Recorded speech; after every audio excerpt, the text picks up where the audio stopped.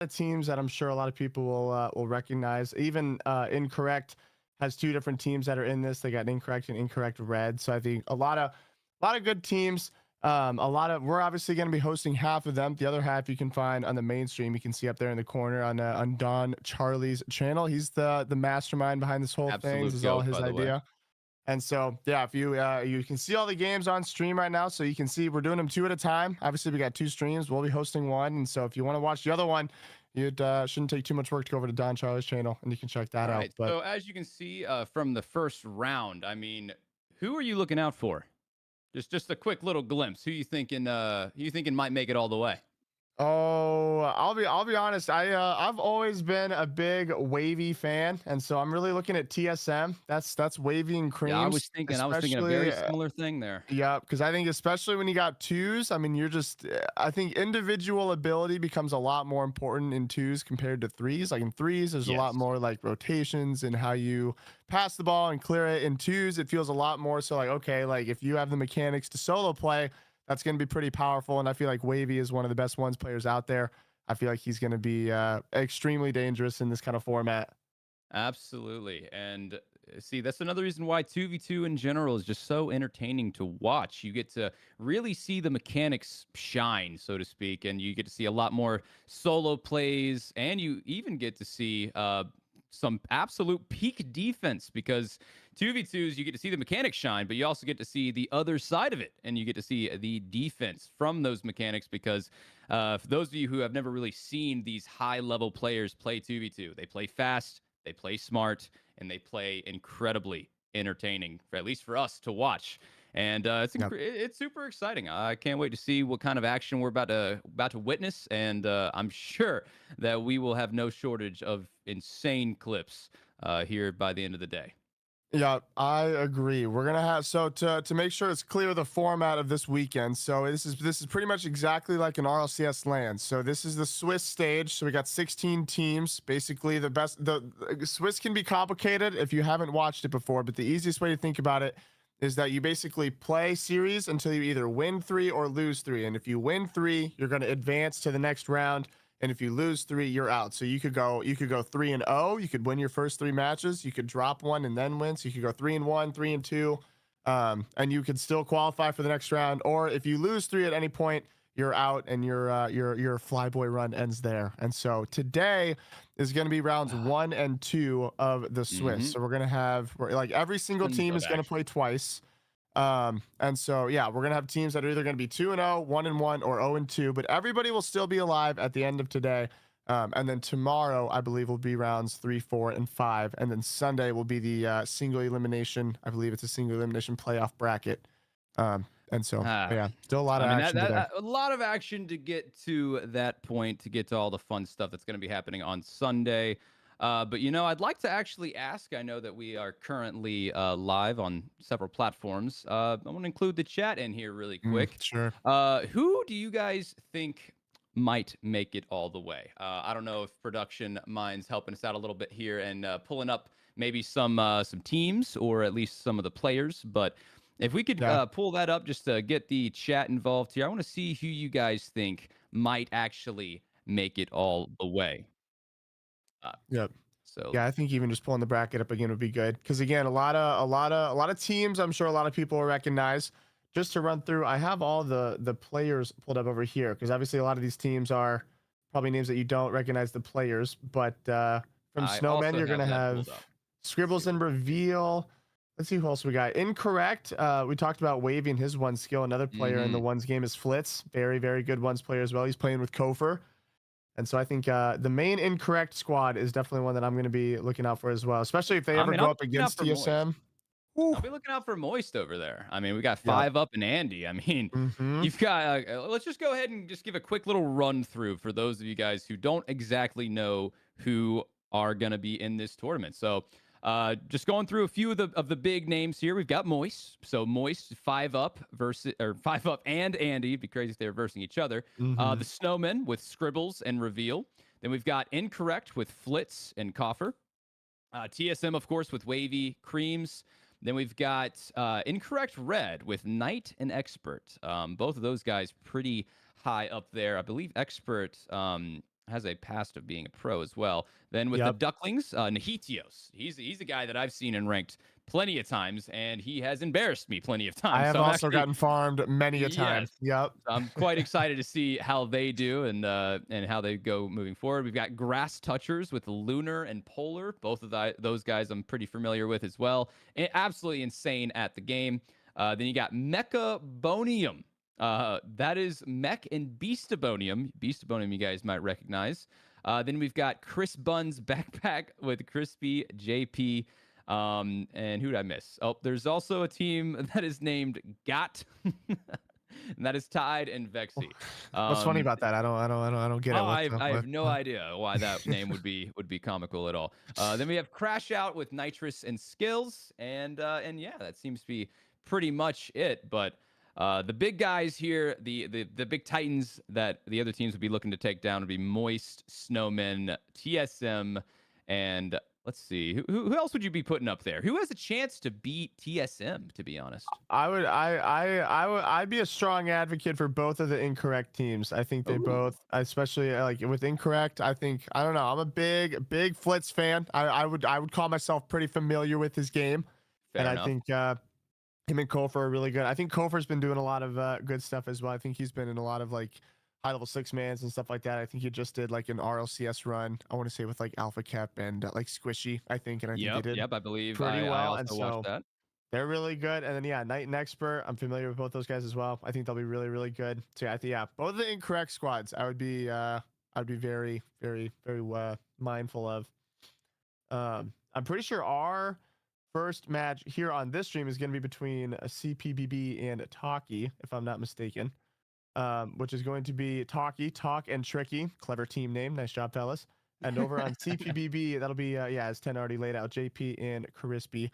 And so I'm pretty sure we still got a couple minutes while they they Should get be the getting lobby into set it. up and stuff like that. But yeah, any early thoughts or predictions for this one, Tenna, between the two teams?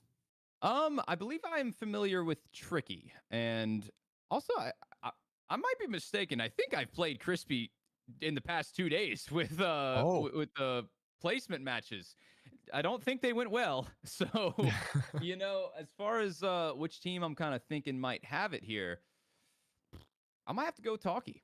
I Mm, mean, I believe Tricky is a name I'm quite familiar with. I've seen again. I'm pretty sure I just played just randomly in ranked before, and with the name Tricky, I think you've got a few things up your sleeve, right? mm-hmm.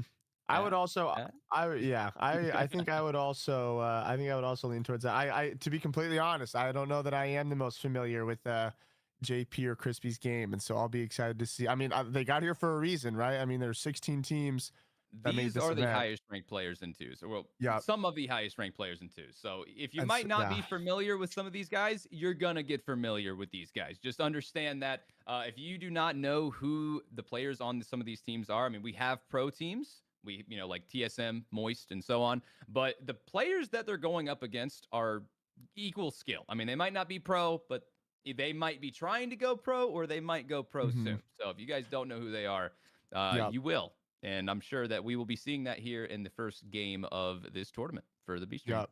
Yeah, It's to exciting probably stuff. humble myself a little bit. I'm sure a large reason I might not be familiar with these players is because they play on lobbies much higher than the lobbies Yeah, that I play exactly. in that nice middle GC range. And so yeah, I'm sure these guys are a lot better than we probably think. It'll be exciting to see how well they do. It is Absolutely. Well, best of 3 as well tonight, right? mhm. I'm pretty sure all the Yes. games tonight. So they are best of threes. That means that first team that get 2 wins takes the cake. So Mhm. honestly, a lot of these games today are going to be pretty fast paced. We're going to get from one series to the other one pretty quick. I'm sure you guys Mhm. are familiar with RLCS. Even on Swiss stage in RLCS, I mean, best of fives, things can take a minute. You can have 40-minute long series and then 15-minute breaks in between. That's Yeah. not really what it's going to be like today. We will have breaks in between, but they're definitely not going to be quite as long. So going to be a ton of action today. Uh, I'm told that likely going to be about 4 hours, 4 hours of nonstop high level 2v2 action. I don't think you can ask for much more. And so I'm getting pretty excited over here. Yep.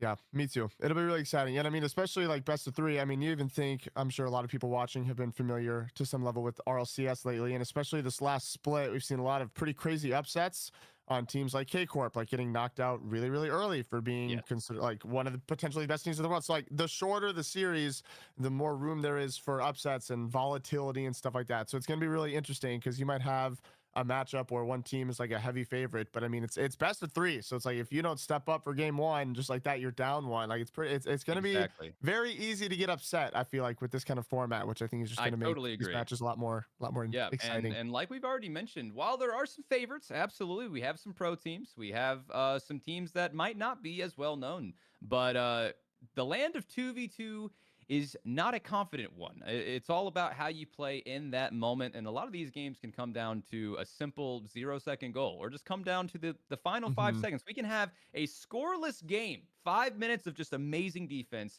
and it can be won or lost in that final 5 minutes off of a very simple mistake. And anyone, doesn't matter how good you are, doesn't matter if you're a pro player or not, you can make those mistakes and you can lose a game. So I think we will see some upsets.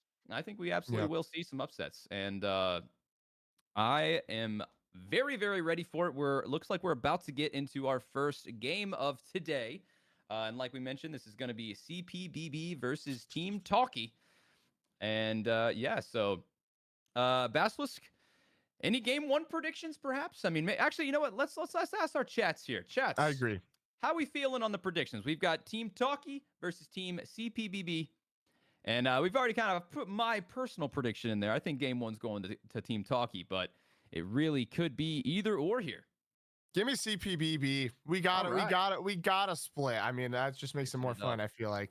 Okay. No, I can agree with CPBB that. clears Talkie. Oh, It's not and even close. looks like we are heading into game number one. All right, so I will start us off with it, or start us off here, and by me, I'm gonna say Team Talkie. We've got, let's see, Talkie trying with an early aggressive start here, and we've got JP gonna push it into the corner. So far, both teams definitely just settling in. I mean, this is the first 2v2 game of the day. And usually what you find is that you just want to settle in. Yeah, as you can see with the little team bump there, you want to just settle down, try and get your bearings, because these games can get very, very interesting very quickly. They can get very aggressive very quickly, and you want to kind of read your opponents out. Are they going to be aggressive and go for demos? Are they going to throw a lot of quick shots on net? We have our first goal of game number one. Didn't even really realize what that was. That was just a great 50 by JP. I mean, are we surprised? It's the team I picked that scores first. I mean, all right, surely all we're not right even there. surprised. I mean, that's We're a gonna great wait a little start. bit before we make any brass assumptions here. Let's give a second for Team Talkie to respond. So already with some quick pressure, I'm liking what I'm seeing. And is there anything that you would want to add, Basilisk, that might be the key to success? I mean, from the first minute of this game that we've seen. I think you said it well. I think especially this first game, I think you're really just trying to, like, obviously this is a high stakes tournament. So I think one, you're just trying to settle any nerves. Like some of these teams are gonna have some pro players, so you know they've been in like high stakes games before. But I would venture for these guys, this is probably one of the higher stakes games they've been in. So I think first it's like, all right, let's take a second, let's make sure we're calm. And then after that, I think it's really being willing to kind of adapt to whatever's happening. Like it's twos. We talked about this earlier. Like you're gonna have a lot more room on the field. And so you can go for demos, you can go for passes, you can lean on solo plays if you want. It's going to be really interesting to see how Talkie bounces back, because we're over a minute and a half into this first game. JP threatening a second goal, not going to find it. Talk's got plenty of boost here. Going to go for a reset, but he doesn't have really a lot of boost. Going to go for a shot on anyway. He almost snuck that one in. JP, maybe a counter attack. Tricky challenge is early. Talk will follow it. There's a good pressure from Talkie. Let's see if he goes for a midfield pass. Push to the shot. JP's going to have it. I don't know. CPB's defense looking strong here as we're nearing halftime.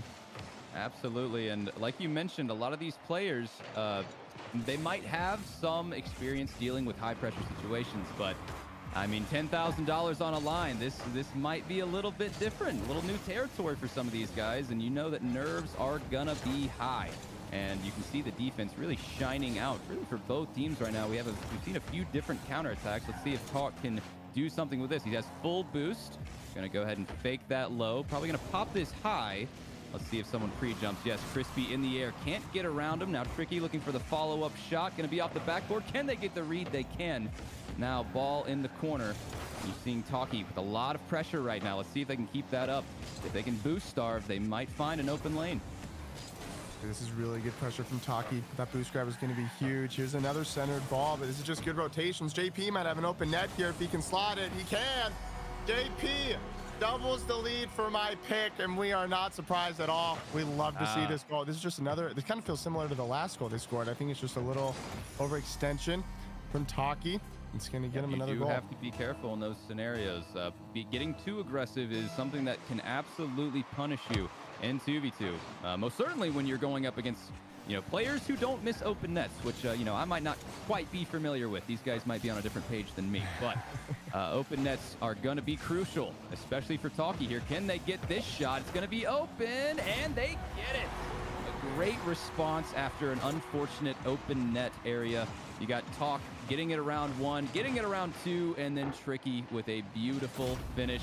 Not exactly a beautiful shot, but a good one, and one that will get the job done.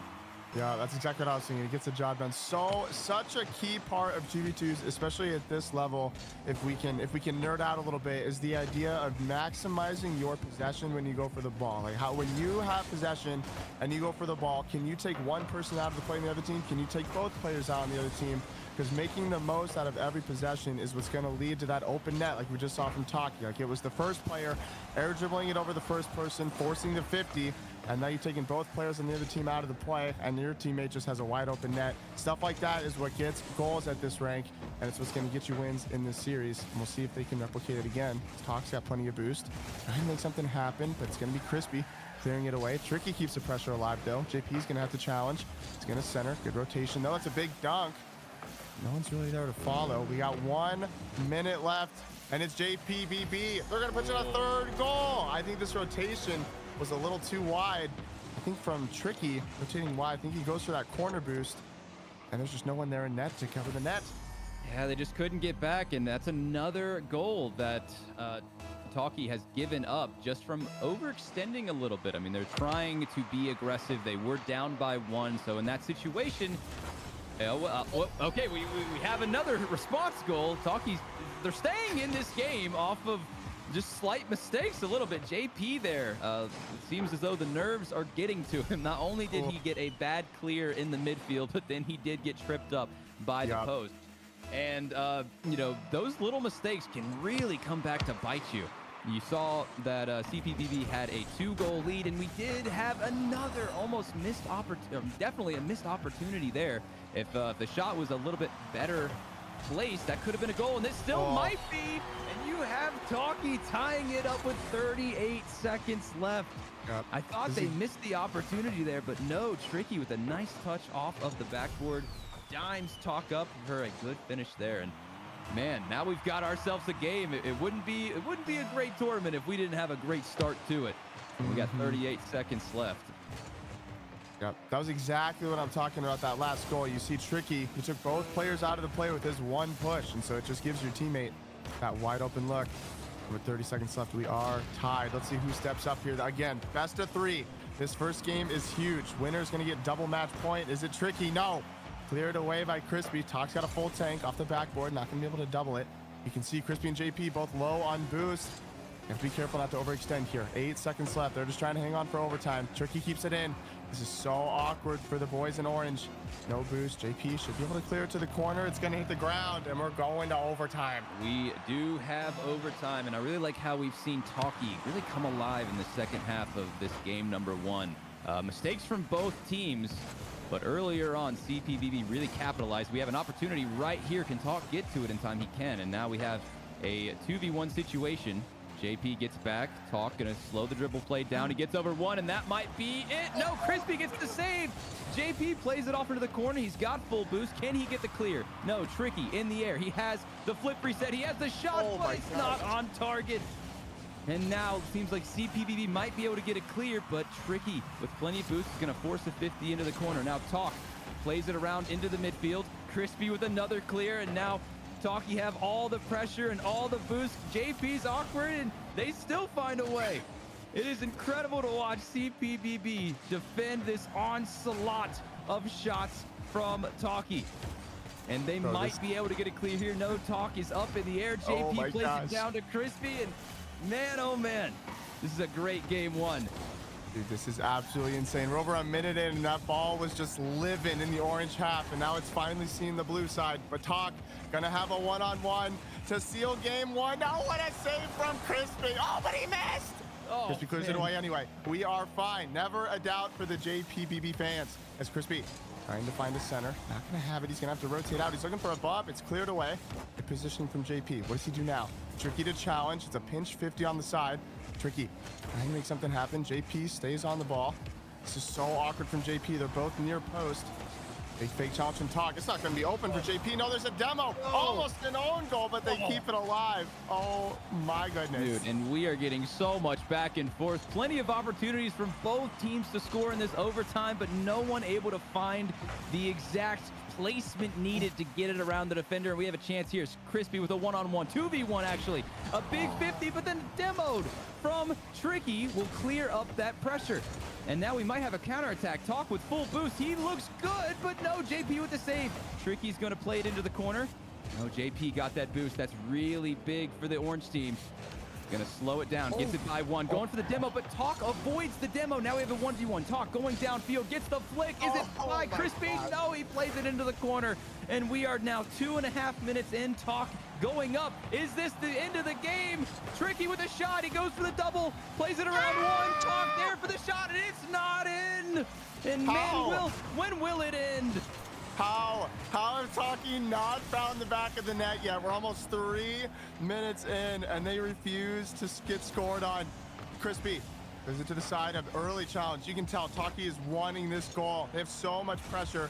JP controlling it well, though, using his boost well. Crispy, does he decide to dive? He does. He has tons of space. Goes for a low 50. It's going to center. JP's not quite there. Once again, Talk in a one-on-one. Surely he converts now, and he does! It's going to be Talki taking game number one. It only took him 3 minutes and 3 seconds of constant pressure, but finally the orange wall crumbles, and they're going to take game one. And I will say, I love a good long overtime that ends with a beautiful shot.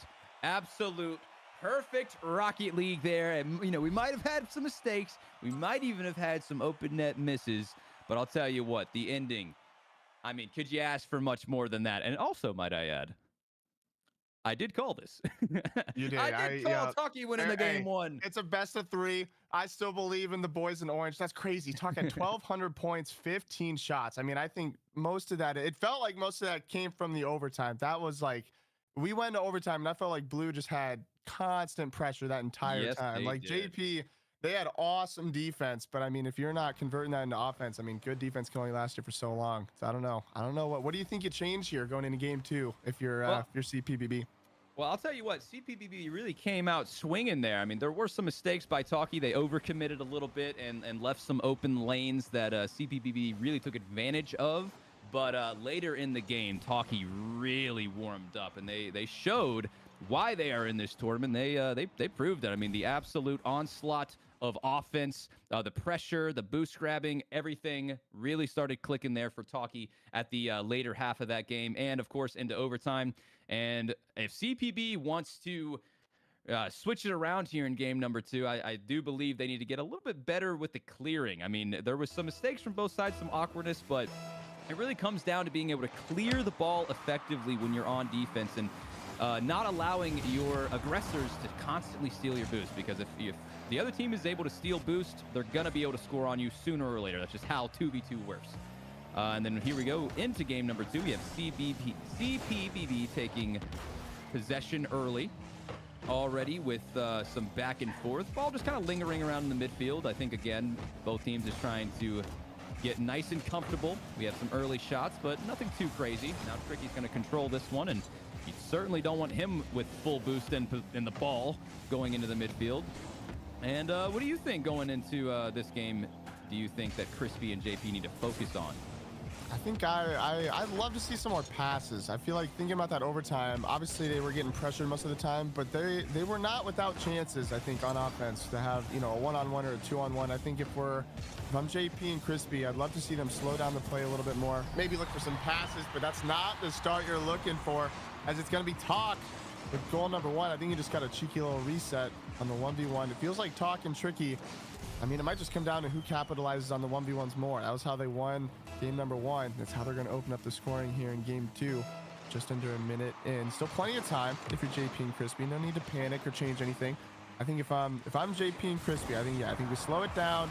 We try to find some more passes, but that demo is going to give them another goal. Tenno, what is happening right now? I mean, that's just good Rocket League right there. Looks, again, a little bit of an overcommit. I mean, those are dangerous to go for if you're JP. You've got your teammate behind you, which, you know, gets you a little bit of confidence, like, hey, I can go for this challenge in the corner. But unfortunately, your second man did get demoed. But I would say maybe throw some fake challenging in there. I mean, if CPBB can get their opponents to expect them to challenge and then pull away at the last second, I think that could really open up some lanes for them. But right now, it seems like they're losing confidence a little bit going into that one. I mean, Tricky, nice play into the corner. Talk just there quickly. I mean, Crispy did not have any boost, really, just a well-placed shot. But you can see they're getting a little bit demoralized, not really playing with a whole lot of confidence. And they're going to need a lot of that if they want to turn this game around. Down by 3 with almost the entire game left. Yeah, losing 3, dropping 3 in the first 90 seconds is a tough place to be. But if they can score 3, so can you. Plenty of time. Just gotta keep your head on straight, trying to get too tilted or discouraged. We'll see, because Talk feeling all the confidence in the world, getting resets at his own will. Crispy does force a 50. JP's got time in the corner. I'd love to see more control here. These players got here for a reason. I love what I'm seeing here. Force the low 50. I don't know why we're going for a pogo, but we go for it anyway. And now Talk will take it off his back wall. Gets a reset, uses it well. He's going to have the bump. That's a great bailout from JP. That's exactly what you need in twos. You need to push as a team so that if one player is getting demoed or something's happening, you have your teammate there to bail out. JP, if he's off the backboard, goes into the corner. Talk doesn't have a lot of boost. JP stole the corner. This is a really good chance for Crispy and JP to start getting some pressure. JP, reset, 50 by Tricky, and just like that, the ball goes back into the orange half. Still plenty of room for Crispy here, but he kind of just gives it away to Tricky. Be able to go now. Talk actually swoops in, intercepts, and gets a boost. And Talk has got a reset. Can't really use it, though. It's going to be JP over to the side. Coming up on half time here. What can Crispy and JP do? It doesn't feel like they have the mechanical prowess that Tricky and Talk do. So again, I feel like you got to rely on the pass plays. Need to be more intentional with the touches. And this could be a start. Crispy can come down with it. Tricky's there to challenge, but here comes JP. Oh, it goes to the side. Would have loved to see a shot or a pass there instead. And over 2 minutes in, it's still Talk and Tricky up 3. I do, and I do think it's really coming down to whether or not they're able to take advantage of the opportunities that they're given. They've had some looks on net, they've had chances, but they're not really taking advantage of these possessions that Talki is giving them. So let's see if we can do something here now. And like you mentioned, I think passing is really the secret to success for this team right now. And we've got Talk trying to push it into the corner, and we're seeing Talki once again really shining with the pressure, able to steal boost and keep the ball on the orange half of the field. And we've got Crispy playing it over into the corner once again. Going to be cleared. Now Talk with a 1v1. JP's just going to throw himself in there. No, that's the confidence that I like to see. You're down by 3 with 1 minute and 30 left. You have to throw in some aggressive challenging in there and just hope that one goes your way. Talk playing it up into the midfield. Gets it by 1, but Crispy is able to get a piece of that. This is an open net opportunity, and you have to shoot that a little bit faster.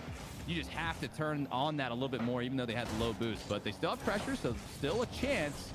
Unfortunately, it's going to be cleared back into their side of the field. JP with boost, going to try and play it over Talk. Not able to. Great 50 for him. Let's see if Crispy can control this one out. And that's a pretty good demo from JP. But as time is winding down here, you have to ask yourself, do you think it's actually possible? Ooh, a big miss there from Talk. Not like it's going to hurt them too much, already up by 3. And Tricky, once again, just trying to pad the stats at this point. Starting to lose hope with 40 seconds left. Do they have any chance here, Basilisk? I don't know. You got to score now. I just don't think we've really seen any offense from JP and Crispy this game. We've seen JP, I think, go for a couple solo plays.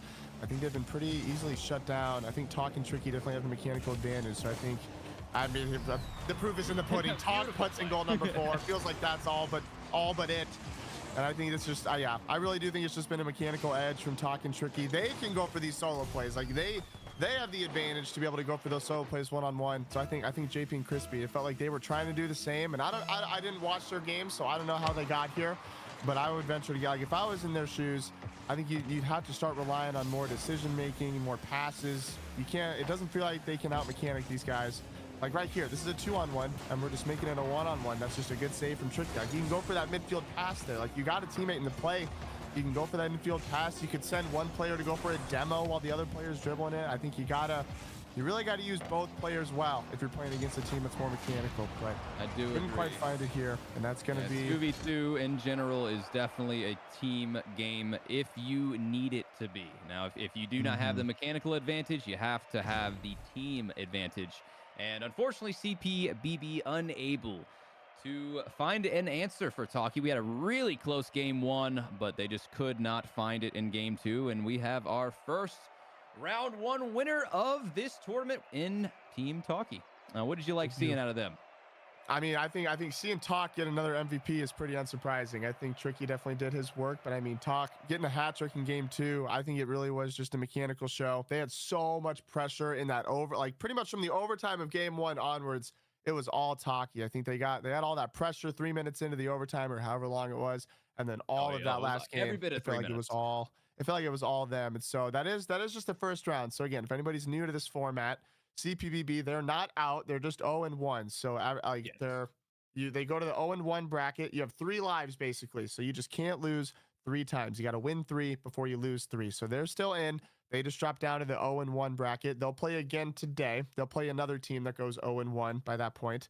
And Talki going 1-0. They go to the upper part of the Swiss format for round 2. So they'll play another team that's 1-0. It's a little confusing, but if you're new, as you see it more, it'll make more sense. But and I believe we've got some replays, the best plays from this series. We got our first quick goal there, a little finish there from Talki. Now, one thing that you mentioned, mechanics.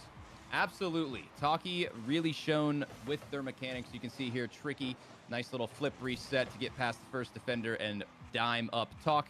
Now, one thing I really want to kind of understand today is what's going to be more important, the team plays or the mechanics in general. You see Talk right there.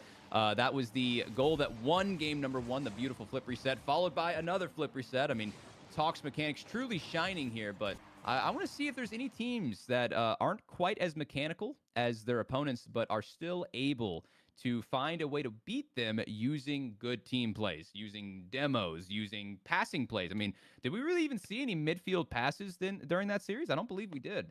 I don't think so either. And that's, I mean, as someone who identifies strongly as unmechanical for his rank, that's the stuff that I like live for. Like a lot of the nitty gritty of 2s, like, yeah, like you can get SSL, you can get pro, you can get to the FLYBOY by just being better mechanically, like sure.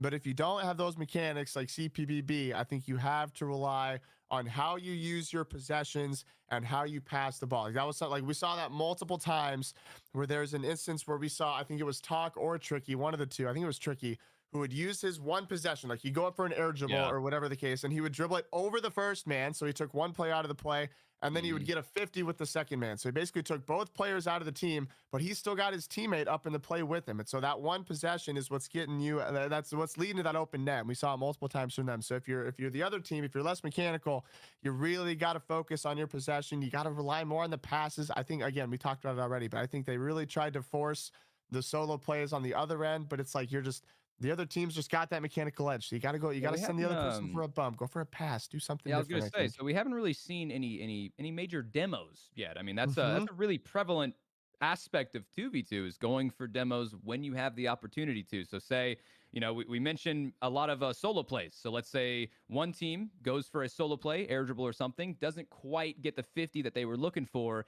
and then now their second man is in a 2v1. You have a quick counter attack. What normally happens in 2s? Well, first man might get the first touch on the ball. They leave the ball completely and go for a demo on the last man in net. Hadn't really seen a lot of demos. And another thing is when you play for passing, when you play for passes and you try to out aggress a really mechanical team, you have to play aggressive to hit those passes. In order to go for a midfield pass, your teammate has to be pushed upfield with you. And you can understand how a team might not want to do that because you have to really commit to it. And in doing so, you're kind of putting yourself in an opportunity to overcommit and then leave your net wide open for another quick counterattack. So it's going to Mhm. be interesting to see which teams go for what type of play style. Go for the safe, solo play centered style, or maybe play a Mhm. little bit more aggressive and go for more passes. Yeah. I'm interested to see what kind of plays we're going to be watching today. Me too. I'm excited too. And I mean, we said at the beginning that we were just gonna have a pretty action-packed stream, and we're literally not even gonna take a break. We're gonna go right into the next Right to the next matchup. We talked about incorrect and incorrect red, two teams that I personally was very excited to see, and they're actually matched up right now. Is gonna be the next series that we're getting into. So we got Flitz and Kofer on the main. I guess maybe not the main, but on incorrect. And on incorrect red, we're gonna have Expert and Knight. So two very good players as well on both teams. Very excited to see. I talked a lot about Flitz, very good player, very good ones player specifically. So I think this could be kind of similar to Talki, where we're seeing a lot of mechanics from the one person that maybe is setting up for Absolutely. the goals and stuff like that. We'll have to see. I don't know, because all these players are going to be mechanical. We'll have to see how this matchup goes. Yeah, it just totally depends on what type of play style each team wants to go for during that specific game. Because, you can always change it up. If you play game one aggressive and it works, you're probably going to play game two aggressive as well. Hmm. But if you play a little too aggressive game one, you might step it back a little bit in game two just to see if that makes a difference. So it's going to be interesting to see how these teams change up their play style. And here we go, going into game number one. And I'm really going to be looking for Flitz and Coffer to do some crazy things. But we do have a great blue team as well with Expert and Knight. And let's see, getting right into it, we have a very quick goal from Knight just off of the kickoff there. Let's see, he beat, oh no, see, oh wow, okay, I wasn't even totally paying attention. That was actually a very, very good play. So he gets the first initial touch off of the wall, gets a flip reset off the ball, and then jumps down to get that mid boost and give himself a scoring opportunity. I mean, that is just great initial kickoff play by Knight. That is very impressive. Yep, that boost grab was everything. Expert's going to punch in goal number two. I think this was just another overextension here. I feel like we can't. I was going to say by incorrect, but I feel like we'll have to use the players' names over the team names because they're both technically incorrect. One of them is just incorrect red. I feel like we'll probably have to use the player names more than the team names. But that is exactly the start you're looking for if you are Knight and Expert. There's two easy goals pretty much right off the rip, off the kickoff. Let's see if they can get it back. Let's see what Kofer can do here. This is kind of the first possession we've seen from the boys in orange. Kofer gets a reset, goes to the dunk, blitz with the follow, and it's a huge dunk. I don't know if Kofer can get back in time. It might actually be just off. It is. Oh, what a save! Shot barely off target. We'll see if Flitz can get a counterattack. He's no stranger in the air. He's going to use his flip. Oh my goodness, what a play. I said it. I said that Flitz was that guy. I've seen a lot of his ones games. He streams. Make sure you check him out. An easy reset, slot top left, and just like that, they're back in the game. Absolutely, and I am one of the unfortunate souls who have had to go up against Flitz, and I believe I played him in 2s and 3s. And he is absolutely incredibly mechanical. One of those types of players that can really just pop off at any moment, unsuspectingly, with just a great shot that's going to be directly into the top corner of your net. So let's see if incorrect red can respond quickly. I mean, they still do have the lead by 1 as Flitz is trying to push this one out of his corner. Going to be controlled by Expert. I mean, it was a battle for the ball in this corner as well. Flitz only with 12 boosts, going to have to leave this off to Expert. And let's see if incorrect, not the red one, can turn this one around. Man, which one is they really did us dirty with these team names in round number 1. You got incorrect and incorrect red. I think we should just call Expert and Knight. Let's just call them red. Let's just make it a little easier for us. But they're the blue team. That's so confusing. I know, it does make it a little bit hard. But, well, here we go. We got Flitz almost able to get it by Knight. And now red is going to possibly have a chance to push the ball downfield. And I'm seeing a lot of 50s right now. This is a classic high-level game where one team pushes the ball up into the air, followed by a pre-jump off of the defending team. And it's pretty much going to continue to do that until someone is able to get a nice flip reset or an air dribble around one of the defenders. Now, these types of Rocket League games are very interesting to watch because it really just comes down to patience and what team gets too aggressive too quickly. We have Coffer in the air with the flip reset, gets by 1, and that should be a goal as long as Flips can finish it, and he does. And kind of just like I mentioned, Coffer able to get the flip reset over Expert, and just that little tiny touch at the end there is enough to get it by Knight and tie the game up here. Incorrect versus incorrect red. We are all tied up about halfway through game number 1. Yeah, that was a great goal from Coffer and Flitzer. Oh my goodness, this pinch almost going to go in. We talked about it in the last series, and again, it's exactly that same thing where we see that one person's possession that takes both players out of the play. Like when you're on defense in that situation, like you have to push well as a team, and someone's got to get that ball out. We saw Talk and Tricky really dominate doing that, just out using your mechanics, creating that numbers advantage, and just having that open net. Just over halfway. We're all tied. We'll have to see if Knight and Expert can slow down the momentum, because Coffer's gonna find a demo and a third goal. This is just a good 1v1. Yeah, that's what you call taking advantage of the opportunities that you were given, and that is pretty much perfect. You find yourself, you're able to pop the ball over the first guy. You know, you have one single defender in net. What do you do to get the ball around him? Well, you take him out of the net, and it's a simple question with a very simple solution. It's just very, very easy, and it's one of the most consistent shots you can go for in any given situation in Rocket League. And unfortunately, for incorrect, they were on the receiving end of that, so now they are back in the lead. We have Coffer pushing up, not able to do too much, but let's see if Expert can get this one around. Goes for the double touch. Can he get it? No, just barely off target. It was a great shot, but just couldn't get the angle. And now incorrect with a opportunity for a counterattack, not able to get it. Let's see if Flitz can control this one off of the corner. He can. Gets one flip reset, gets it by the first defender, and man, Flitz is feeling it tonight. He is showing us some beautiful mechanics. And looks like incorrect red are a little bit on the back, but they do have a really good opportunity here. Coffer, low boost.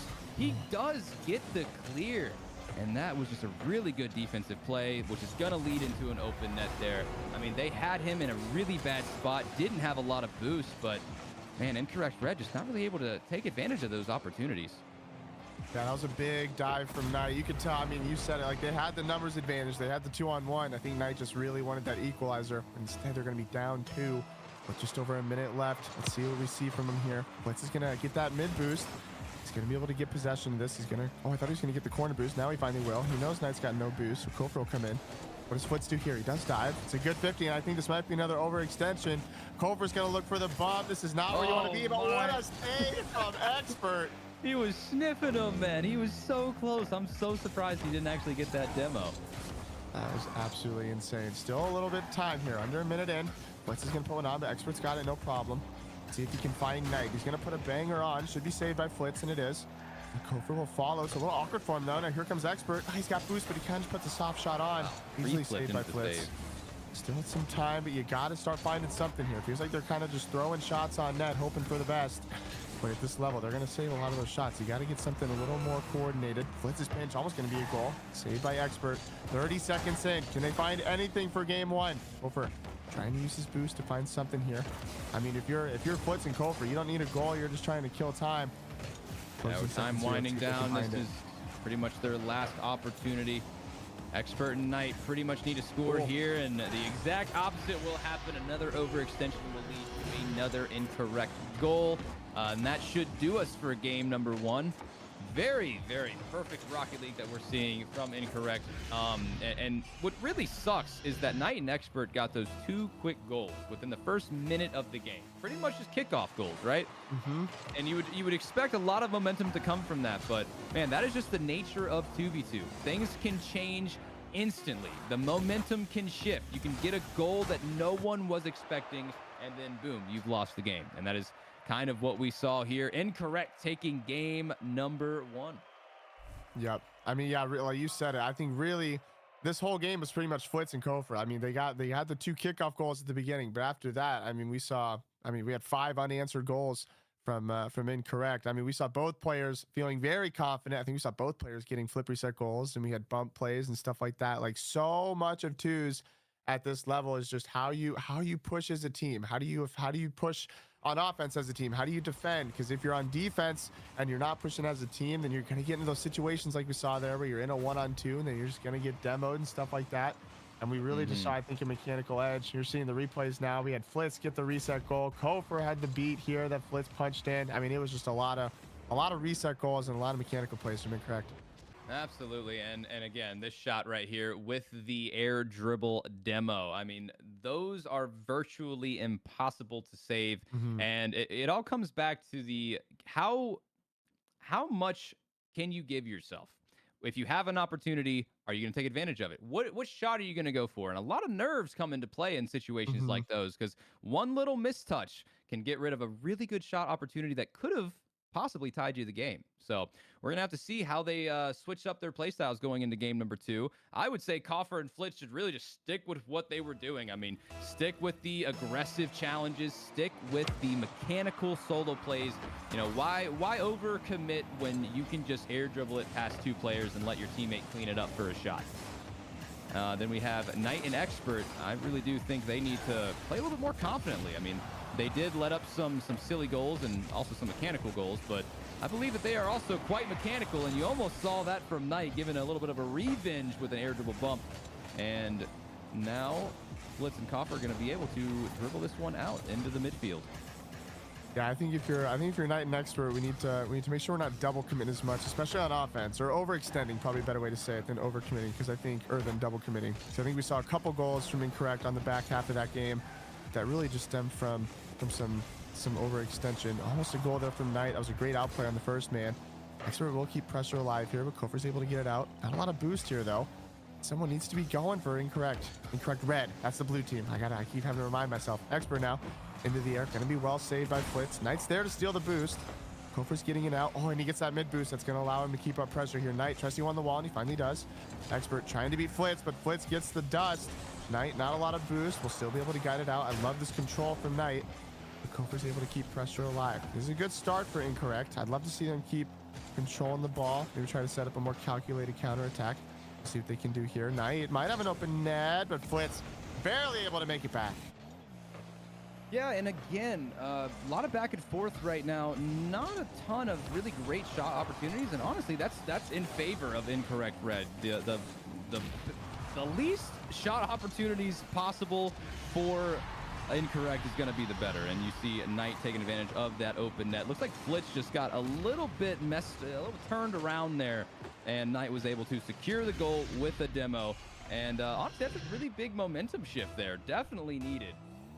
I think so too. I think especially, your only goals this series have basically come from kickoffs, 6 minutes ago in game time. So I think that's a huge morale booster to take the lead, but also say, all right, we can score on these guys. We can get some damage.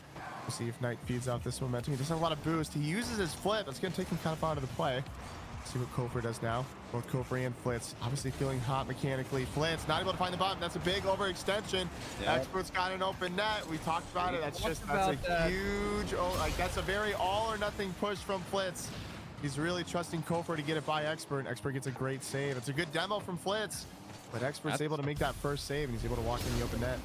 And that's the risk you take when you go for those super aggressive front man goes for the demo in hopes that you get the demo and your teammate can get it past the first man. So that's exactly what we want to see. I mean, that's worked for Flitz and Kofor in game number 1, and I don't see a reason for them to change that strategy going into game number 2. I mean, they might be down by 2 here, but if it's worked in the past, it'll work again. We have Expert already putting on some pressure with a nice shot. Knight going to try and keep this one in. Gets 50'd off to the corner. Flitz should be able to take control here. No, and you see even more aggressive challenges, and that's exactly what I said they needed to do. They need to go for these aggressive challenges. They need to try and put Flitz and Kofor in weird spots by stealing their boost, and it is working for them right now. They are really pounding on the pressure right now. Expert going to play this one off the sidewall. Does get the boost, and now he has a chance for a solo play. Instant challenge by Kofor is going to deny him. And that is an amazing pre-jump. Can he get the angle? Flitz is there. He tries to put it mid, and it's going to be no! A blunder. He was trying to put it mid for Kofor, but he ended up saving the shot. But they still do have the pressure. He's going to grab that corner boost. Ball in the midfield. Knight does not have boost. Actually, Knight and Expert both do not have boost. but they are able to put the ball on incorrect side of the field, which should give them enough time to get boost. Now Flitz with a midfield pass. That might be one of the first ones we have seen all day. And man, am I excited to see that. A good midfield pass really just gets the juices flowing, get that team chemistry vibing. And that's what I want to see. Now we got Flitz trying for a solo play. Can't quite get it there. And I do like the pressure that Coffer and Flitz have, but they're going to have to find a way to get it past the defenders. They found a way to do it game one. Not as much success in game two. Man, it feels like we just started this game, but we're already coming up on the final minute. Expert and Knight still trying to hold on to their 2-goal lead. Doing a lot better of holding on to it compared to how they did last game. Knight, not a lot of boost, puts a shot on. Flitz will be able to carry. He's got a full tank. This is dangerous. Someone needs to go here for blue team. Finally, we get an expert save. Koper gonna have a full tank himself. Knight didn't do much with that push. Koper's gonna have a one-on-one. Another great save from Knight. 43 seconds left. If you're blue, you just gotta hold on for a little bit longer. But orange team, desperate for a goal. A good pop. Knight, another great touch. Coming alive on defense. 30 seconds in here. Knight just trying to kill time. He's happy to just sit around and be annoying. Now he'll have to go back and let Expert come in. Expert, no, Knight's gonna go first. He's able to read Flitz's touch.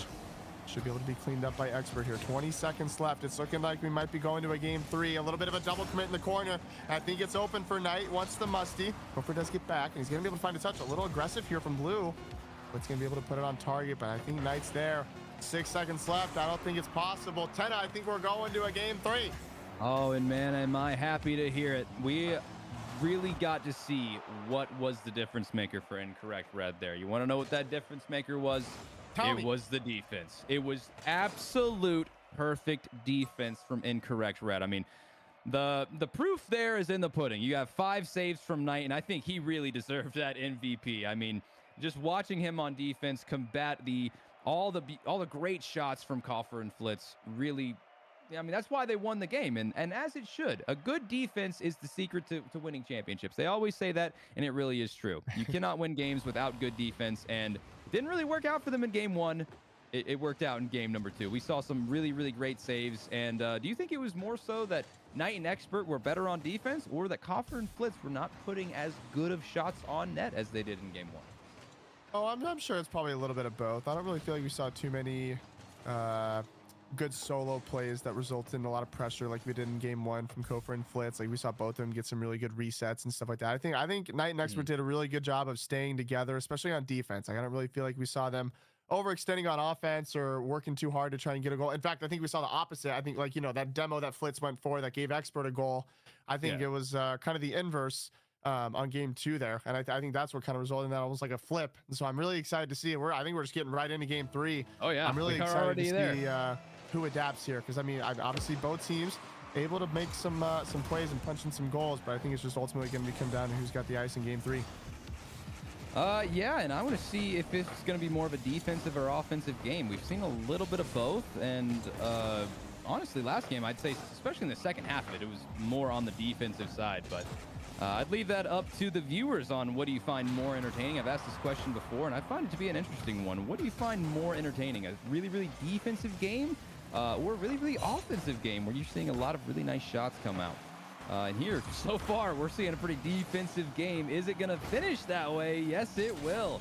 And Team Incorrect able to get the clears necessary to give them some time, let them get some boost. And now Knight off the ceiling. Man, that looks like it was going to be a shot on net that was going to possibly go ahead and score. We have a fake coming out from Coffer, but again, Expert with the save. Now Knight going to control this one out. Goes for the musty. Doesn't quite get by Coffer. And Flitz going to clear it.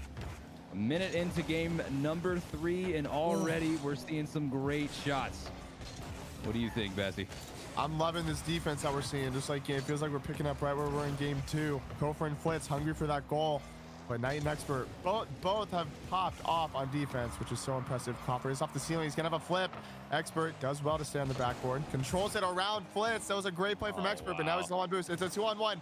Pass it middle. Shoot it. No, it's off. Can he double it? No, it's off. Get post. I still love that's what I want to see more of. We saw, like, again, especially like that last series, we saw a lot of those where you got 2 people on offense, but you just go for a solo play. Like, use your teammate there. I love that midfield pass. I'd love to see more of that. That shot, open net, but a tough angle. Knight not able to find it.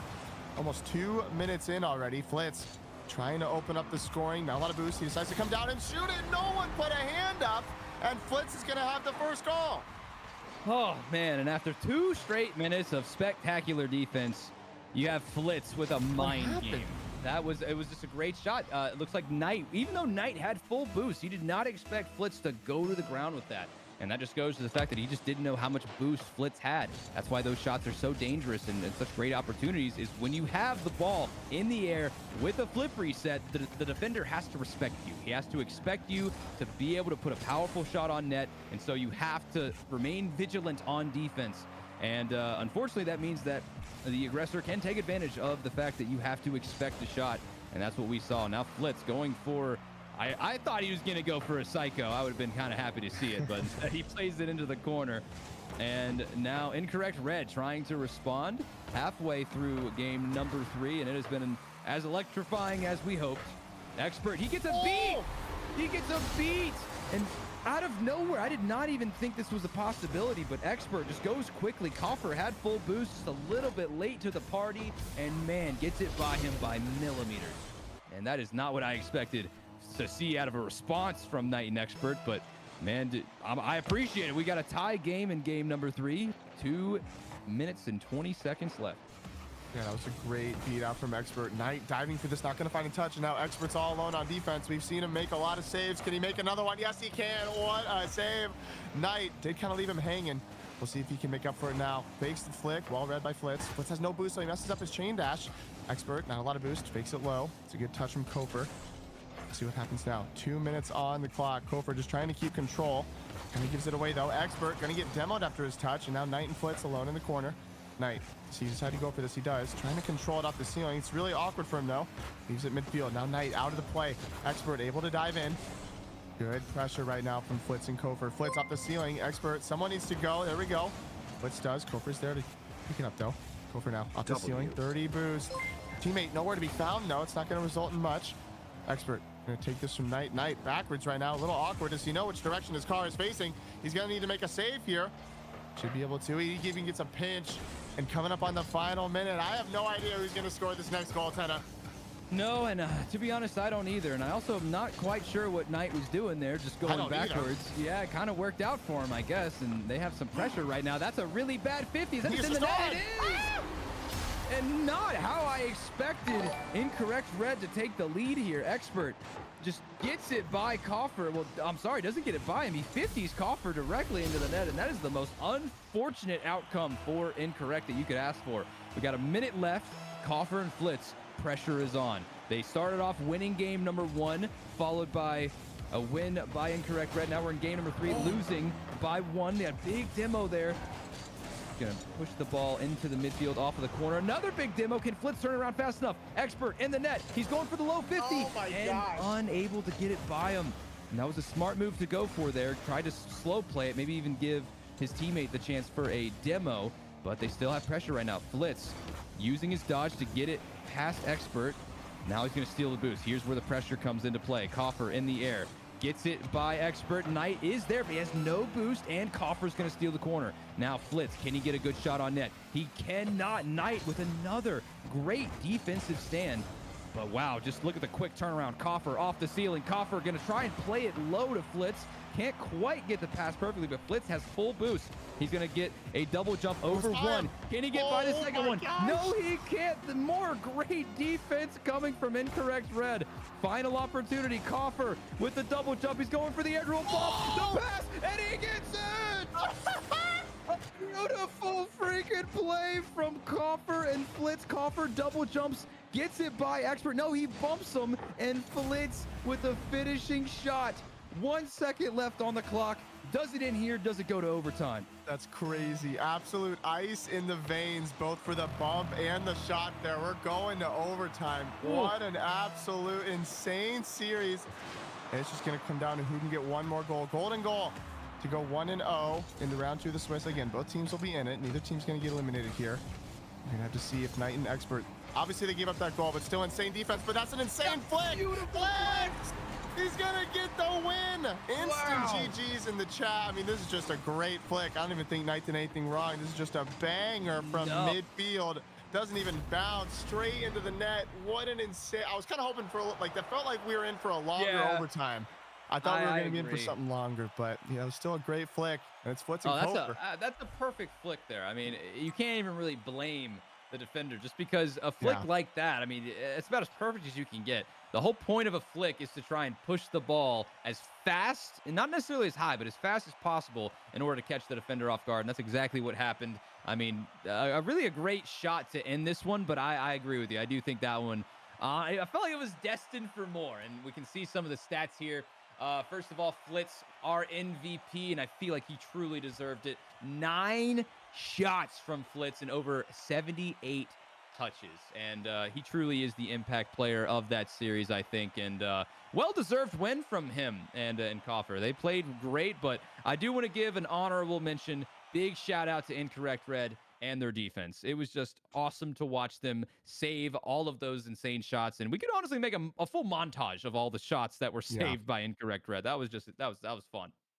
Yeah, those Uh, saves, absolutely insane defense from Expert and Nine. Unfortunately, not enough in game 3. Obviously, we got to look at the replays again, though, because game 1, I think, was all, yeah, we talked about this before. We had the 2 kickoff Hey, goals yo. from Incorrect Red, but after that, it was all Flitz and Kofer feeling confident as ever. A lot of mechanics, it felt like, was the win condition in game 1. Yeah, and then again, you can see Flitz just man, he just pops off with these great shots. And they did give some goals away to Incorrect Red. You saw that one and another one right here, just over aggressing a little bit too much. But man, in game 3, I don't think we really even saw any major mistakes. All the goals that were scored were either smart ones or just well placed, like you see right there. The ceiling shot he brought down, Expert.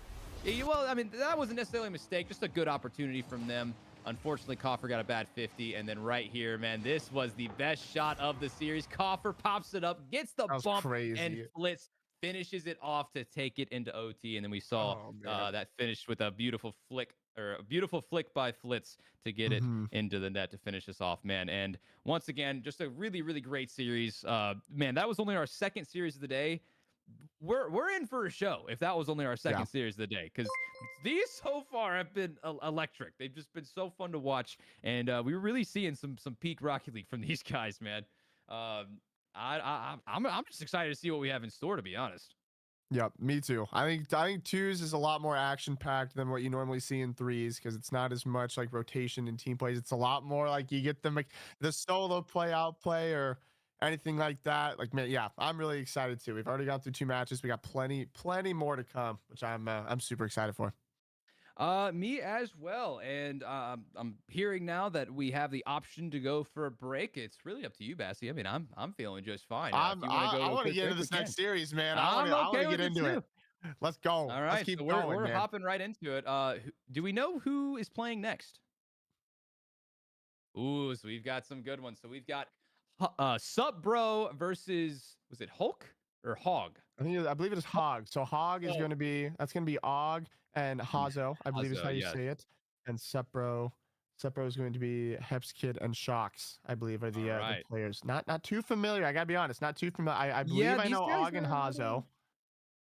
Let's see. So I'm in the lobby now. Yeah, I'm not too familiar with either of these guys. I want to see if we can see their MMR, perhaps. I think we can.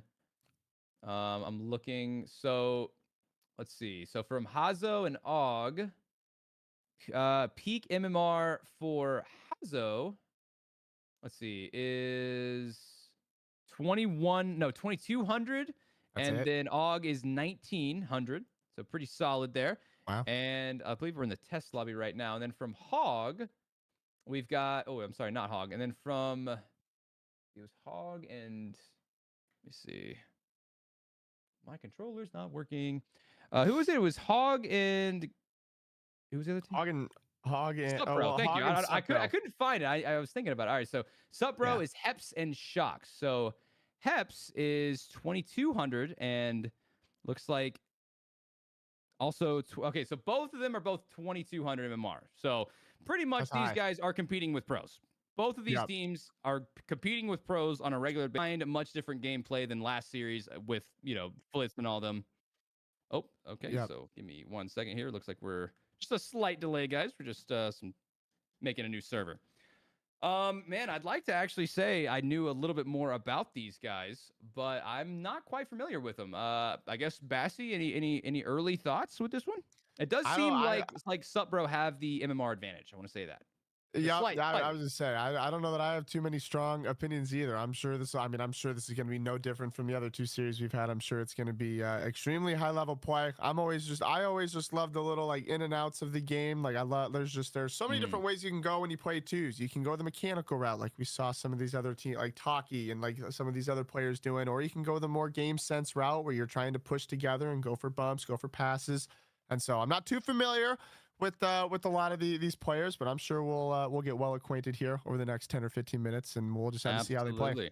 I think we'll get a pretty good idea on the types of players that these guys are within game number one or so. Hmm. And yeah, man. So far, I think we've seen a lot more of the I don't necessarily want to call it passive strat for 2v2, but the 1v1 played as Hmm. 2v2 strat, where you go for a lot of solo plays and your teammate Yep. is behind you. He's the guy that's supposed to be helping you out if things go bad. So first man goes into the air or goes for a dribble play. Second man is kind of center field, maybe just a touch behind them to try and clean it up. What I'd like to see a little bit more of, we saw it a little bit last game with Coffer and Flitz, is using the midfield passes. Because we have Hmm. not seen a ton of that so far in the series today. Now, we've only seen, I'd say maybe like 3, maybe 4 midfield passes. Man, and I don't know about you, but whenever I'm playing ranked 2v2s and I'm going up against a team that just seems to have that team chemistry down, they're Yep. going for passes and not just passes into the midfield. They're passing the ball into the corner. They're passing the ball Hmm. on defense. They're passing the ball to each other. I want to see more of that going into the series into the future. I want to see if Supbro or Hog have that type of chemistry because man, in 2v2, it's unbeatable. You can't win against a Yep. team that has that type of chemistry together. It's hard. Yeah, it's really hard. I think game two we saw a lot more demos than I think we were hoping for in game one, and so Yeah. I'm really excited to see how this series goes. I think we're about ready to get right into it, which I'm excited for. We got another best of three. We'll have to see how this goes. Shock's threatening a kickoff goal. Not quite gonna find it though. Og trying to slow it down. Not a lot of boost. Should be saved, and it is. Obviously, Hazo steals the corner. He's not gonna have this double. Oh, but he hits it anyway. Took that away from Og. A bit of an overextension here. Let's see if Heps and Shocks can capitalize. Looks like Og disrupts it. Gonna let Hazo go because he's got the boost. Hazo, he has enough boost for a reset. Oh, but Heps barely finding a touch on it. I'll take it over to the side now. Not able to find the double. It's going to be a shot from Og. Well saved by Shocks. Lots of pressure and shots here coming out in the first minute. Heps will clear it away. Shocks in a 1v1 with Hazo. He's patient. He wants the ball. Oh my goodness, what a save. And now Og on the other way is going to have a one-on-one. Shocks doesn't have boost, but he is back. No one's going. Finally, Heps does. Here's a demo, though. Hazo's going to be able to keep up the pressure. Shocks will clear it away. And wow, this first minute, pretty crazy. Oh yeah, and man, that the save on the air dribble bump, I to this day struggle to understand how you're able to get past the aggressor who is trying to go for the bump. Those are so hard to defend against because one wrong move and it's directly in your net. And really great display of defense so far from both teams. Both of them just settling in, as we've mentioned before. 2v2 is definitely the type of game mode where you want to settle in. You want to be able to read your opponents. You want to be able to see what kind of strategy they're going to be going for. Are they going to be playing overly aggressive? Are they going to be playing super defensive? Or are they, like I mentioned earlier, going to go for a lot of those passing plays, the chemistry that we love to see? And Shocks plays it around. Og leaves Hazo with the ball. And right now, we're seeing Shocks and Heps with some pretty good pressure. I like that midfield pass. And, ooh, good save from Hazo. But, again, I like to see the infield passes. Og's going to have a solo play opportunity. Goes for the flip reset. He gets it. Oh! By Shocks to have our first goal of game number 1. It's a great reset from Og. You see Hazo go up for that pre-jump, decides to come down. It doesn't matter. Shock's not able to read the reset in time. That is a huge start for Hazo and Og. I do such a bad job remembering the team names. That is Hog, Hazo and Og. That's an easy team name to remember. We'll see if Yeah, a lot of them Shocks. go for that type of combo name. Oh, big Ooh, demo good there demo. from Shocks. This could just be a goal. I think he's going to try and bump Og out the way, but he can't get him. Oh, that's a big missed opportunity there from from Heps. All right, so there we go. Now, back and forth. I mean, another big thing in 2v2 is how quickly can you respond?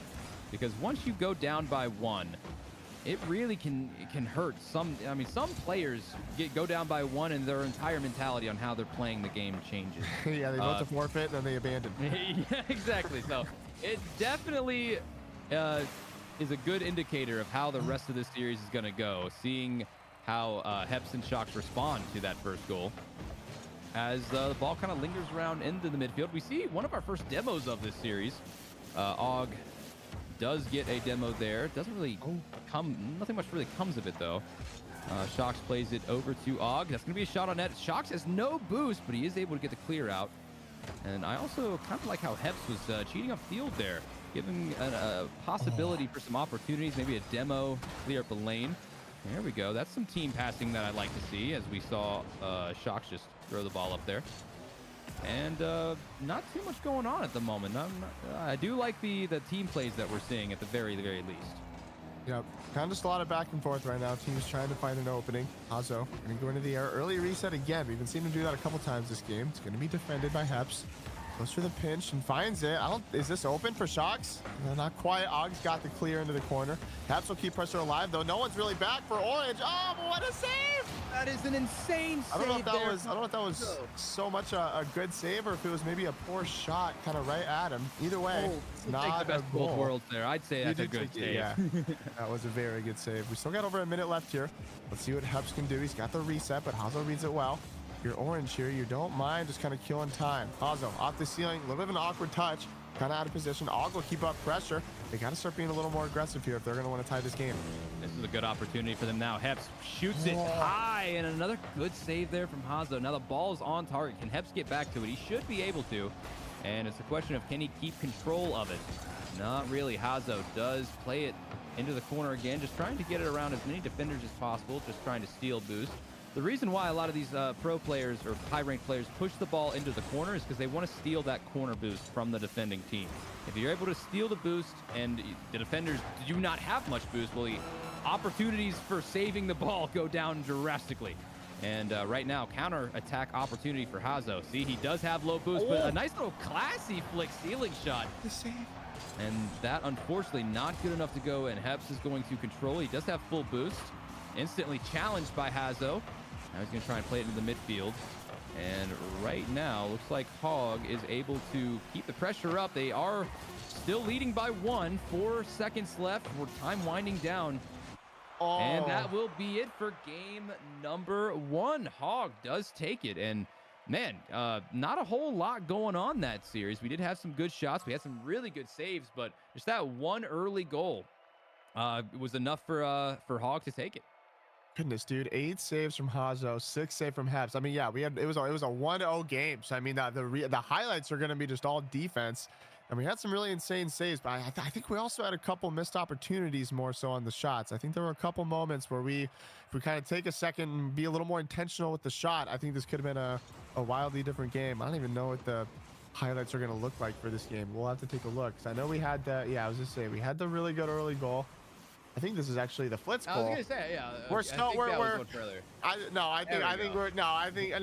are no accidents. I think we're just struggling for highlights, and we just got to remind ourselves how cool last series was. You know what I'm saying? A good flip reset is a good flip reset. I don't care who you are. Yeah, that shot right there. I mean, you have the whole net there. Like, it's easy. I'm curious what the comms were like there, because I wonder if there's just like not a panic, but like a rush to be like, oh, it's open, just shoot it quickly. Yeah. And not like you maybe don't see him coming in, so you just try to shoot it, not realizing that there is someone there for the save. Well, that's what ends up happening a lot. You get a comm. Oh, it's open. Shoot it quick. Yeah, shoot it. Try and get it on net, and then boom, a defender just kind of comes up out of nowhere. If you would have placed the shot a little bit better, it would have definitely been in. But because you were a little nervous, you didn't want to miss the open net. You just kind of throw it on there, and then it unfortunately gets saved. And I feel like that's actually happened a few times today with some other the series that we've had. Just it's not necessarily an open net, but if you place the shot good enough, if it's just a little bit faster, it would have gone in. But instead, the shot not quite on target gets saved, and a missed opportunity. And I definitely think that's exactly what that was. As we go into game number 2, we have a quick kickoff for, man, I didn't even know which direction that one was going. Big bump on Shocks there from Hazo. Like both guys just completely left the ball to go get boost. And if that doesn't really summarize Rocket League in a nutshell, I don't know what does. So far, Looks like Hep's gonna throw that one on target. It's not. It's gonna be a little too high, Ooh. but a double touch will clean it up, and Heps puts Supro on the board first. Yeah, that backward pass, so hard to read if you're Og, because you got to not only find a touch, but obviously you got to not own goal it. It's just such a tough line to read. I was so smart to pass it onto that backboard to yourself, and that's exactly the answer you want to see. Barely 20 seconds in. Shox trying to get this mid boost. I think he got it. We'll see if he can do something now. Is he going to go for a reset? No, he goes for a touch over him, and they're going to double their lead. This is so smart from Shox. I think Orange was thinking he was going to go for a reset, so they go a little low. Instead, to get that extra pop up high in the back of the net. Double commit by both of them. You saw Og go into the corner. He got the full boost, and I think he realized that Hazo wasn't quite as prepared for that shot. Didn't really know that he already jumped up, and unfortunately, that double commit leads to another goal for Shox and Heps. See Hazo, good little flip reset there. Almost directly in the net. Almost powered it in with a 50, but still with some pressure. Let's see if they can break the defense of Supro. Hazo in the air. Going to go for a quick shot. Can he get there? The air dribbles on.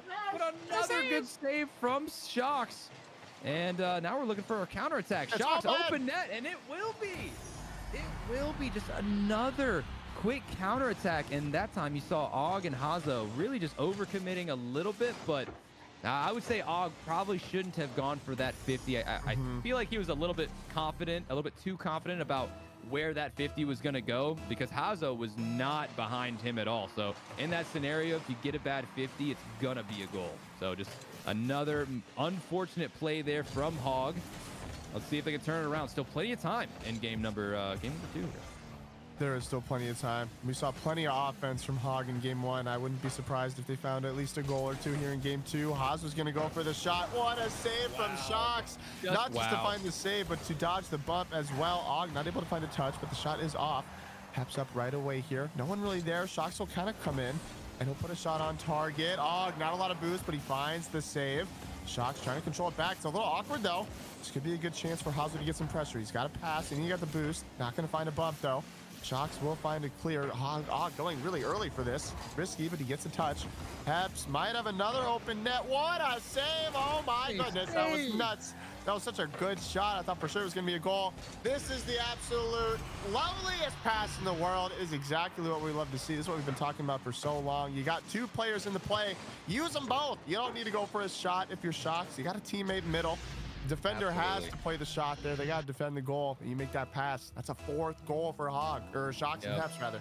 And, you know, you really love to see that. Again, 2v2 is a game mode where you have a teammate. You don't need to hit an open net, but speaking of open nets, we have Og putting Hog on the board. Finally. I mean, it only took 2 minutes, and 2 minutes in, we have 5 goals scored, but back to what I was saying is, you know, you have a teammate. You don't have to hit the open net. If the angle is too much, if your teammate's anywhere in the midfield, all you have to do is put the ball in the direction of your teammate.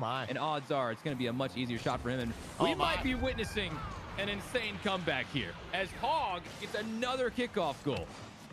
That was actually a kickoff strat. They did that on purpose. That was a Spanish. Yep. That was so what the exact they did, same way they got the first one. Yeah. Yep. So Og did not hit the ball on the kickoff, goes for the bump, and leaves Hazo just to finish the shot off with an open net. Will they go for it a 3rd time? And no, this time Shox and Heps go for the Spanish. So we're seeing some interesting kickoff strategies here in game number 2, and I'm glad we are. This could be another quick goal. Can Og get it? Is it on target? Oh no! Finish from Hazo. And we might be witnessing a massive comeback by Hog.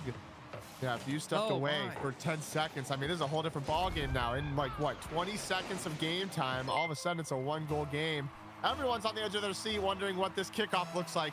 Do we get contact? Do we get a fake? It's my 5 months we did. Love watching Plenty your of space streams for and Hazo here. designs. Plenty of time left in the game, too. You definitely don't need to panic now if you're Orange.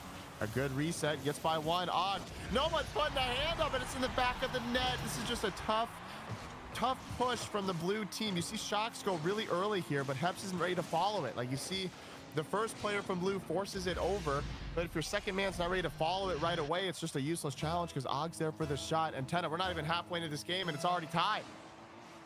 I'll tell you what, if you would have asked me at the beginning of this game if this was going to be a tie, I would have said no. I'd have said you're crazy. We have a 4-goal comeback within only about a minute to a minute and a half. And boom. Sup, bro, just reclaims the lead. Easy as that. All of that big momentum that Og and Hazo just built up, almost gone. Not completely gone. There's still plenty of opportunity. I mean, we've seen how quickly things can change in a matter of seconds, and we have plenty of them left over. Over 2 minutes left in game number 2. Let's see if Hazo and Og can turn it back around and tie it up again. Yeah, this is turning into an absolute slugfest on offense. I'd love to see a little bit more coordination on defense. I think a couple of these goals, like that last one from Supro, kind of came from a little bit of a 2-on-1. Now this could be another 2-on-1 for Orange here. Where's the other teammate here? Hazo trying to find his teammate middle. He's there. Oh, and oh my goodness, what is happening? Another blunder. I thought for sure that would be a goal, but instead it's a blunder. A great fake, but the shot not going to fall. They were just wanting to wait like 10 more seconds to score. We're stupid GCs. These are pros. They know what they're doing. They wanted to wait like 8 more seconds to score. Og gets the beat. They know what they're doing. They know what they're doing. Good 5-5. Lord, man. This one's keeping me on the edge of my seat.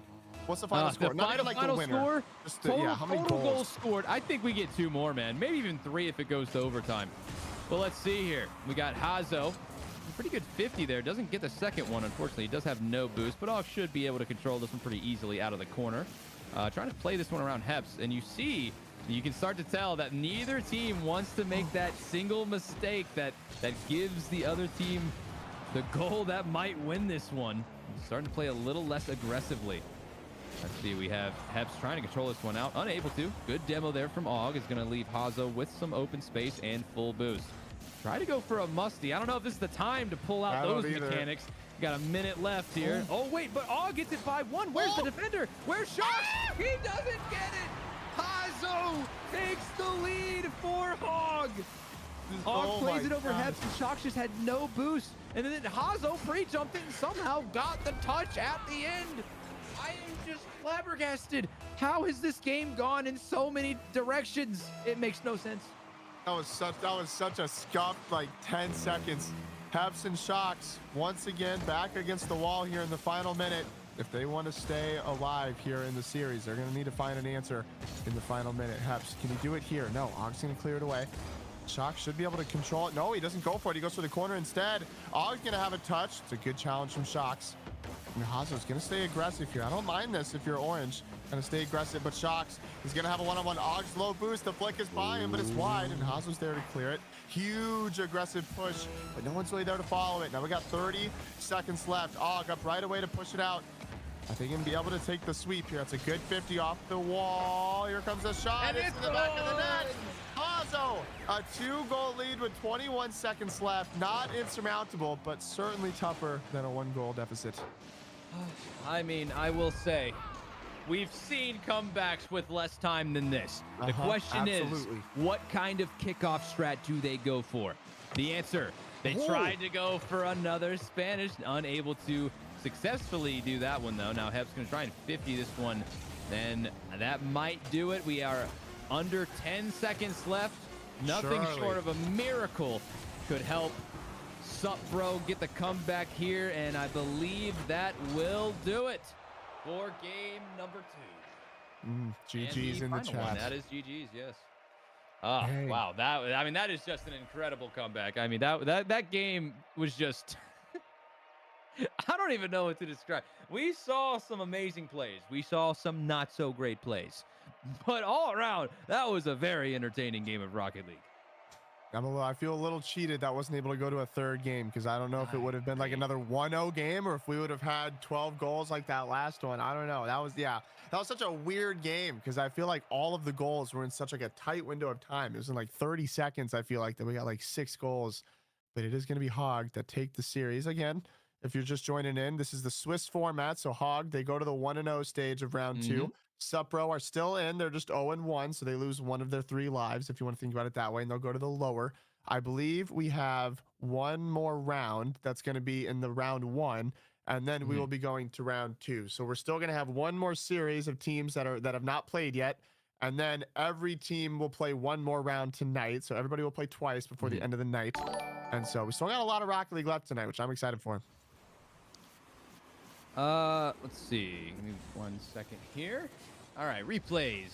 This was one of our first goals. Classic flip reset. I mean, I don't believe we saw too many crazy mechanics. I don't know if that was this type of series. We kind of just saw some really good saves, some good plays from both teams overall here. And man, that game number 2, I'm excited to see these highlights. We had that nice first goal, then the beautiful midfield pass there. Gosh, man, they That were one, up 5. No, 4. I know. No, they were at 4, but still. And then you got this. Man, that's such a hard save for Heps because you have both both aggressors are just in the air. You don't know if they're going to pinch the ball. You don't know if one of them's going to shoot it low, if they're going to shoot it high. So you're just in a bad spot. And man, Hogs really put on a show for us there. I mean, I don't know if they were just, messing around with us, letting Sup Bro get up by 4 or what, but man, they The really content, locked it yeah. in near the end there. That was a fun one. That was a good one to watch. They did. They did. Tenna, we're going into the final round of round 1. I'm definitely down to get into this next series. All right. All right, here we go. So now, this is the one you guys have been waiting for. We have TSM versus Meconium. We get to see our boy Wavy. How you feeling about this one, Bassie? I am very excited. I would consider TSM one of the. I guess I'm pretty sure there are seeds for the event, so I would assume that they're one of the higher seeds. But I would not be surprised if they were one of the favorites to win the whole thing, like we talked about already. Wavy, one of the top 1v1 players, certainly in North America, and so I'm sure we're going to see a lot of that come out in the twos. He's got Creams on his team as well. TSM is a team very good in North America.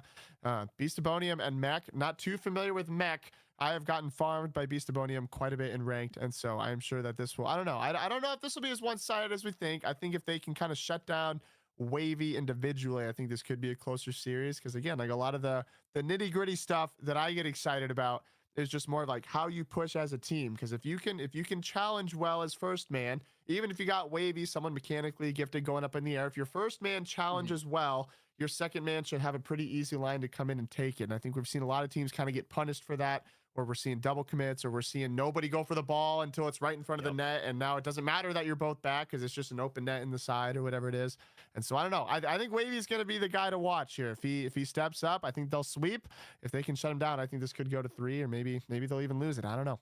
Well, I'll tell you what, I would say most certainly that Beastabonium would be the underdogs in such a series. And I will say that also in Beastabonium, we have Fancy Rabbit 297.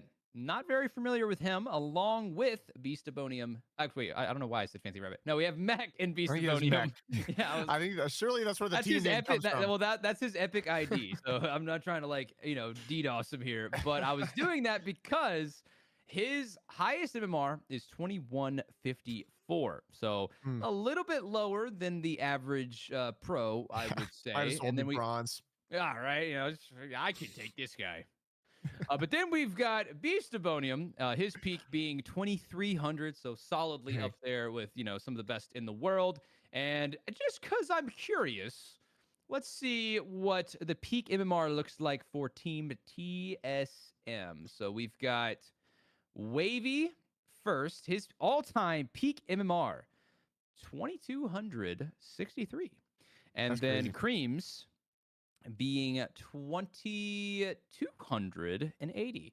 So surprisingly enough, Beastabonium higher MMR than both players on TSM. That is that's actually quite impressive.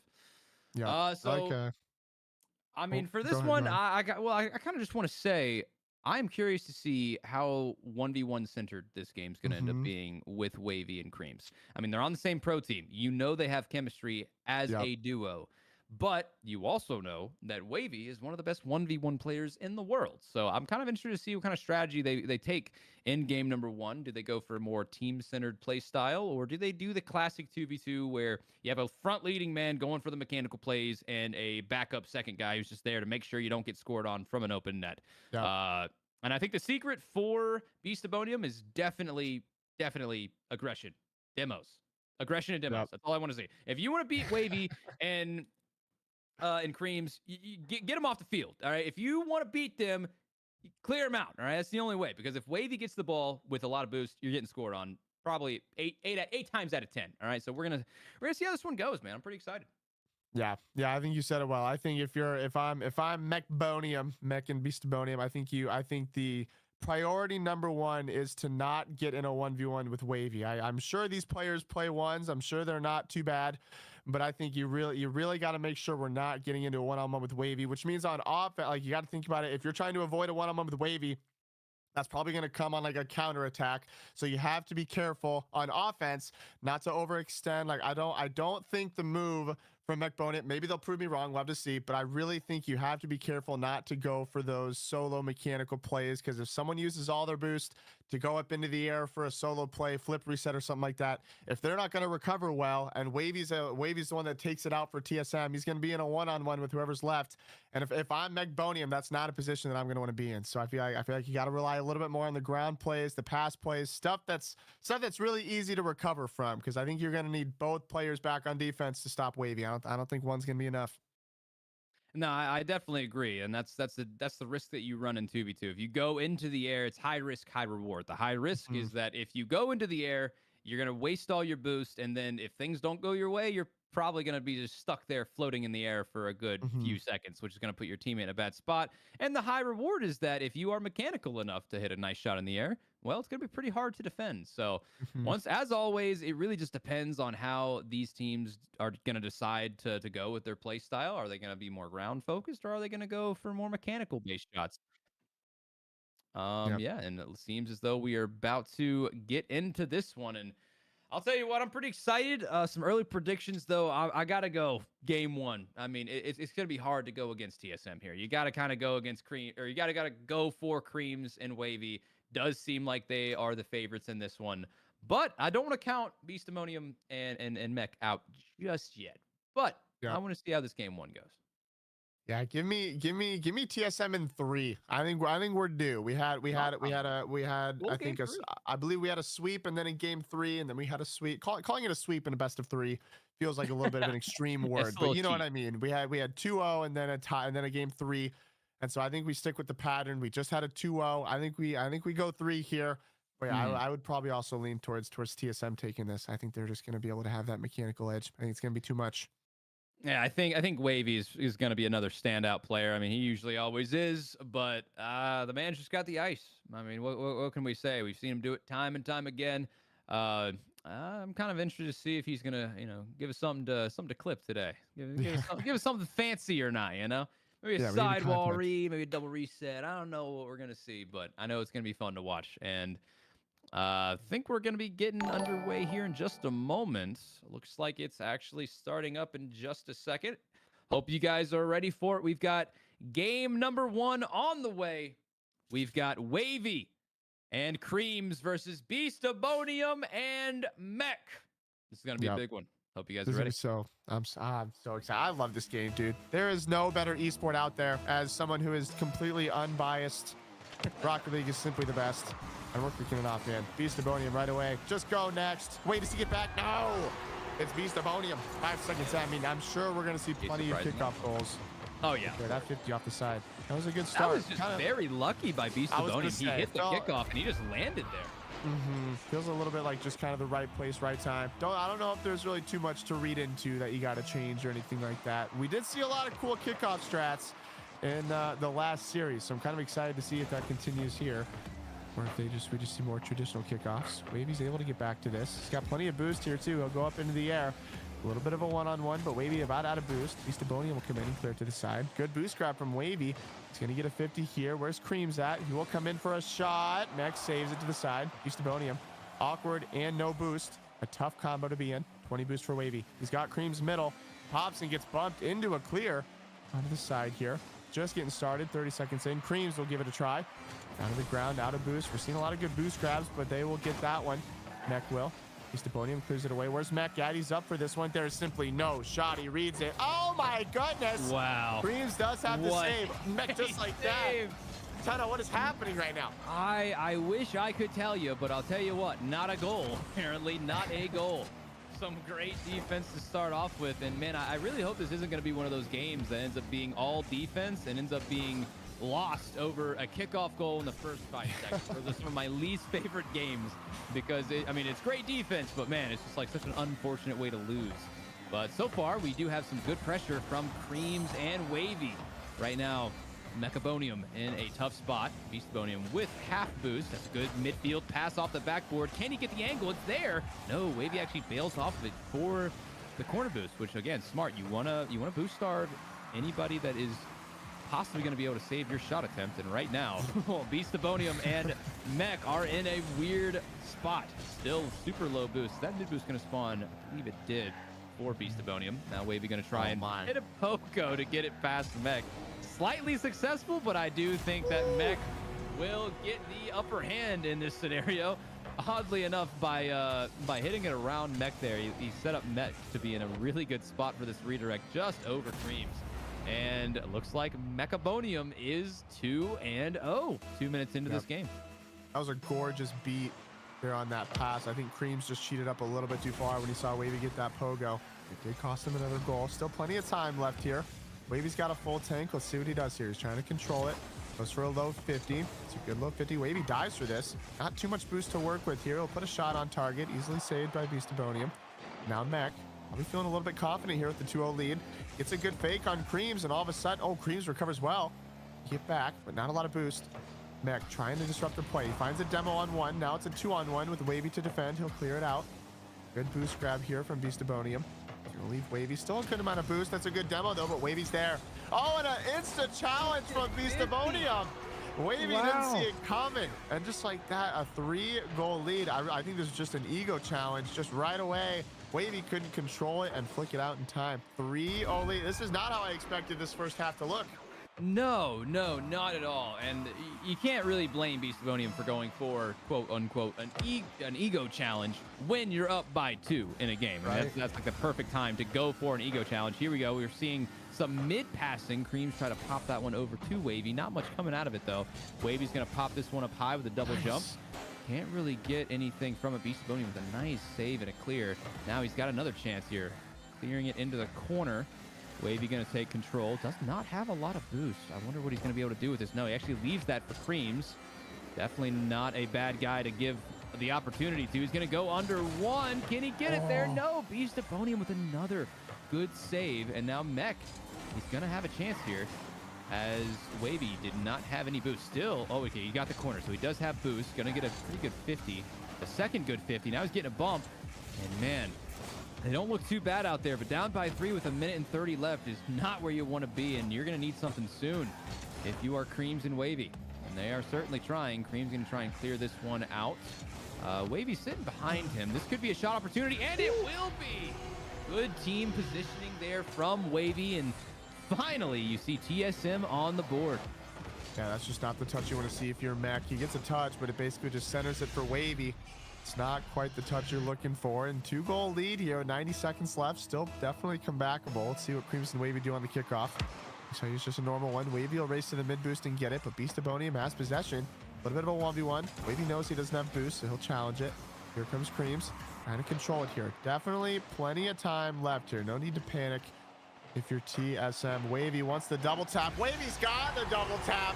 A 1-goal game. And this is where momentum becomes a huge factor. That one little misplay on defense that gets TSM that first goal. You gotta wonder if the floodgates are opening here. That's a beautiful double from Wavy. We still got over a minute in. There's so much time left. I do believe we are witnessing a pretty big momentum shift. You know, 3 goals, like, oh, that's a lot. 2 goals, okay, a little bit more doable. 1 goal, we're in business. And you're sitting here watching Waves and Creamy find Creams find those creamy waves. Yeah, exactly. You're finally seeing them get the chemistry, and they seem to be locked in at the moment, but they certainly need to be. 40 seconds left in game number 1. They were down by what seemed like so much just a moment ago. We had Wavy trying to play this one off the ceiling. It's a really good opportunity for Creams if he can get this one by Beastabonium. He cannot. He does opt for a 50 that went straight down. Mech's going to be able to clear that one away. Now, again, time winding down further. 20 seconds left. They do have a push right now. Wavy has some boost. Not enough to do much with it. Can he force a 50?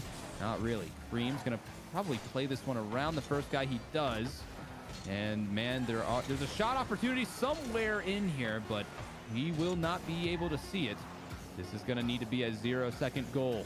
Can they get it? Big demo there on Wavy. Creams is going to have to find a way to keep this one up. It's not looking like he's going to be able to do it. And no, Beastabonium and Mech take game number 1 against TSM. Definitely a surprising outcome, in my opinion. I agree. I don't think a lot of people had Meconium here in game 1. So I'm excited to see. I don't know. I'm excited to see how you bounce back, because I think TSM was starting to find the answer in towards the end of that first game, but still, it was all Meconium at the end. Not really too much standing out, I feel like, on the stats. Got a lot of touches and whatnot, but I don't know. I think pretty mild game. There was that kickoff goal from Meconium that gave him that early lead, and they got a 1-by-1. I wonder if we'll see more kickoff variations. I don't really feel like we saw too much there in game 1. No, That first goal. Yeah, well, we just saw that there was the 2 kickoff goals, and then Meconium hit that nice little passing play, and then TSM started to get some momentum, and you see this really nice double touch there by Wavy. And man, at that point, I really thought that they were going to be able to get that final goal to tie it up and maybe even bring us into an overtime. And honestly, I do think that TSM find that rhythm and they keep it up in game number 2. And if I'm calling it, you actually called it a little earlier. You called a game 3. I did not. I was not expecting a game 3. I think we're going to game 3. I think TSM continue with that momentum that they were building almost for the tie in the overtime last game. I think they keep that going. I don't necessarily think it's going to be a dominant performance from them here in game 2, but I do think they come away with it and send us to a game 3. What do you think they need to do? Like, what was the difference maker from that game 1 that really helped them to start the process of the comeback? That's a good question. I'm not really too sure. I think we talked about Wavy really being the X factor for TSM, and I feel like they did a really good job of just kind of shutting him down. I don't really feel like we saw too much like outplays from Wavy that resulted in a goal or anything like that. I think we saw some really good defense from Beastabonium and Mech, and so I think we might need to see a little bit more from Creams maybe in game 2. If Wavy's getting shut down, we might need to start seeing Creams make some plays, whether that's looking for a pass or going for a solo play himself. I don't know, but I expected to see a lot more like Wavy one-on-ones in that game 1. I feel like we really didn't have any. I agree. I don't think we saw Wavy have those opportunities, those chances where he had the ball on top of his car and he could get those crazy flicks we know him so well for. And, I think they actually did a really good job at keeping that pressure up and not allowing them to get those opportunities for the 1v1. And, man, we're going here. Game number 2. We're going to see if Cream. Wait, are they in? Okay. I want to say we're testing. Yeah, I want to say we're testing. Okay, we're that's testing test lobby. All right. So I guess they changed the lobby on me. All right. I'm sorry. That's my bad. But yeah, so right now, if we can see TSM find some chances for those 1v1s, I think we're going to see them have a lot of success. But like you said, I'm pretty sure, man, if they're able to shut down Wavy, they're going to need Creams to really pop off, because Beastabonium was insane on defense last game. He was really good. Yeah, I agree, and it's so much too. It's something that's not the sexiest part of Rocket League, but a big reason why you're not seeing a lot from Wavy, I think, is because Beastabonium and Mech are doing a really good job of pushing as a team. Like, if Wavy's coming down the field and you got both players back, you send that first man, and all that first man is trying to do is just depossess the guy with the ball so that second man can come in. You're trying to get a 50. Maybe you're going for a bump. Maybe you're forcing them to flick it high. Whatever you're trying to do, you're trying to go as first man so that your second man has an opportunity to come in and clean up. And I feel like Meconium did a really good job of pushing as a team that game. We didn't really see, one player going out of the play challenging and then the other player left on an island on defense. So Wavy's got a one-on-one. I don't really feel like we saw Wavy in like any one-on-ones. And a lot of that comes from Meconium pushing really, really well as a team to not give Wavy or Creams really those opportunities. Yeah, and we really saw the defense shine for Meconium last game. I mean, there was some good opportunities. I don't want to sit here and say that Creams, wasn't really putting on some shots. He certainly was. Just wasn't really doing enough to break that defense. You know what I want to see a little bit more of this game? Tell me. I want to see some aggression. I want to see some demos, man. I mean, we don't need to see them chase demos, but where's the opportunistic demos that we love to see in 2v2? I mean, I certainly see it every day. I don't understand how when I queue 2v2, I see every single person I play against go for opportunistic demos every single game. Where are the pros at, man? I'm ready to see some aggression. All right, I want to see some anger. All right, maybe even a quick chat or two, a nice bump, a nice Yeah. demo. Where's that at? All right, Triple here what we a go. save spam after you score. Yeah, Yeah, we want to see the exactly. toxicity. Where's the content? I don't Mhm. know. I think the players, from my understanding, I believe they have tested the lobby, and I think we Oh, are we're finally in. set to get into game Absolutely. number 2. The content we all want to see. Can TSM force a third game, or do we see what I would say is a very surprising sweep? Creams, lots of aggression right away. Wavy trying to get a shot on. It's pretty soft. Beastabonium's got it, no problem, but not a lot of boost to follow. Wavy will intercept. Now Mech puts a shot on. I don't know if Wavy can get back to this if it's on, but it's high. Oh, A that's little bit a of a good double kick save. from TSM. But They're does keep it awkward. out. Mech takes it back now. Gonna get the corner. No, he leaves it, presumably for Beastabonium. Can he go the distance here? We've been seeing Diaz do this a lot in the one scene. Oh my goodness, Creams. Early challenge. It's gonna put Beastabonium in an awkward spot. Still plenty of time and space here. Someone's got to go for TSM. Wavy forces it back for Creams. Now here's a shot. Wavy's going to look for the bump. Not going to find it. A demo coming out in the backfield and a bump. This is going to give Mech a one-on-one. Let's see what I he think does here. Not a Beastbonium lot may of have boost. heard me there with the bumps. Oh! Oh, beautiful play Oh from my Mech. goodness. And you know how he got that 1v1 opportunity? Huh? What was it? Lots of bumps. It was Lots the of bumps. And then a great finish there by Mech on low boost, putting Creams in such a terrible position. I mean, defensively, there's not a lot you can do there because you have to respect the flick. And as soon as they jump in the air, you know, one little dodge and that ball's flying to the top corner. So good job by Mech keeping it low. And now let's see again if TSM and Wavy can find a way to respond. It took them a long time to respond in game number 1. And that really was the difference maker for Beastabonium and Mech. They were able to close it out with that initial lead. So here we go. Creams, like you mentioned earlier, he does need to be that impact player if Wavy is going to get shut down. Here's an opportunity. Mech able to get the squishy save, and he follows it up with a quick touch as well. And that really helps Mechabonium put the ball on TSM side of the field. Wavy's going to try and keep this one close. And again, we haven't seen a lot of solo plays from him. Not like we normally do, at least, but Creams has plenty of boost here. Has a flip reset. Waits to use it. He actually brought that down to the ground and was going to try and shoot it quickly. Not able to get there, though. That's a big miss from Mech. Can Creams put it on net? Whoa there, buddy. That was a really high shot. I think he was trying to actually put that on the backboard for Wavy to finish off. Not really able to do much with it, though. Now, Creams, another push. He does have the boost. He's trying to keep the defense on their toes. Wavy with a shot, and that's going to be good enough. I really like that from Creams. If you watch him break check. Right there, cuts it left. He looks for the bump on Mech. He doesn't even get the bump, but what did I say?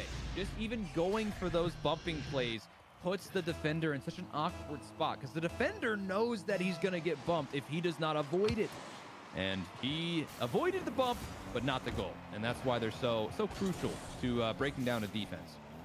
Yeah, that is a big answer from TSM that you need. Wavy might have a second goal here. He's going to go up into the air. Early challenge from Beastabonium. They're doing a really good job of shutting him down. Mech's going to have the 1v1. This smells like a reset. He uses it. Creams can't find a touch. And now we're starting to see Beastabonium and Mech capitalize on these one-on-one situations. This is just a big extension from Wavy. He's not able to recover in time. And Creams, he gets a piece, but it's just such a powerful touch off that flip. That Mech Creams rather, can't find the save. And just like that, it's so frustrating in twos to feel like you got to work really hard for a goal just to get scored on right away and have the deficit creep right back up. Creams wants to find an answer.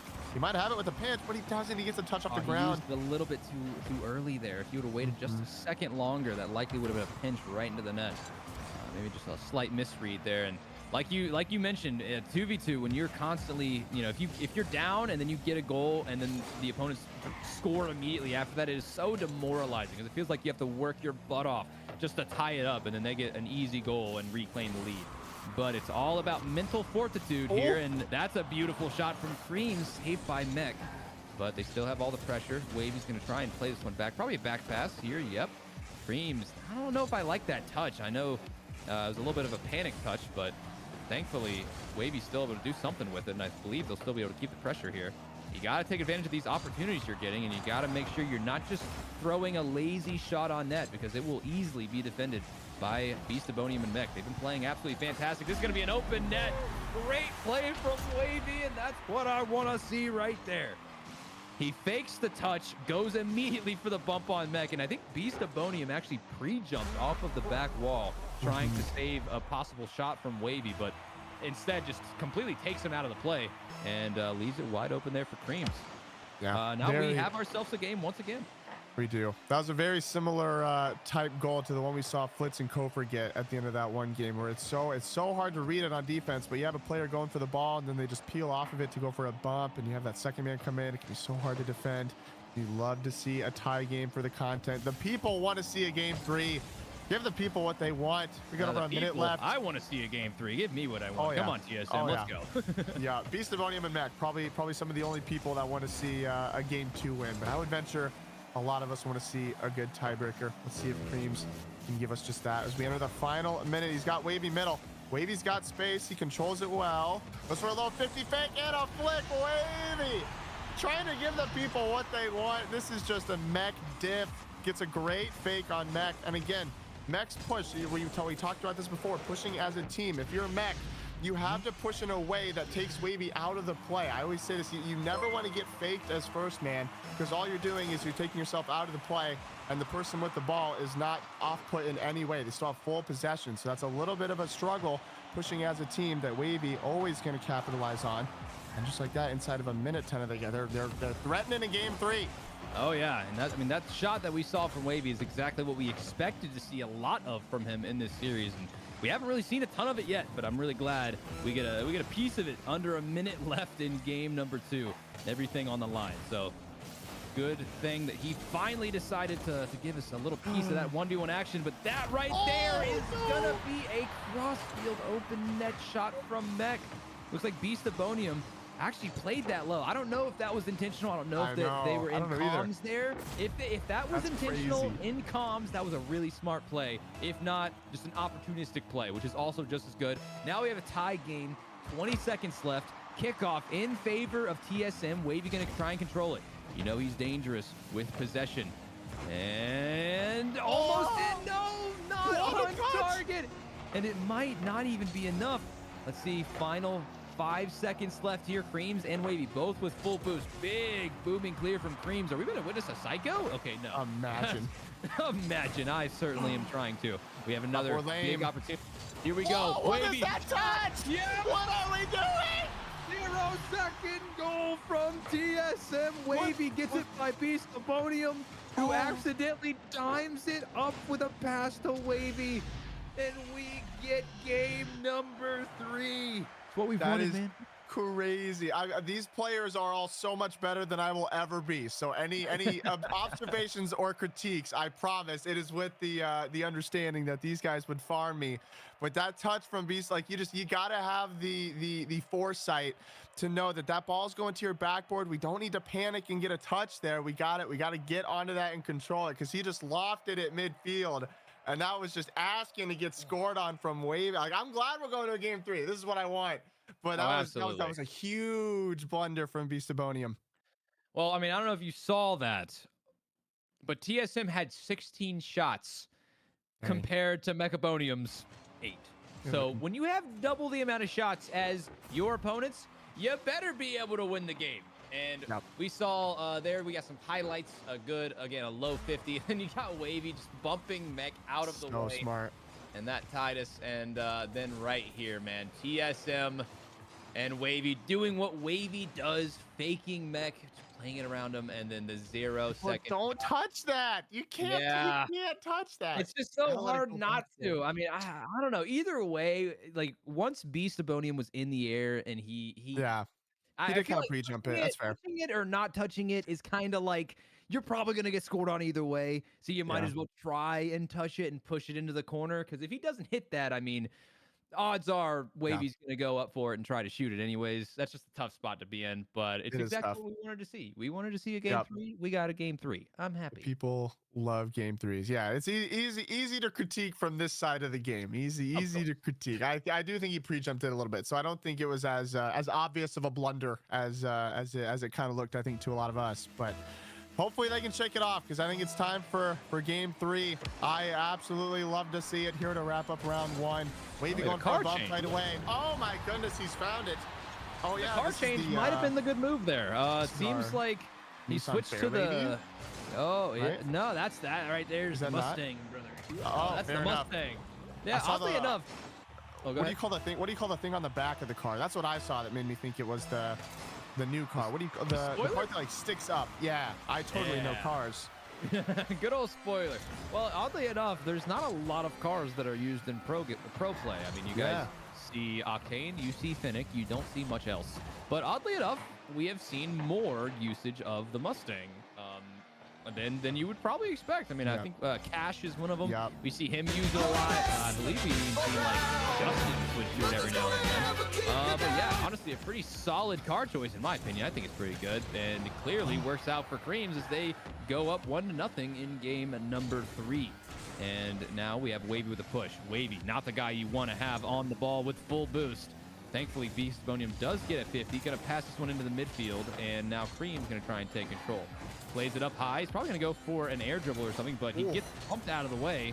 And now Mech gonna be able to try and get the ball over on this side. Switch the momentum up a little bit. A little down pass to Beastbonium.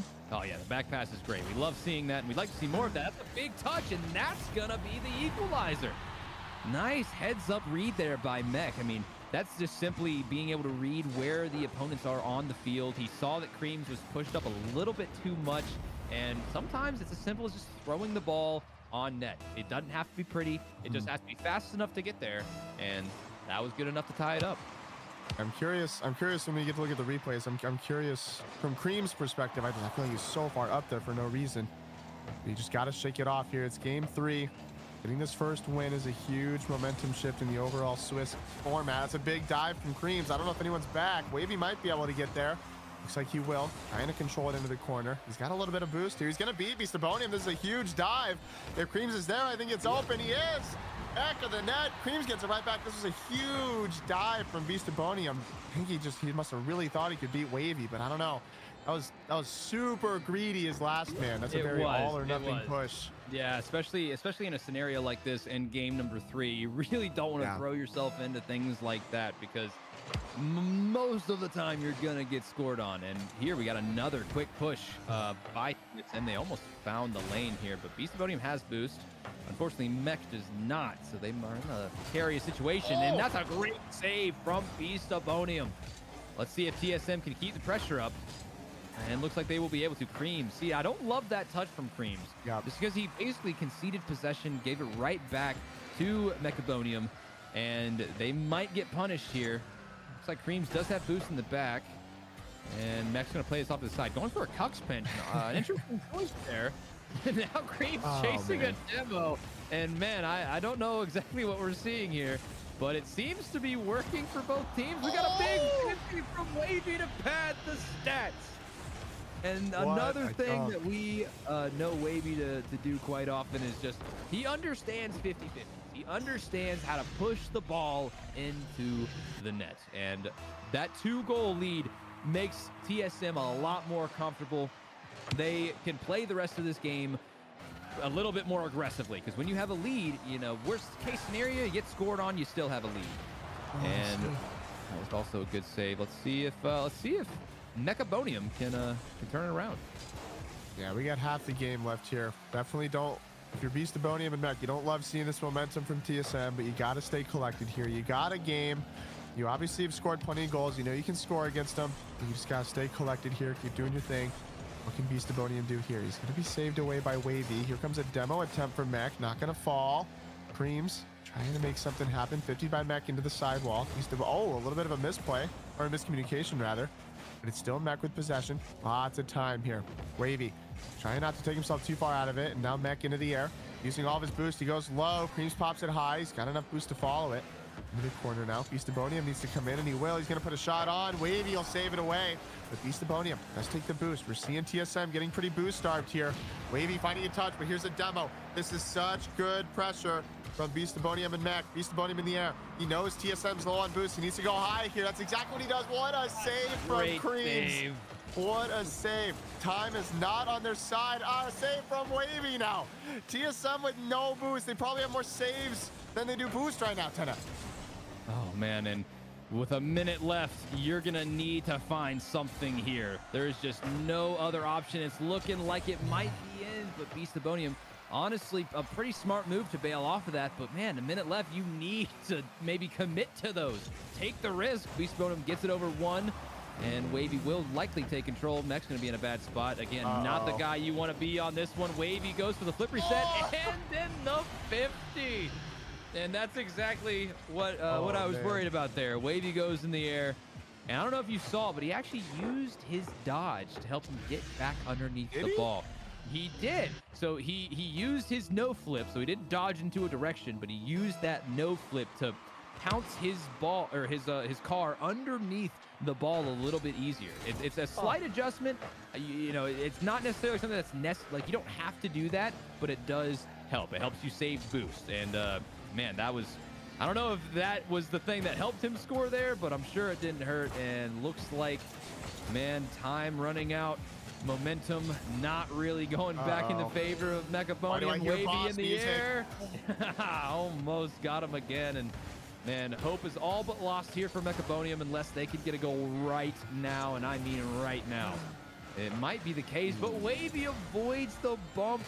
Beastabonium was on the prowl, unable to connect, and then Wavy showing us Wavy things. Mech throws the GG in there, and that will do it for game number 3. A big win for TSM.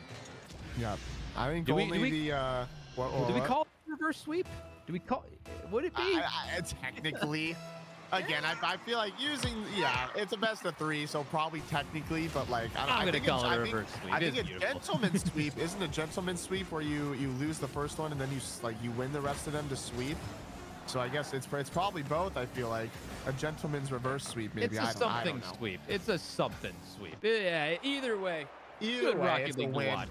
It's a win for TSM.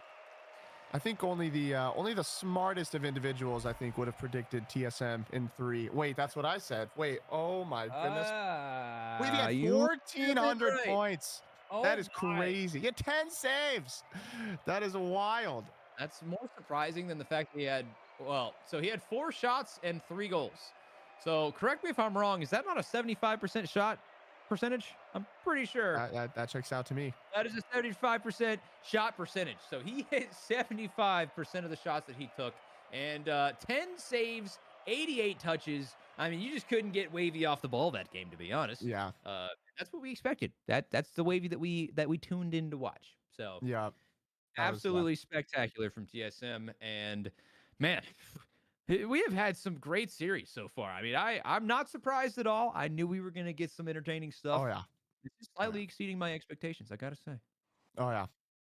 I agree. I'm excited to take a look at the replays here because that was the last match of round 1. So now every team has played. And so, every team's got either a win or a loss to their name.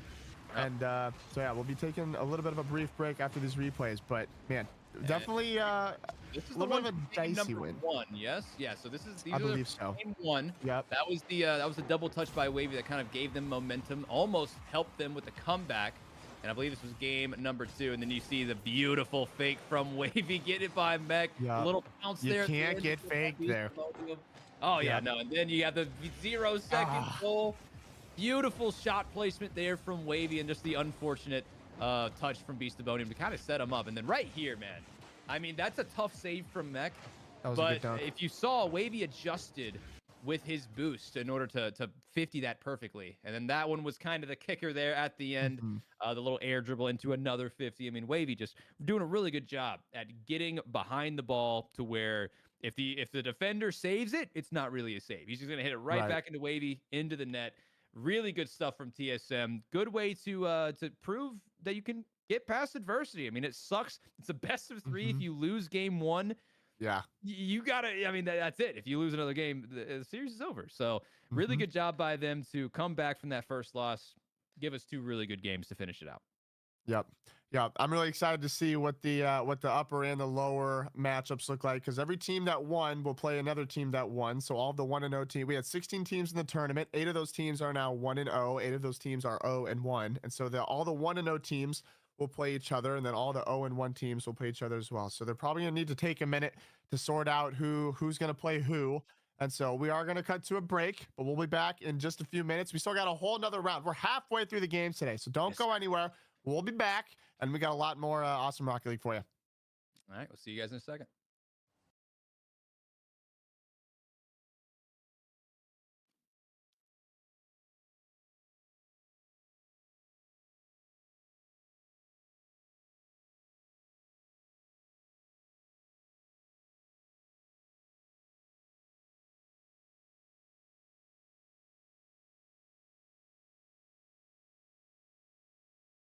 Hey guys, I'm back.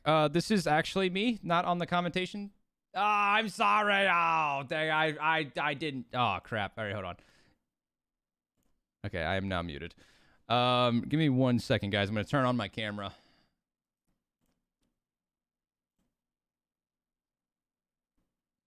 Turning on my camera. Hey, it's me.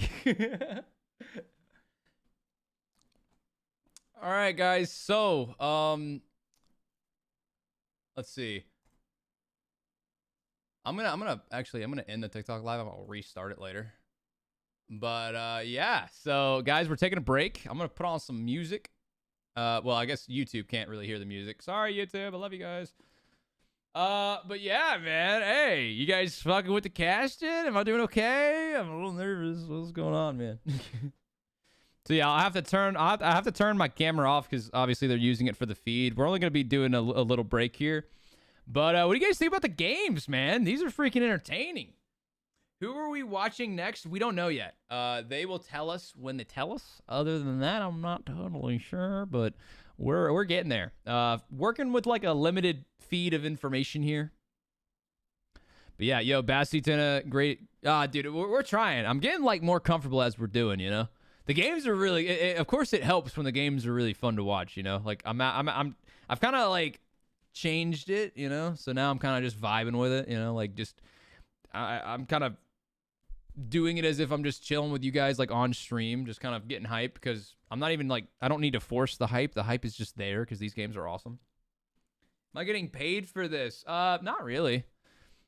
I mean, like, it would be cool, but not. He just asked. He's like, "Hey, we're doing the big tournament. You know, just want to know if you guys are interested." And I was like, "Heck yeah, dude. Why not?" So, yeah, dude, we saw some really cool stuff, man. Really good plays there. TSM. Now, like Bassie mentioned, it is Swiss stage today. So today and tomorrow we will be live. I might go live on Sunday. I might go live on Sunday just to go live on Sunday. And then I might not go live like later in the day. I don't know what the full plan is. I don't think there's going to be a B stream. I think the plan for Sunday is like it's going to be the championship and stuff at the finals. But I don't think they're going to, like me and Basilisk aren't going to be doing the B stream. Because that's what this is. This is the B stream. They're on the A stream. Don is. So yeah, man. It's pretty fun stuff. I thank you guys so much for watching, first of all, you know. Yeah, Don Charlie. He's the guy that's doing all this. Yeah, Vajraxia put that in the chat. So make sure you guys give him a follow. Mods, can we throw a shout out for him, please? He's doing the A stream as well. So we got a B stream, we got an A stream. Yeah. Do I know who'll be what, Hunter? Also, guys, I'm sorry, the overlays weren't on earlier. I didn't want them to be for like the intros and stuff, and then I kind of forgot to turn them back on. So let me just go ahead and say thank you to everybody that's dropped some love. Anonymous with 5 gifted subs. I don't know who you are. I love you. Thank you so much for dropping 5 gifted subs, man. It means a lot. Then we have Frosties with the 2-month resub. Thank you so much for that. Really appreciate it. Then we had Skylar Reyna with the 5-month resub. Thank you to the U. Tatted Up Gaming hit us with a raid as soon as we started stream. That was awesome. Then we had T-Man with the 18 months. Thank you, T-Man. Head Therapy with the 3 months. Dewam Oreo with the 13 months. Angry Man with the 5 months. You guys are so awesome. Oh, and we had Chadley with the Prime. I'm so sorry I couldn't say thank you to all you guys. Like I said, we were casting, so I couldn't really say thank you. That would be weird. But yeah, man. Not sure what Don might announce. Okay, Dragon with the 1-year resub. Oh, yeah. Yes, sir. Thank you so much, Dragon. I appreciate you a lot, man. Yes, you are finally at the 1 year. How's that 1 year sub badge feel, sir? Oh, and you were tier 2. Tier 2 for the 12 months. Thank you, man. All right. I also want to say hi to the YouTube chat. Bassie couldn't look. Oh, okay. That's not nice to say. Hey, Ted, I've been a fan for almost 2 years and was surprised to see that the subscription button was still white and not gray. That's okay, man. Hey, I appreciate you watching my stuff. That's pretty dope. Ashley M, thank you for being a sub. Thanks for choosing to subscribe to me.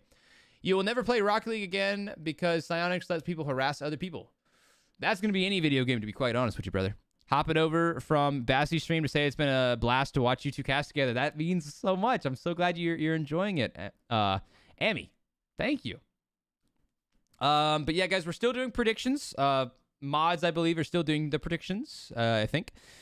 And we'll continue to do them. So for every single game, we're going to be doing predictions on Twitch. Just make sure you guys are sticking on here. You know, you're around. Make sure you guys are paying attention and all that jazz. And we got some more awesome games coming up for y'all here soon. Tenna, is Platinum or SSL more sweaty? Dude, SSL. Come on. SSL is aggressively more sweaty. If you are SSL, it's going to be rough. I mean, it's fun, though. Like playing at a really high level is super intense and super stressful, but it's still a good time, I think. I mean, I have fun with it. Some are pretty rough, I can't lie to you. Like, sometimes it's like, holy shit, dude, this is ridiculous. But, you know, we're having a good time. Yeah, Cub is still doing the predictions. Thank you, Cub. Yeah, let's just make sure that if you guys want to predict, then do me a favor and predict then. Let's see here. We could also do some guess the rank or something. I don't know how long the break's going to be. I don't think it's going to be like too long. So if you guys are hanging out, trust me, we're chilling to the max out here. Hey, I appreciate you, Dat Lion. Do Wordle. All right, hold on. I don't think it's going to be too long of a break, guys, but just in case it's a little bit longer, let's just do some like guess the rank or something. Like nothing too crazy. Yeah, let's just do a little guess the rank.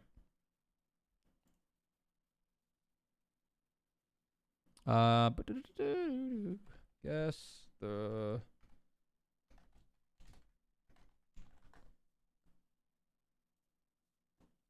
Says 8 minutes until kickoff. Okay, so we got a decent break. But hey, do you guys like the fact that there's not like a major break in between every single game? There are so many ads. Holy crap. I'm just gonna we gotta switch it to Opera GX here, man. That was ridiculous. Okay, guess the rank. I like how Opera has like a built-in ad blocker. It's great. Coconut reacts. What? Oh, Coconut like made an event. Oh, that's neat. Huh. Hey, gift. Hey, Matt with the 5 gifted subs. Thank you so much, Matt. Let's go, dude. We almost have a hype train. All right, guys, here we go. Guess the rank. If you're not lame. Can y'all hear it? Probably not. I can't even hear it. Matt, thank you so much. How you doing today? I really appreciate the 5 gifted subs, bro. Okay, I gotta mute the desktop. Okay. So now you guys should be able to hear it. We gotta get that sub goal. Are we not at the sub goal? Hold on. Where's my mouse? There it is. Are we not at the sub goal? How? I'm so confused. We should totally be at the sub goal right now. We hit it earlier. This is the second stream of the day. Oh, okay. Well, I guess not. All right. Well, that's okay. What rank you guys think this is? Because I forget. A gold? All right, I'm going gold. Attack _19. You're the best. Thank you. Hey, Rusty Cyborg, thanks for the 33 biddies. I appreciate you. I didn't even look at the play. I just straight up guessed. Worked out pretty well, though. All right, this dude. Wait, is it just playing the same song over and over? We can't have that.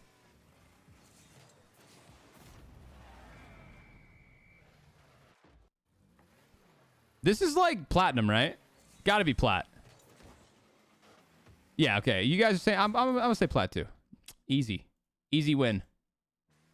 Easy win.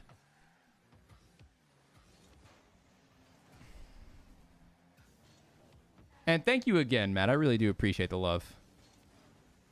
This guy's a little better. That was a good flick. I'd say this is like Grand Champ or Champion.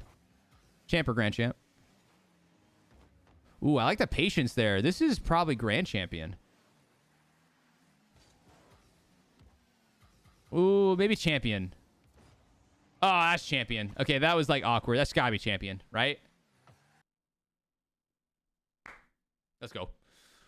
Keep it going. Any viewer tournaments tonight? I did one earlier. So guys, tomorrow I'm not gonna go live until like tonight, until tomorrow night with these with the casting and stuff. I gotta ask you guys, what do y'all prefer? Would you guys want me to have a camera like in this corner? Because I can do that if y'all want me to. Like I can have a camera in this corner while I also have the camera that comes up when they're playing. Because I mean, I have an extra camera. I have a Logitech Brio that I can do that with. It'll just be a little off. It'll be too early, which might look kind of weird. All right. By the way, what rank is this? I'd say this is diamond. Fudge. Hey, what's up, Kevin? I don't think I can do a ball cam, bro. I'm sorry.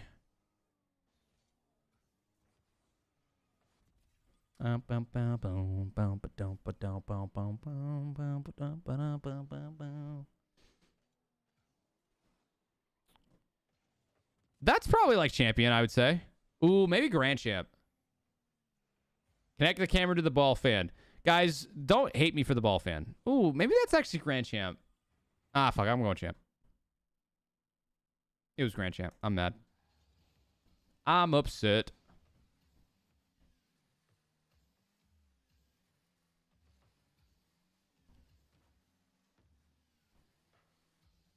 This looks like champ.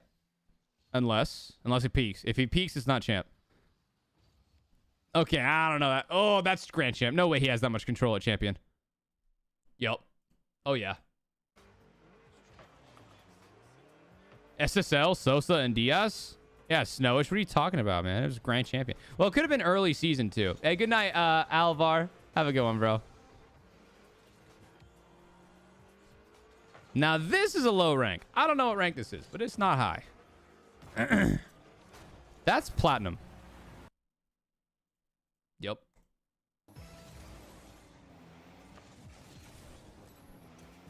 This actually might be... This is definitely grand champion. Yeah, definitely grand champ there. 100% grand champion. Bronze. No way this dude ain't bronze. Okay, this dude's not bronze. This dude should be bronze. He is rocking an entire bronze car.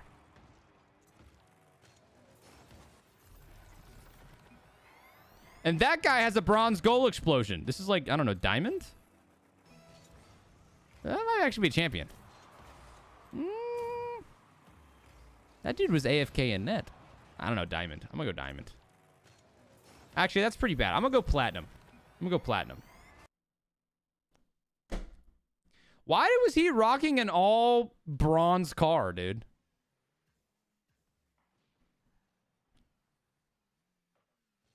Okay, this is a high rank. Yeah, that's a high rank. That might be SSL. I don't know. Yeah, you did call it, Leo. My bad, man. I'm not perfect, bro.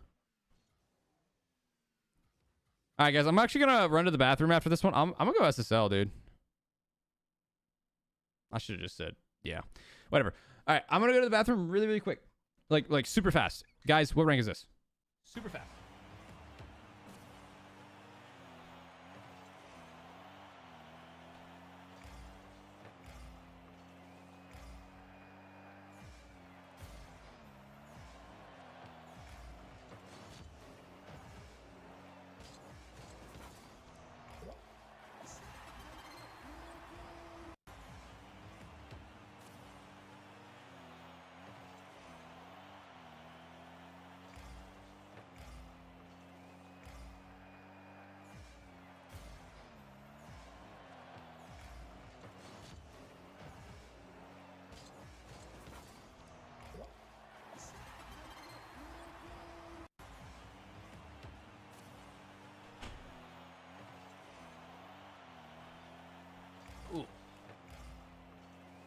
Back.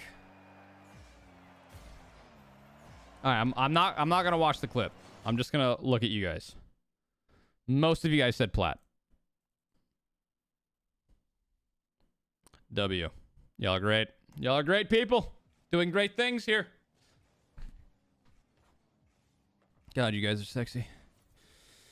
That's grand champ. Okay, we're back in just a couple minutes, right? Yes, sir. Pig. You can hear me? Yeah, I hear you fine. Okay, cool. Should So I this go? is just Should I? like round? Wait, sorry. Should I go ahead and switch my camera over? Up to you. I did. It's Okay. probably good to talk Got it. about, like maybe just like how to do the interviews and stuff. I don't know if it's. I don't know. Probably not that big a deal. All right, give me Yeah, one we second. could, yeah. All right, chat. I gotta leave you guys again. I'm so sorry. I love you guys so much. All right, so we're leaving the break, so I gotta turn off my camera, and we'll get back to the actual action. Okay? So give me like 2 seconds here, and we're about to get back into the games. Okay? So turning off camera. I'm gonna keep the Also, music. the party got broken, so I invited. Oh, I see. Basilisk, you're back already. I gotta hold on. Yes, sir. I Because gotta I'm your favorite. get everything in here. That's what I do. Okay. No, you guys have been honestly really entertaining so far. I really enjoyed listening to you guys. Yeah, I I appreciate couldn't. that. I wouldn't believe you if you said it was your debut, to be honest, because it's been so fun to listen. So. Good. That's Yeah. cool. I appreciate that. That is pretty sick. Okay, I'm gonna get Keep up everything the going good back work. together. We got some good matches coming as well. I That'll help. also have to mute Yes, them sir. for you guys. And turning off my camera. Actually, I'll keep. Yeah. I'm there- gonna ping you guys the admin sheet. Hold on, Basilisk. Okay. Tenacity. Here you go. That's what we, the admins gave me. Is it going right back to us at the end of this timer, or is there like a video or anything? It will be going back to you guys if that's okay. Yeah, absolutely. Okay. So we've got Um, 45 seconds and then no music and then straight back to you guys. Sweet. And we're at pretty much just right into the series.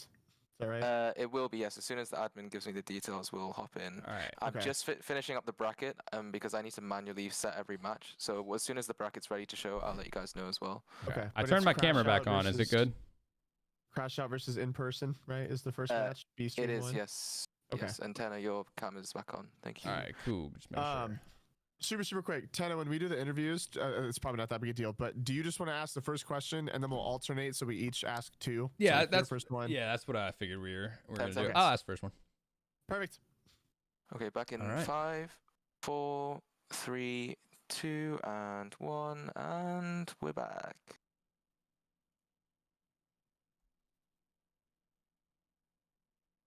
What is up, everybody? Let's go, baby. What All is right, up, round two. everybody? We are getting things All right. going. Yes, First we of all, are. let's getting kind of things recap some of the going. games that we were checking out. First of all, let's in round number some of the one, games that I we were mean, checking out. what was the highlight game? Or in well, round highlight number series one, for I you? mean, I would say. What was the highlight game, or well, highlight series Ooh. for you? I would say. Ooh. I don't know if there was I feel like a lot of the series were back and forth. I mean, the 2 game threes obviously were very close.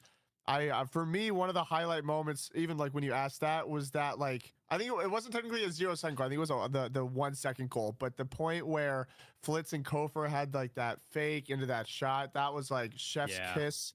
Because we see that in RLCS. I think Carmine Corp has really like innovated that, just where you have someone that goes for the ball and then they stop going for it and they go for a bump. Then you got another person that like that's just like to do that and to do that well against really good players when there's no time left to force the overtime. Like that was, oh my goodness, that was so nice. I love that. I agree. I think I mean, not totally surprising here. My top game was the TSM series. My Yep. top game got to be the 0-second goal by Wavy. Oh yeah, Along with the Wavy fake. So the Wavy Yeah. fake Mech got it past Beast Abonium. They ended up scoring that 0-second goal. I mean, it's hard to beat that. That's just electric Yep. Rock League. I mean, it's crazy to think that we've only done like what four or five series, and we've seen what was it? 2, maybe even 3 0-second goals. yeah. We've had a couple. At the Are you very not least, like entertained? late goals. Yeah, hard to ask Yeah. for more entertaining rack. I feel a lot of these series have been pretty close too. Like we had a couple again. Yeah. It's like best of 3, so it's like a game 3 versus a game 2, not a huge deal. But yeah, I'm sure we'll have more good series after this too. Absolutely. All right. So let's see. Production is giving us the Swiss stage here. So this is what we are looking like. We had Moist Esports winning their series against In Person. We watched Talki beat CPBB, so they move on to the upper bracket. Snowmen indeed beat Crash Out, so they also move on. We also watched the Incorrect versus Incorrect Red series, and of course, Incorrect Red ended up taking that one. Then we had Llama versus Grass Touchers. Seems as though Grass Touchers took that one. I mean, I gotta say, I love the name. They're gonna be going up against TSM, so kind of rooting for them maybe a little bit on the upset against TSM, just based off the name. Then we had Hog versus Supbro. We watched them, and we saw that Hog took the win there. Gat versus Ducklings. Seems as though Gat actually took that one, interestingly enough.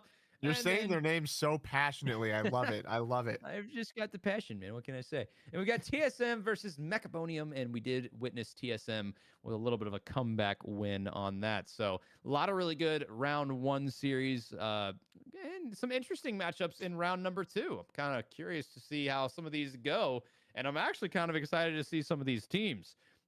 More specifically, Grass Touchers, Gat. Gotta see what they're putting up, Of and course, then of course. then Llama 77, because I love their team decals. It's pretty nice. Yeah, that is nice too. There's a lot. Yeah, if we can hang on the bracket for a minute, there's a lot to look at. Because again, if this is your first time tuning in, or even just watching a Swiss, like it seems confusing, but it's really not too complicated. Basically, we had round 1. Every team either got a win or a loss, so that's how they're separated now. So all the teams that are 0-1 are playing each other, and that's actually where we're going to start off first tonight. We're gonna have Crash Out versus In Person, which we'll get into in a minute. But obviously, we got all the other games as well. You see the little icon in the middle that lets you know whether you can watch it here on the auxiliary stream, or if you go to twitch.tv/DonCharlie, he is the mainstream broadcast. So if you want to watch, you got Incorrect versus Snowman or whoever it is. If you see Don's avatar, you can find it over there. Make sure you're checking him out. Toss him a follow. He is the mastermind of this whole thing. But all of these matchups now are either going to lead teams to be 2-0, 1-1, or 0-2. Obviously, if you're in the upper bracket, you're 1-0. If you get a win, you'll be 2-0. If you lose, you'll be 1-1. And then if you're in the bottom side, if you win, you'll go 1-1. If you lose, you'll go 0-2. So this is the last round of the day. Again, no teams are going to get eliminated at the end of today. Teams are either going to be 2-0, they'll be 1-1, or they'll be 0-2. So tomorrow is going to be where we'll really start having teams either advance to the round of 8, which is Sunday, or if teams get eliminated, and this will be the end of their FLYBOY journey. So we're gonna have a lot of games today, but we got 4 more series today. That's gonna wrap up round 2 is what today looks like. Absolutely, and some exciting games on the way. I mean, if they're anything like those round 1 games, we're in for some more fantastic Rocket League and some more great shows. And now, Bassie, I believe they told us who is going to be our next game. Okay, Yeah, so never I think mind. it's Seems I as think it's though we subject to might. change. Yeah, it seems as though they're kind of figuring everything out. So we're gonna hold off on any possible predictions here, because we might not know exactly who's going against who. But seems as though some unsurprising things. Moist, TSM, both in the upper bracket. That's what we expected, and definitely not surprising whatsoever. What was surprising is how close some of the games were, at least the ones that we saw. So I think that Beast, Abonium, and Mech, they're definitely going to qualify. I see no reason to think that they won't make it to the playoffs if they keep playing the same way that they're playing, because they put up a really good fight up against TSM. And TSM kind of definitely one of the few teams I would say are 100% making it to the playoffs. There'd have to be some pretty rough upsets for them not to make it. Any other teams that we saw in round 1 that you are kind of rooting for, possibly to see in the playoffs? Oh, I really liked both of those Incorrect teams that we got to watch. I think I think both of them can make, especially like the I believe Incorrect Red took the loss, which I believe was Expert and Knight. But man, like the defense that came out during some of those games was insane. So I think if they can just figure out how to score even like 2 goals, like I feel like they'll probably be fine, because they're just saving everything. But I think they'll make it through. I mean, we also got to think about the fact that like there's a whole 4 other matches that were on another stream. So there are 8 teams out there that we didn't even get to watch. We didn't get to see, we already talked about them, but like Moist, Snowmen, like a lot of other teams out there. And I think we have the bracket coming through. It's always a little bit confusing trying to figure out the seeding and things like that. But I do believe first we're going to have Incorrect versus Crash Out. So again, we were just talking about them. Their ears are burning. I believe that's Knight and Expert. And then over on Crash Out, I believe that is Skills and Nitrous. So two very good players as well. I know they have a lot of professional experience, so they're probably used to these high stakes matches. But I do believe this is the finalized bracket. So everything you're seeing right now, upper and lower, should be pretty locked in. Again, we got half of them here and half of them over on Don Charlie. So lots of good matches to watch. I'm sad we're not going to get to watch half of these 10 because we'll be streaming some of them. Oh yeah, well that's the unfortunate aspect of being a B stream. Just man, you can't watch them all. You can't. Physically impossible for us. But I guarantee you, ours will be more entertaining. That's a total lie. If you guys haven't done so already, you definitely should go check out Don's channel. It's linked pretty much everywhere on my stream and Basilisk. He is doing the main stream. Definitely go check him out if you haven't done so already. He put all this stuff together, and he kind of brought everyone together in order to put on this tournament. He is absolutely fantastic, so you guys should definitely go give him some love. But with Crash Out versus Incorrect Red, that's the one that we're about to watch, yes? Yes, sir. All right. Well, some early predictions. I really, really, really like Incorrect Red. Me too, dude. I don't know Crash Out yet. All right. I feel like they're gonna be like a diamond in the rough. I think they might impress us here. Actually, not 100%, Sure. but I guess we're about to be getting right into it. It seems, unless this is the test may, lobby. I believe they'll be okay, testing it. So we will be getting into them in a second. Looks like Skills and Nitrous over there on the Crash Out side of the field. Are you familiar with them at all?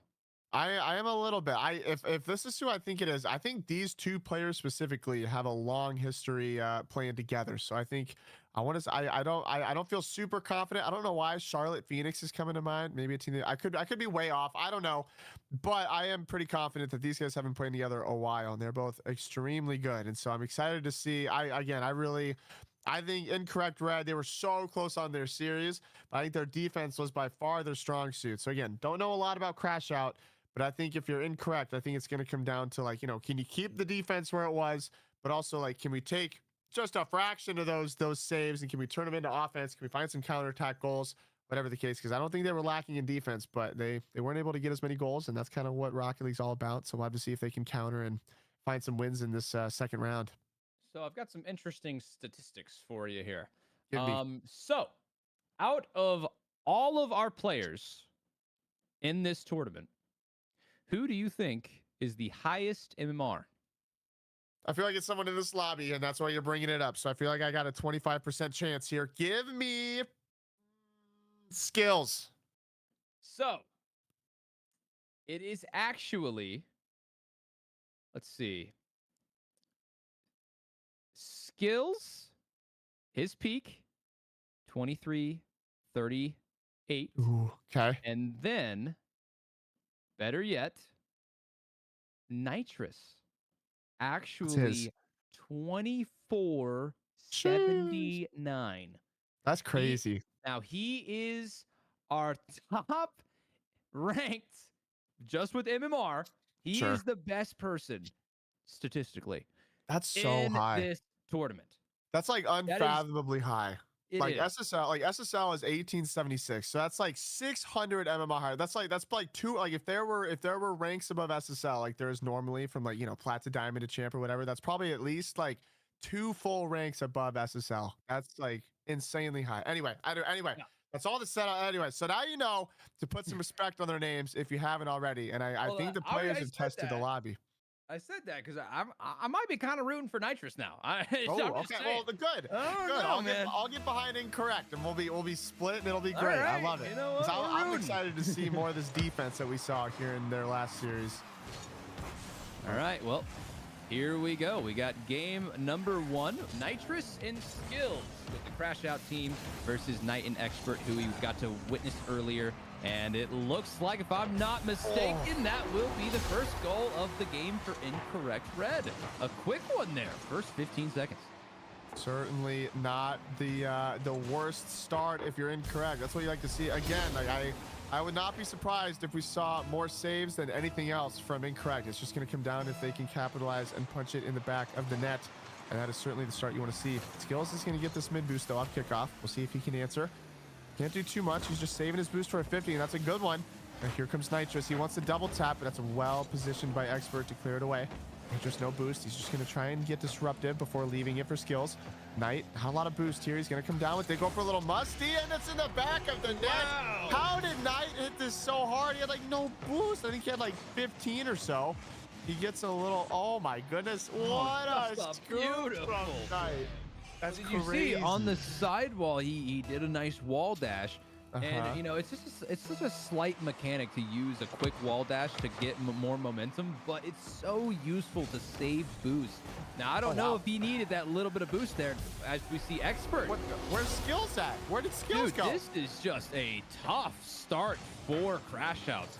Nice passing play, though, and we mentioned earlier that we have not seen a ton of team plays, but, man, it's nice when we see him. And Expert, good finish there off of the pass from Knight. But, yeah, right now, tough position to be in if you are Crash Outs. Only a minute into this game, down by 3, but just like we've seen... Oh, my goodness, make it 4. Okay, just, never mind, down by 4, but just like we've seen in prior games today, comebacks are certainly possible. We've already witnessed a 4-goal comeback today. Who says it can't happen again? Not looking great, but plenty of time. We have 4 minutes left in game number 1. I mean, is there a reason, do you think, that they're struggling so much here in game number 1? Or, man, is Incorrect Red really just popping off? What do you think here? Oh, I think Incorrect was just popping off. I mean, we had like a kickoff goal and like that musty flick. Like, I think there's just a lot of peakage coming out from Incorrect. And that's a good fake. Again, like you said, plenty of time. We're literally a minute in. You need less than a goal per minute to get the tie. You got plenty of time here. No need to panic. Interesting skills. Definitely played in high stakes lobbies before. That's a huge miss, but Knight not able to put it on. Can he put this one on? No, it's wide. Skills. He's gonna have his teammate up here. I guess maybe not. He must have gone all the way back. The Expert punches it back in. Knight just trying to keep control. Not a lot of boost though. Gonna be a little awkward. He'll bang it away. Skills. Catches it on the sidewall. He's got a good amount of boost, but he wants to come down with it. Knight able to 50 it well into the corner, and he's got boost. What's he do now? 3:30 on the clock. Knight just trying to control it out. But Expert not wanting to give them a lot of space. He's got lots of boost to float, but he's not gonna be able to find it. What can Knight do on defense? He's able to find the save. Expert is able to get boost here off the side. What does he do with it? He's got Knight midfield with the pre-jump. There's simply no way. He's up on the backboard. Well positioned by Nitrous. 10, I would have lost my mind if that had gone in. Oh, man, that would have definitely been the highlight of the day. But right now, we still see Nitrous and Skills trying to chip away at that 3-goal lead. Still plenty of time left, but now we are into, you got to get a goal a minute territory. Extremely doable. One quick goal and a kickoff goal, and boom, you're down by 1. So let's see if they can keep the momentum going. Right now, Expert. Ooh, that was a big mistake. Is that going to lead to a goal? what a It shot. will. A double commit there from Incorrect Red gives Skills the open at Expert. He got the 50, and Knight did not expect him to land on that ball. He jumped quick, looking for a clear, and unfortunately, that does lead to a goal. Still, plenty of time left for Nitrous and Skills, but I mean, a 2-goal lead is definitely a comfortable spot if you're Expert and Knight. You just gotta watch out for the momentum shift. Here we go, Nitrous gonna go ahead and try and control it slowly out of the corner. Can't really get it past Knight though. Gonna let Skills take control here. Does avoid the demo, gets a nice read, almost a shot there from Nitrous. Unfortunately, couldn't really get it on target. Expert with a flip reset, gets it over Skills. Man. 50's right into the net. Is that going to be a goal? Yes, Nice. it is. And once again, taking that 3-goal lead. Expert, good flip reset to get it past Skills. And, you know, it's not a bad decision there from Nitrous. It seemed like he was trying to stay on the wall. He didn't want to jump off the wall because the 50 could have gone below him, which would have likely led to a free net. Instead, he stays on the wall and just gets powered. And unfortunately, ball rolls in front of the net, free net for Knight. And now Nitrous really trying, just can't really get a foothold, man. Nitrous and Skills, not a whole lot going on for them right now. See if in the next 2 minutes they can find a way to Get it what a in there. That's save. going to be another good save from Nitrous. And Knight's going to control this one out. Oh, no. Going for the Psycho. Oh, man, you love to see it. No better time to go for a Psycho than when you're 3 goals ahead. But we haven't seen anything too crazy so far. Yeah, you definitely got to be a little bit careful. I think it's easy to get confident, but these players are good. We've seen plenty of bursts of scoring. Knight just throws in a nice bump. You got to wonder if he's a little tilted. I feel like you don't see too much genuine quick chatting for stuff like that. We'll have to Not see. really. Maybe we'll see more of it. Can Expert extend the lead here? He's going to try to control it and play for the boost. He'll grab it. Knight is so out of the play, though. Knight just might have an open look. I don't know if Expert can come back. It looks like he will get. I wonder if Knight just got bumped. He'll clear it out to the side now. Plenty of boost. He wants the pinch. No, he fakes it. It's a good play from Knight. Gets a flick by one, a 50 on another. It's going to center. There's a bump. The follow is there, but it's into the corner. Knight just pops it out to the side. Here comes Expert. It's a double commit, and it's going to be able to be. Oh, Knight just doesn't go. That was a Little bit good of chaos fake right here. there. We got 1 minute left. A big bump. I think if you're Expert Knight, you're sitting quite pretty. You gotta not overextend. Like, you need to not get scored on so much more than you need to score a goal here. You just gotta protect your lead. Skills trying to chip away at it with a low 50 and And he extra finished. Oh my goodness! How are we not punching that in? Oh, man, and that was just so close. And you already know that Nitrous' skills are probably a little bit tilted with how this game has gone so far. And, man, that one does not really help. They had such an open look. The ball teetering in front of the net. And this is going to be a... Whoa, big miss from Knight. And then Nitrous misses the touch. And, wow, this game has gone from bad to worse. Oh, hold on. First kill. Is there a world? Oh, man. Where What are is the even believers? going on here? All right, so what do you need? What do you need right here? You got to get a kickoff goal. Do you go for a Spanish, or do you just, see if it's in your favor here? Nah, I like mixing it up. I think whatever. I think. Well, I guess they're on opposite corners, so you can't really fake it. Looks like it's just a mid kickoff. And I just will get the boost This one worked again. out for him. It feels like this needs to be a goal, though. Off the ceiling is 9. He does find a touch. Expert will clear it away. I think that's going to do it for game 1. Yep. We talked about Expert and Knight having good defense. They found a lot of offense here. 5 goals for Incorrect Red. Again, all of these rounds of Swiss, if I'm not mistaken, are best of 3. So winning that first game is absolutely huge. Is Incorrect Red. They're going to have double match point now as we get ready for game number 2. Pretty good game here for the boys in orange, Tenna. Oh, absolutely. And what's interesting is while Crash Out did struggle a little bit more, I do like that on both sides of the pitch, the score was about even.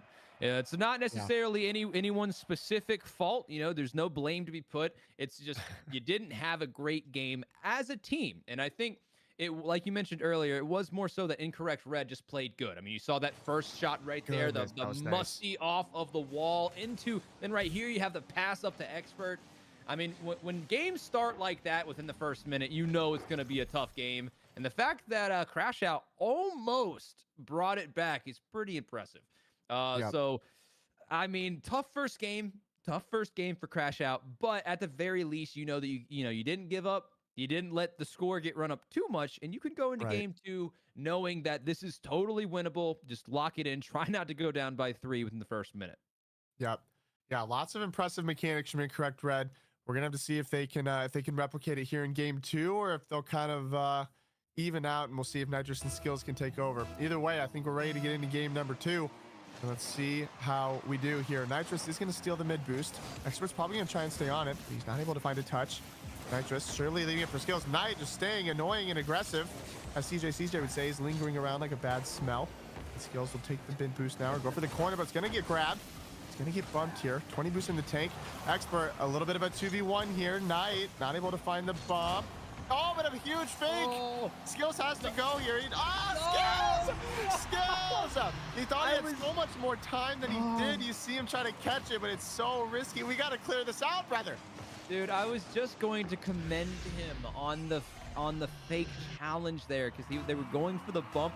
He jumps into the air. He avoids the bump, and then he ended up missing the touch, and then still almost got away with it. Oh, dude, that one was just so unfortunate, and the misfortune seems to continue for Crash Outs because, I mean, it's one thing to get scored on by a good play. It's a whole other ordeal to get scored on from something like that. And right now we've got Expert forcing a good 50, and no, he bumped his teammate. What is happening? Is it still going to be a goal? No! Skills gets the save and looks like they might have an opportunity for a quick shot here. No, Skills tried. I think he might have tried to pass that over to Nitrous, but intercepted by Knight. And look at Knight. He's sitting upfield looking for a demo. Doesn't get the sideball read. This could be open from Skills if he puts it on net, and he does. And finally, Nitrous and Skills. It's the first time they have tied the game after getting scored on. So that's a big one for momentum, especially after that first goal, which was a little bit awkward. Yeah, Knight tries way too hard to get the nice angle. He just needs to get any touch to allow his teammate to get back, but he doesn't get the touch, and it's open for Skills. And now we're all tied up here. Expert trying to get the goal back here. He's got boost here. He's trying to go for a 50. He's got it, but it's wide. Now an instant challenge from Knight. Expert stays on it, but it's saved by Nitrous. Knight and Expert trying to keep pressure alive. Knight's not able to find the pinch, though. Both players will go back, but a good boost steal from Nitrous. No boost right now for Incorrect, and the high flick is lethal. No way we read that. Oh, my goodness. It's so good fly. unfortunate. Nitrous honestly had a really good chance. I don't think he needed to rush that as much as he did. I think the players were low on boost. He almost had an No, they had insane no line. boost. Yeah. He had absolutely no boost there. If he would have taken it a little bit slow, that definitely would have been a goal. But at the very least, you're not losing now. You know, it's tied. You still have plenty of opportunities. That's a good shot there from Skills. But Knight easily controls this one out from the corner. Let's see if, I like the bump right there. But Knight actually gets back to it before they're able to put a shot on net. And I don't know about you, but this game seems a little chaotic so far compared to the other ones we've watched. I mean, you just don't know what's going to happen next. We've seen some very uncharacteristic whiffs from these high-ranked players, and we've seen some great shots already. It's a very polar opposite type of game. And looks like Knight going for like a little psycho read off of the corner. Expert gonna try and slow it down. Now we've got bumps coming out. It's not an open net, but he almost snuck that one past Skills. And Expert gonna pop this one off the ceiling. Nitrous comes out of nowhere. Is it an open net miss from Knight? And man, this game couldn't get more chaotic. Expert gonna try and take it slow. Skills trying to avoid the demo. And somehow he gets the save. Knight gonna steal the corner boost, pops it up. He's pushing this into the midfield, but no one is there. His teammate went back to get the mid boost. Nitrous gonna finally get the clear for Crash Out, and they can reset their offense. Oh man, the past 2 minutes of this game have been absolute chaos. Yeah, this game is definitely delivering on the content here, and we still got 2 minutes left to play. Maybe even a game 3 on the books here if Crash Out can find a goal. Nitrous trying to control it. He's going to cut it back. Expert reads it well. It's a little bit of a double commit, but Skills isn't there to follow, so it's going to be Expert. Kind of a heavy touch. Knight trying to find it. Do we get a backward touch from Skills? We do. That's a great touch from Skills. Now Nitrous gonna need something soon. He's able to find the touch. And Skills and Nitrous still keeping the game tied with a lot of defense here, but we gotta try and get it out. This is so awkward. They're both in the corner near post. A good save, but not a great clear. Knight not able to find the pinch. Tries to pass it mid. It's almost to himself. Skills is able to get back. We're seeing not a lot of boost. Yeah, no one has boost right now. Can he find his teammate middle? Expert can't dive in on this. He's last man. Skills flicks it away. Expert's got boost here. He's probably going to leave this for Knight. Knight's got a full tank. What does he do with it? He pops it up to himself. Early challenge from Skills. Well read into the corner. Knight steals the corner on his way out. Does he cut the snow? He leaves it for Expert. Expert's got it by 1. Knight's going to go for this off the back where there's no way he has it. And just like that, it's a 1v2 on the other way. Knight just wants the bump. Expert wants the save, and he's got it. Skills will get the mid. This is huge here. 40 seconds to play. Both teams looking solid. All we need is 1 goal. Less than a minute in. It feels like the team that scores next might win this game. A blunder. They double committed. And see, now they are in a tough spot with that big mistake. They hit each other. They got a little too aggressive. Nitrous, here we go. Can he get it past Knight? Knight with the pre-jump. Really good touch from him off of the backboard, but they are still in trouble. Skills has full boost. Going to try and pinch this one into the corner, and does. Nitrous goes up. What's he going to try and do? Puts the ball back into the midfield. It's on net, and they get it! How does this find the back of the net? I am so surprised that no one expected that touch from Nitrous. Yeah, that was a very interesting shot there, but my God, I'm so surprised that neither Knight or Expert expected him to hit that into the midfield. I'm assuming both of them thought he was going to play it to the corner, but no. And they are able to capitalize off of that. Now Nitrous going to pop this one high. The shot's on target, but should be an easy save for Knight. But wait, he has no boost in net, and a miss! Oh my goodness. Not that they needed to hit that because they're trying to just get the ball down, but still. Right. What a chaotic game, and we are going to game number 3. I'm really excited to see that last goal because that felt so scuffed. I really didn't think they were going to go for the shot. I thought he was going to rotate back. I don't remember exactly who scored it. It was probably Skills. He had both of the goals. I wonder if that's part of why no one really put a hand up for incorrect, is because they thought for sure he was going to rotate back. We'll have to take a look at the replay, but still a huge win for Crash Out. Again, no one's going to be eliminated after the rounds today, but still, if you lose this round, you're going to be 0-2 in the Swiss, which means you have to win your next 3 straight series to get the win. I want to see this here. Want to be in that spot. Pass. Oh, it was. Like, well, I don't know. That was so he got a piece of that. He got a piece of that, and then oh man, this play was just so tough because you got to hit that out. Yeah, you got to hit it. You got to just pounce on it. You know, you got to just pop it up high. But yeah, again, it looked like Knight did. It was almost a pinch. I don't know how they got that much power, but I mean, it works out. I mean, that game was electric. I don't know if I liked that type of game more than one that is just pure skill and no mistakes at all. But I'll tell you what, I was on my toes. I was on the edge of my seat the entire game, and I'm okay with that. Give us one more. Going to game 3. Oh yeah, hard to ask for a better way to kick off round 2. I think the players are ready. I think we're ready too. I hope you are as well. Let's get into it, baby. Game 3. Who wants it more? One of these teams going to be 1-1 going into tomorrow. Who doesn't want it more? That's the question, because who's going to make more mistakes? Well, it's a good early touch. Nitrous there to save it, though. He's got plenty of boost, but he gets demoed for his efforts. Skills super far on the other field. Expert will bang it on the backboard. No one's really there. Everybody's going for it. Oh, somehow. Nitrous and Skills keep it out of the net. What can Nitrous do? 40 boost. A big dive from Knight. Oh, my goodness. Knight and Expert not being afraid to get aggressive here. 30 seconds in. Expert coming in on it. Yeah, they're really sending the farm here. Let me see. Skills decides not to go. He pre-jump. What a save from Skills. Decides to wait and then pre-jump, and it pays dividends. Expert going for a challenge in the midfield. Skills decides not to go. This is going to leave him in a one-on-one.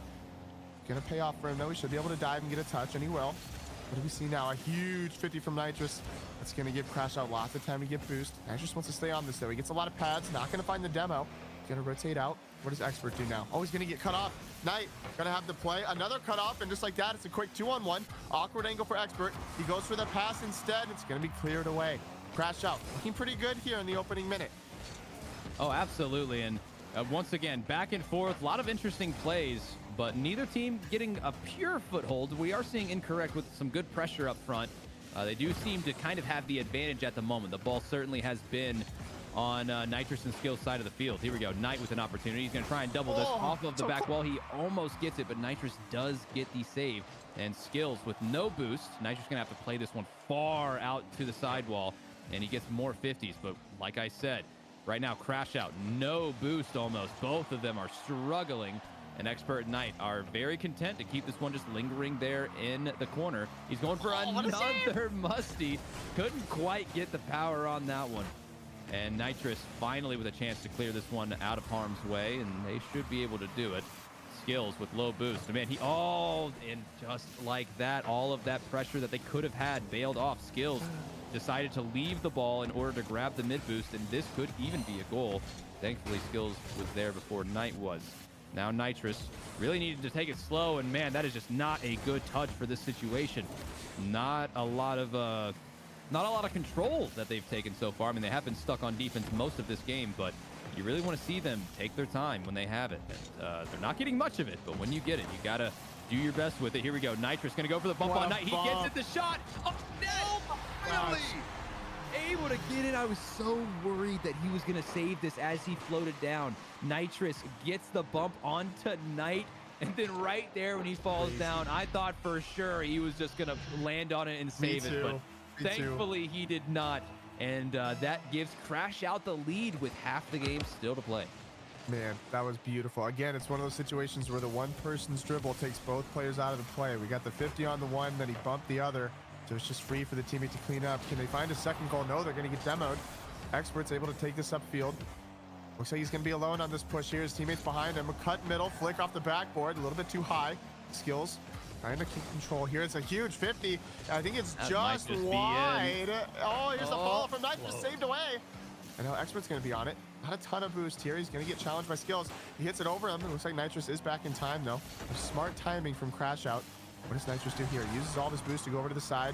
He does not get that mid boost. Knight and Expert might be able to make something happen here. Knight makes a touch, looks for a bump, doesn't great find save. it. A huge save coming up, but still a lot of pressure from Incorrect. Skills. Oh, he missed the touch! Big whip. They didn't see it coming. Big Ah, whip. What are we doing? Oh my goodness, the misses are infectious. Skills not able to find it. Nitrous tries to scramble back and just tried to, I guess he didn't miss, he just decided to come down and then go. But Knight was ready to It pounce. seemed. 95 seconds and we are tied. What do we see on the kickoff here? Is it a normal? I think they're on the opposite end, so it'll be a normal kickoff. Oh, that's a really good one from going for the Nitrous, boost. though. He's got it. He's got control here as well. Picking it up, gonna go for a reset. Knight reads it well, but he's out of boost. Goes for the mid boost, he doesn't get it. This could be a chance for Crash Out to get pressure, but Expert's there to clear it into the corner. Skills, leaves it for Nitrous. Both players have a full tank. Nitrous trying to control it out. He's got Skills across. Does he go for a pass? He does. Does he find the bump? No!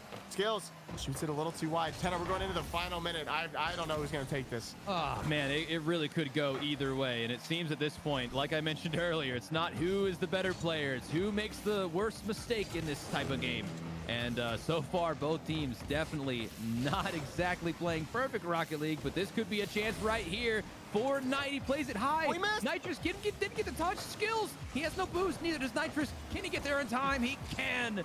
But wait, Expert still has 65 in the tank. He plays this one high again. He's trying to make them waste boost, and he's very successful. Skills has absolutely nothing. Nitrous has 12. And looks like Knight's going to be able to control this into the sidewall. He goes up, gets the flip reset, gets it almost past one, but it does collide with Nitrous. Nitrous sniping out a demo as Skills dribbles it downfield. Can he get it there? Not quite enough boost. This is a dangerous 50. This might be it. Skills is super low. This could be really, really good for Incorrect Red. Final 15 seconds. This might be the last push of the game. Can they get it? Knight against Nitrous. Ball floating in the air. Knight goes up, gets it by both of them. Nitrous has no boost. That's the game. Well, hold on. There's 2 seconds left, but that is a great shot. What a beat there by Knight, and that's just a disastrous double commit by Nitrous and Skills. Totally unnecessary, but they both were very, very low boost. So the panic, of course, is setting in. Do we see an insane 2-second goal? No way. Oh, it's going to be close. Expert does kill it, though, and that will be the series. Incorrect Red takes it. What a heartbreaking way to lose that. I definitely want to watch that replay again. I think it was Nitrous. I don't know exactly what the comms were like, but I think Nitrous got a little too antsy. I don't think he needed to challenge as quickly as he did. Obviously, we'll take a look in the replay. Here are the stats, though, for game 3. I mean, Knight getting the MVP for the winning team, but not even with the most points. Nitrous, I mean, you see there's not really anything too spectacular on the stats except for the shot differential. Incorrect, 9 shots on Crash Outs 2. I mean, it was just all incorrect on the stats, but it felt like a close game. I mean, it was a 1-goal game. It literally came down to a double commit at the end that led to the final goal. So I don't know if there was really too many insane differentials or anything like that. I really want to see that replay because I want to see that that like overextension from Nitrous. I don't know. Maybe I'm understanding it wrong. We'll have to take a look because we had the early lead from Incorrect, right? Oh, this is game 1. Number 1, yeah. The awesome must-see off of the sidewall, followed by the really good midfield pass into the redirect, and that, of course, ended up almost come back there from Crash Out in game number 1, but of course just not gonna be good enough to take it. And we got game 2. Here we go. Skills, big whiff, followed by a massive Skills. Hit it out. Knight. Yeah, it's just a tough one, man. Tough one. And then there we go. Nitrous. What a good touchdown, and a little bit lucky on that 50 to get the goal, but still really nice. And you gotta love that that touch there from Nitrous. Pop up high off the backboard into the bump, leaves it for his teammate, and I believe this is the goal that equalized it. Yep, that's the goal that equalized it, and then the double commit. So you know what? Honestly, a lot of mistakes by Crash Out there. Yeah. I mean, if you look at the replays, and a lot of the goals that were scored were ones that were totally avoidable. I mean, these are two very, very good players. Just didn't quite get the chemistry right today so far. And that does unfortunately put them down to the 0-2 bracket. They're going to have to win every single series thus far if they want to make it to day 3. Yeah, that's going to be such a tough place to be. I mean, it's again, it's similar to the RLCS format. They're 0-2 now. They had 2 chances to get a win, so they're not eliminated yet, but their backs are against the wall. They're 0-2. Once you get that 3rd loss, doesn't matter how many wins you have, you're out. So they got to win the next 3 in a row. Otherwise, it's going to be GG's. And so I know we got obviously plenty more rounds, and Mhm. so we still have a lot of other teams that are going to play. Those guys are done for the day. We got a 1-1 team and an 0-2 team, so they'll both play tomorrow. They're done for the day. But yeah, I think we still got 3 more matches left for today on this stream. Absolutely. And it does seem like we have our game number, or our second series of round number 2. It looks like we're going to have Talki and Gat. That will never What- not make me laugh. What are your predictions for such an interesting game? Interesting series. Let me pull out, because I mean we saw who's on Talki. We had the privilege of watching them play. Let's see who we have on Yat. We got Vexy and Tide. I'm a little familiar with Vexy. I know he's a I think gamer. I've I'm sure heard Tide is as well. Well, so let's But- see here. So Vexy, let's see. All right, so Vexy's peak MMR all time 2250, and then we have Tide at 2186. Okay. So both very high skilled players. I mean, pretty much if you've ever played at above a 2000 MMR, you're probably playing against pros pretty often. So just Yeah. assume if you see someone who's 2000 plus MMR, they're probably good enough to at least compete against pros in Yeah. ranked. All right. So that was Gats team MMR ranking. And then let's see, Talki, let's just double check on them. Talki, we've got, let's see. So of course we got Talk and Tricky. Talk's all-time peak MMR is 2460. So he's in the top 5 out of all these guys. Wow. And then Okay. yeah, and then Tricky, his all-time peak is 2360. So definitely an MMR advantage for Talki. We did see them earlier. They did do pretty well, just couldn't quite close out that series, which is why they are currently in the 0-1 bracket, I believe. Correct me if I'm wrong there. Let me just double check my sources. And then we got Talki and Gat. So, like I said, MMR advantage to Talki. We did see them earlier. They played great. Mm-hmm. I have not seen Gat play. I love their name though. So You do say it with a lot of gusto. I might be rooting for Gat a little bit. I don't know. Maybe a little underdog win. I mean, Tricky and Talk Sure. are definitely the favorites for this one, but I like the sprunk in the team name. I'm gonna see how Gat plays, and we're gonna go from there, I guess. So I'm excited. This should be a good one. Yeah, I pulled up the bracket, and obviously we watched Talkie in the last series. We watched them. They beat who did they beat again? They beat CPBB.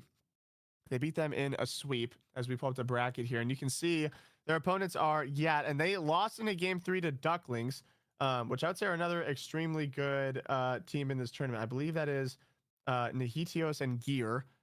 Very I mean, all of these gamers are very good gamers. So saying that these guys are very good gamers might not mean much. But yeah, a lot of good teams. So it seems like they barely lost in that third game. So I'm sure both these teams definitely want to look, because again, we are, in case it's not clear, we're now on the upper side of the bracket. So you can see Talking Yat at the top. And so so this is a little different than the last one. So the winners or the winner of this series are going to go 2-0 to tomorrow. And I believe we'll actually have an interview for the team that wins this series, which will be kind of fun. But then the loser, they'll go into that middle spot in yellow there, where they'll be 1-1. So the cool thing about Swiss is that you always play a team with the same record as you. So that's kind of why it's formatted the way it is.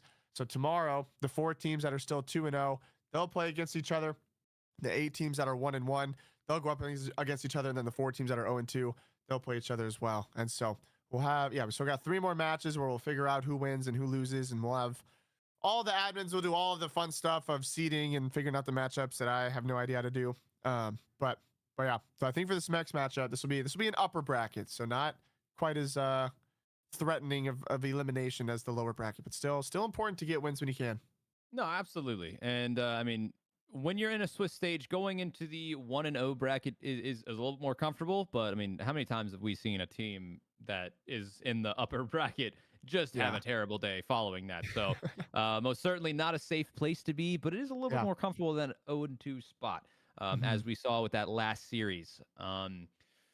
With Crash Out going to the 0-2 spot, putting them in contention of elimination. So looks like we are about to be getting into this one. Of course, why don't we ask you guys? So, viewers, chat, what do you guys think here? We've got Gat versus Talki. Talki being the slight favorites, but I'm seeing some of you guys say that Gat actually played pretty good on the mainstream. They had some clutch plays, and so it was a very close series. And yeah, curious to see what you guys think. But like I mentioned, I'm kind of rooting for Gat a little bit. I haven't really seen them play, but I got a feeling they're gonna play with some sprunk if their team name is any indicator of that. So this should be a good one. Yeah, give me Talkie then. I like splitting. I like being split. I feel like it makes it more intense. And I mean, also, I mean, not even just for the division, but we also saw so much offense from Talkie in that series that they played against. We saw so much, mechanical prowess from Tricky, especially setting up Talk a lot with his, resets and 50s and stuff like that. And so I'm really curious to see if we see more of that, or if we see, I don't know why you would change it up if you're Talkie. I would assume you'd kind of at least start going in with the same game plan, kind of let Tricky do his thing and let Talk maybe kind of be the janitor to clean up some of the plays. But we'll have to see. I think the players are in. I think the lobby has been tested. I think all that's left to do now is just watch the series unfold. It's, again, best of 3 to this first game. Extremely important. I'd be curious what the stats are of, like, how many teams have won the series if they win the first game. Because it's hard to... I feel like it's hard to come back if you drop that first game. I'd love to see who takes it here. Tricky is going to start off. We get 50 by Vexy. Talk trying to control it into the corner. Vexy not able to make contact. Talk burned through a lot of boost, but he still has possession. He's just playing for a 50, and he'll find one. Tricky will come in to clean it up off the corner. It's going to be to nobody, so not really threatening. Tide trying to clean it up. He's using a lot of boost right now. Here comes Talk with a 50. It's going to be over to the side to Tricky. Tricky, plenty of boost. He's going to leave it for Talk. Talk, shot can be a little high. Vexy will clear it away, and it's right to Tide. That's a great clear. Now Tide's going to have a one-on-one, but it's awkward for him. He's going to have to come down. 50'd by Tricky. Not a lot of boost for Tricky. He's going to try and control it. He's going to get challenged by Vexy. And again, just not a lot of boost. Tide's going to quit. That's a huge dunk from Tricky. It's going to be just wide. He does steal the corner. It's a good boost grab here. Vexy not on a lot of boost. Not really too much that's coming out here this first minute. A classic situation of just feeling your opponents out. You don't want to show your hand too soon, so to speak. And the best way to do that is just clear the ball a few times. See how they respond. Are they going to clear it right back as we just saw, or are they going to take control of it? So right now, that's exactly what we're seeing. Just a little bit of back and forth. You don't want to make any major mistakes in the beginning stages of this game. That's a big bump and a beautiful play to take the lead. And that's exactly what we were just talking about. I mean, wow, look at Talk just snipe him out of the air. Absolutely. That is a great play. Man, yeah, it's always so hard. Like, it's so easy to look in hindsight, but it's like in the moment, like if the ball's in front of your net, you have to be so careful with when you decide to control it, because we like it's good to control it. You don't want to just give possession away, but when it's right in front of your net, like if you control it, even literally as we just saw, like someone dives in, he doesn't get a touch on the ball, but he bumps you out of the play. Your teammate doesn't have enough time to get back, and it just results in a goal. We're going to have to see if they adapt to that at all. Tricky, not a lot of boost. That's a huge shot from Talk. Open net. I don't think Tide saw it coming. Talkie's going to double their lead. Yeah, I think this was just, I think it was Vexy. No, Tide. Yeah, Tide pushed up a little too much, and he just wasn't expecting it. And, I mean, dude, this is a tough start to game one, for sure. Just because when you're in these scenarios and, 2 minutes into the game, it's one thing to get scored on from a really nice shot, very mechanical, or just a good team play. It's a whole other ordeal to get scored on because you are just not in the right position on field. That was a good save, though. That might be the momentum swing that they needed. He does have possession. He's got the boost. Couldn't get the flip reset in time, but Tide is able to keep this one on their side of the field. He's going to play this one into the corner. Vexy with full boost. Going to try and get it past Tricky. Can he do it? No. Good free jump, but right there is Tide for this cleanup shot. Now, it's kind of an open net. Talk has no boost. So we can follow this up. Neither of them have boost, but what a zero boost save from Tide. He had nothing. He had a free jump that as well. Now, Vexy can't really get behind it enough for the flip reset. Tide's going to backflip so he can keep control. Might look like he did that on accident, but he actually did that on purpose so he could... he knew that the ball was going faster than he could have gotten to it, so he would have whiffed it completely. So that's a very smart play by him. And now Vexy trying to control this. Man, they are stuck in pressure. Talk with a good read. Almost able to get around him. And then you see Vexy with the fake. Wow, a lot of smart plays. A little different than that last series we had. We've seen some pretty good control out of both of these teams so far. This is good. Yeah, there's a lot of good flashes of brilliance here from... I already forgot their team name. What's their team name? Gat. I'm Oh, a silly come goose. on. Oh my goodness. I know. I'm sorry. I'm sorry. And in the moment that I forgot, I looked over. We already see a third goal coming out from Talki. What happened here? I think Ty just wasn't able to land on the backboard like he wanted. Yeah, well, I That's think just either tough. way, whether he could land on the backboard or not, just, I mean, no boost. It's not a lot. It's not very easy there. I mean, he probably only had about 20 or 30 to get up to it. So far, it's a really good game from Talk and Tricky, playing very well, and just not a lot of opportunities for Tide and Vexy at the moment. They're trying their best, but I'll tell you what, definitely getting outplayed at the midfield, and you can see this right now. Tricky gonna be able to try and dribble it over Vexy successfully, and Talk right there for the rebound. And I mean, right now they're feeling comfortable. Up by 3 with a minute left. You don't really have to do too much here. You don't have to take very many risks. You just have to play safe and maintain this lead. Oh my, what a fake from Tricky. One to beat in the net. A beautiful flick. It's up high. Can't get there in time. I thought maybe that Talk would try and jump up there for the shot. But like I said, better to play safe in these scenarios. Yeah, again, you got a minute left. Like, you're up 3. Like, it's more important to not give up a goal than it is to try and score goal number 4. Risky back pass from Tide is going to be cleared out by Vexy. Yeah, if you're you gotta find a goal here if you want any chance of coming back. Tide kind of bangs it away, but again, it's just not much that's coming from that other than Tricky clearing it to the corner. Vexy will try to center it, but Tide's not there. This is just too easy right now for Talki to keep it out. Not really a whole lot of threatening pushes on offense, just a lot of boomer ball. Kind of feels like they're just banging it away, kind of hoping for Talki to make a mistake. But Tricky's going to win to this. He does get bumped. 30 seconds left. That's a good touch from Tide. But again, you got no time left. I think you got to try and risk it all here. You got to throw the kitchen sink. Going for a backboard pass pinch. You got to dive. That's what you got to do if you're Tide. But it's a good save. That's going to be goal number 4, and that's going to be game 1 for Talki. Yeah, you can't really blame them for that one. You got to play aggressive. I mean, at that point, there's 20 seconds left. You're down by 3. If you don't play aggressive and just throw yourself into one, you're giving them the win. So, I mean, at this point, you know, maybe try and get a goal, maybe on the kickoff, just for momentum's sake. Maybe just give you something nice to go into game 2, feeling good about. But let's see if Vexy can do just that. The answer is no. Going to be saved by Tricky, and definitely a tough game 1 for Tide and Vexy.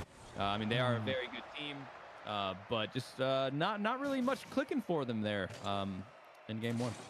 Yeah, that's a tough score line. Like, it's obviously hard to take the L. It's hard to give up 4 goals and score 0. Like, that's a scary place to be when you got to make fixes on defense and offense, because you're seeing 5 shots from and you're seeing 10 from Talki. So they're doubling the shot output. And I mean, they have pretty much the same amount of saves. And so really, if you're I feel like you got to kind of go back to the drawing board if you're and say, whatever we're doing is not working. So you're going to have to find some kind of answer. Otherwise, pretty standard game across the board. Not really any insane point differentials, things like that. I think Tricky and Talk played very well together. Tricky does get the MVP with 3 goals, but 2 assists. I think this was just a pretty clean cut game from Talki.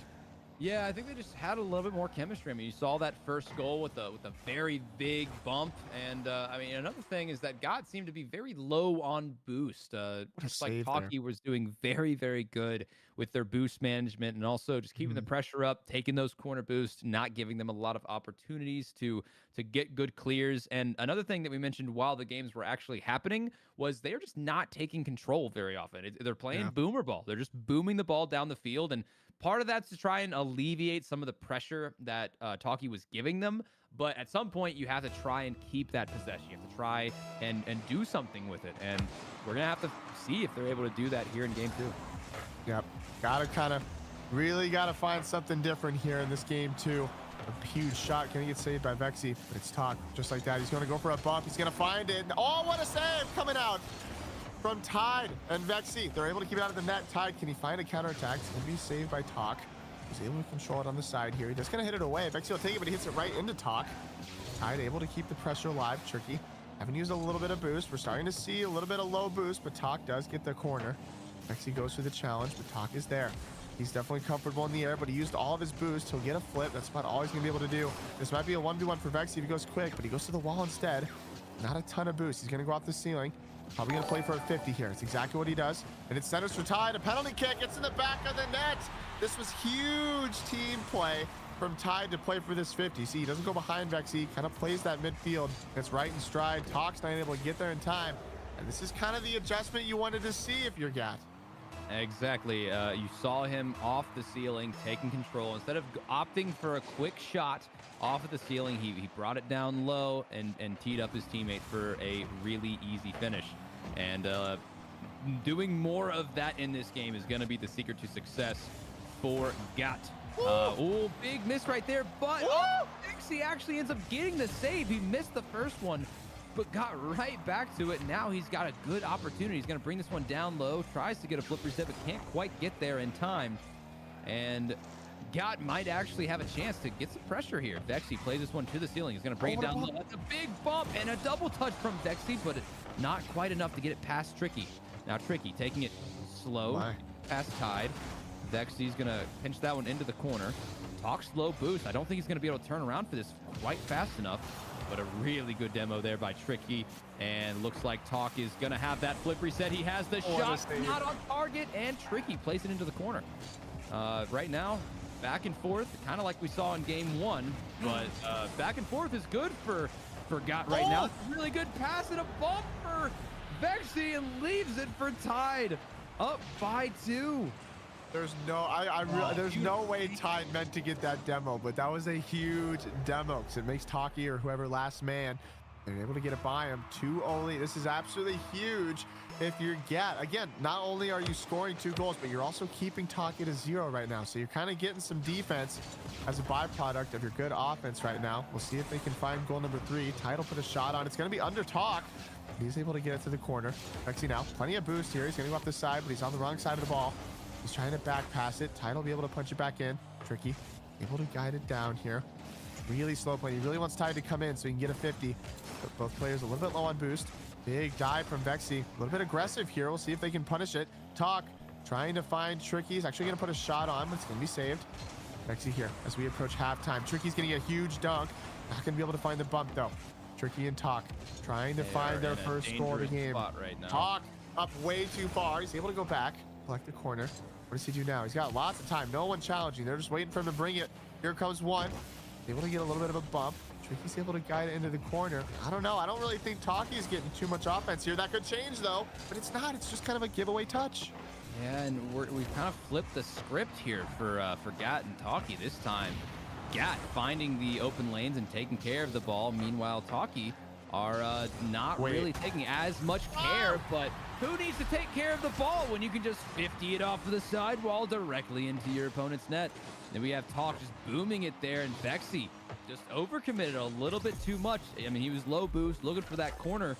But, definitely a big mistake there from him, and now this 2-goal lead chipped down to 1 as we go underneath 2 minutes. Tricky played it over to Talk. Talk off the ceiling. This could be good. Flip reset. Shot.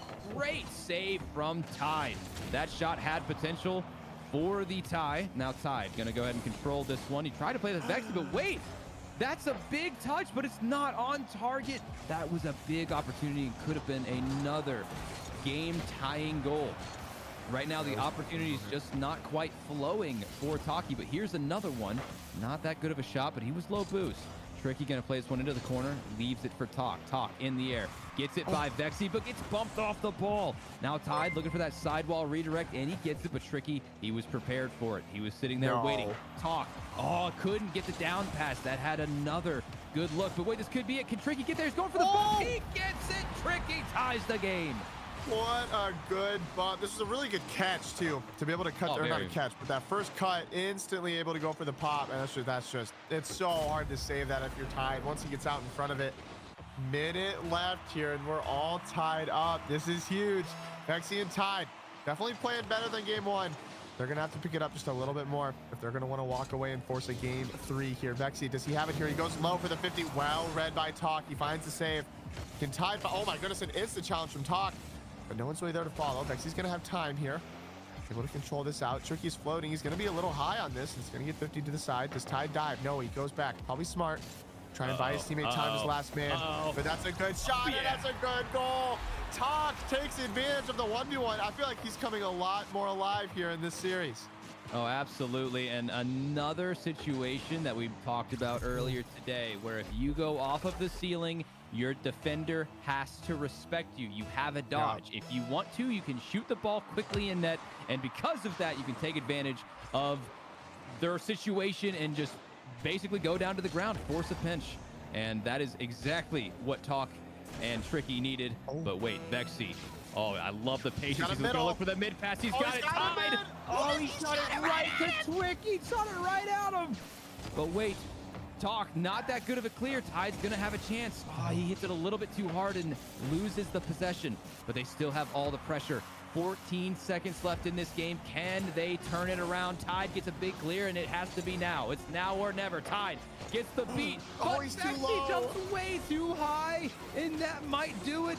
Wait. 1 second, and that is it. Oh, man, a missed opportunity, but a great game there from Talki, and they will take the series. Man, that was such a good chance there at the end to punch that in the back of the net. Just a little too antsy there on that backboard read. We're just a little too low, and that was a huge game. 14 shots from Talki, doubling the shots from Gat. I mean, it was a close game. So, I mean, Gat, when they found the shots, they were punching in the goals. Talki was just aggressive that entire game, man. Especially Talk. I feel like, you know, we watched round one. I feel like we saw Tricky put in a lot of work in setting up Talk for some cleanup goals with his resets and stuff. And I feel like Talk was kind of the star of that game, and rightfully so. He's got the MVP. He's got 745 score. Barely beating out Tide on the other side. But yeah, I feel like, yeah, we're just seeing an offensive masterclass, I think, from Talki these last couple series. Yeah, absolutely. And one of the things I wanted to mention is it was a pretty even game. You know, surprisingly enough, Got had more overall points than Talki in general. And on top of that, they consumed more boost. So they used more boost. They had more points in general. But the one area they failed was ball possession. And just like with any other major sport, the secret to winning every game is possession, right? You can't lose a game.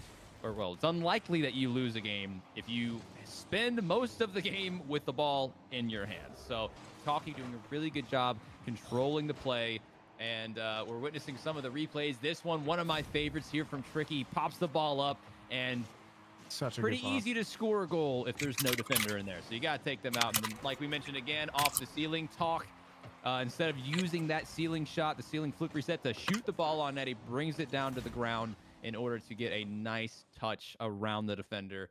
And just Yo, all right. Oh, hello. Yes, sir. what's up? How we doing, Talk? Doing good. Nice little, Very little big. sweep. Oh, yeah. Mhm. Absolutely, man. So how'd you feel going into that one? I mean, we saw your first series of the day. You played fantastic. What was it like going from that first series to this second one? Did you have any type of game plan at all, or were you just trying to go out there and do your thing? I mean, me and Tricky played like some twos ranked and stuff. Just got in free play. It did take a little longer than we expected, but it was fine.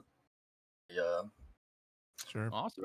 we were a little When you iced, got, but came yeah. back What, up and we felt do you confident. guys Did 'em. do you guys have a kind of like game plan? Like, I feel like we got to watch your first series as well up against I think it was CPBB. Am I correct in that? Or Yeah. yeah. Do you guys have? I feel like we saw a lot more kind of mechanical plays from Tricky in that first series that kind of sets you up for a lot of goals, but it felt like this series was a little different. Do you guys have like any kind of game plan where you rely on someone more for like offense, or do you kind of both just try and do whatever you can wherever you're on the field? Yeah, I'm usually the mech gear one that does everything. No, like hate to Tricky, he's great, but I'm gonna tell him you said that. Ain't nothing wrong with that. he's probably watching. And no, but he wants to be on the offense, and he just kind of sits back, does his thing. He's nasty at his flicks and all that. So, and I kind of Alright. spit the offense. He kind of sits back, waits for me to create it. Well, you know, me and Bassif have talked today, you know, 2v2 is a very interesting game mode, and it just kind of depends on which kind of game plan you want to go for, whether you want to go for a more team-centered one where you're passing into the midfield a lot, you're really looking for where your teammate's at, or you want to go for a more kind of 1v1 focus where you have one guy leading, going for a solo play with a guy behind him. What do you guys think you fall on that, or do you try to go 50-50? I mean, whenever we see the passing plays and the opportunities, we look for them. But usually we just do our solo, and then we try to get through two, and our last man will follow it up. That's fine. Absolutely. I mean, nothing wrong with that. I mean, hey, if it works, it works. Yeah, That's you how guys you are guys on farming screen that. talking about you guys want to see more passing plays. Yeah. Hey, man, yeah. Hey, I we love the love a passing good pass plays. play. We do. Yep. We do like them. They're All fun. right, last question, then we'll let you go here. You're done for the day. You're 2-0. Obviously, you couldn't ask for a better start. Who do you see as your biggest competition in this? Who do you think is the team to beat, in your opinion? I mean, the obvious ones I say are probably the hardest ones: TSM, Snowmen, and Sure. Incorrect's looking good too. So those Mhm. are Of course. those are the three that we have our eye on. But other than that, Sure. we think we can beat everyone else pretty easily. Absolutely. Alright. That's sweet. I Well, like thank the you. confidence there. Yeah, you feeling good going into any of those guys? Got any specific we- thoughts? Yeah, against those Chris Buns guy, we thought we were gonna dominate, but it got a little scary. I won't lie. Yeah. I mean, dude, I'm- some of these teams, that we don't necessarily expect to do great, end up really surprising us. So, I mean, really, any of these teams can pop off and put up a good fight. yeah, I've seen Mhm. some weird upsets. Some people losing games. Yeah. Yeah, Come on, Yeah. man. It's exactly. crazy We when it's witnessed best of them 3. firsthand. Yeah. Yeah. Sweet. All right. Well, we'll let you get back to your night. Appreciate you giving us a little interview. Congratulations on Yeah. going 2-0, and I'm excited to see Thank you and you. Tricky tomorrow. All Absolutely. right. Have a good one, boys. Yeah, See you, peace out, Talk. man. Dude, that was a good series. I mean, I'm pretty sure we don't have too much song for this next one, man. We are not No, we we're are about to not here hop to in. waste your time. I'm pretty sure Never. the players are testing the lobby right now. I think up next, if I'm not mistaken, I believe we have let me find it up Meconium here. and Llama. That's right. Meconium and Llama. Meconium believe. and Llama are our next series. We've already seen Meconium, and quite good, might I add. They went up against, I believe it was TSM, correct? I believe so as well. Yes. I have the bracket right here. And it was a close one. It did go to game 3. So, It was close. I mean, the fact that Meconium even brought it that far, I mean, they're great players, by the way. I'm not trying to downplay them at all, but I mean, if you can take TSM to a game 3, a close game 3, I mean, you can pretty much beat anybody. So it's going to be them against Llama 77. I mentioned them earlier. Love their team logo, and that's going to be a team of Lev and Nightya. Now, I Yep. am curious. I do want to see what their stats are. So if we go Yep. over, Yeah, we still got looks like plenty of they're time. remaking. Players are trying to find the right server and stuff. Because I think we have I want to say Lev is from. I want to say he might be from. I don't know if he is NA or if he's maybe playing on a different server. I'm not sure. Either way, they're figuring out the servers and everything. But yeah, this will be good. I'm glad we're getting to watch some of the teams that we missed last round. Yeah, with Llama we have. Let's see. It's going to be Nightya. His peak is 22-24. And then Lev's 2167. Imagine. 2201. So close. Now, I believe the average MMR for most of these players, like if we took all of them and then just did a classic average, I believe it would be somewhere in the 2200 Yeah, range.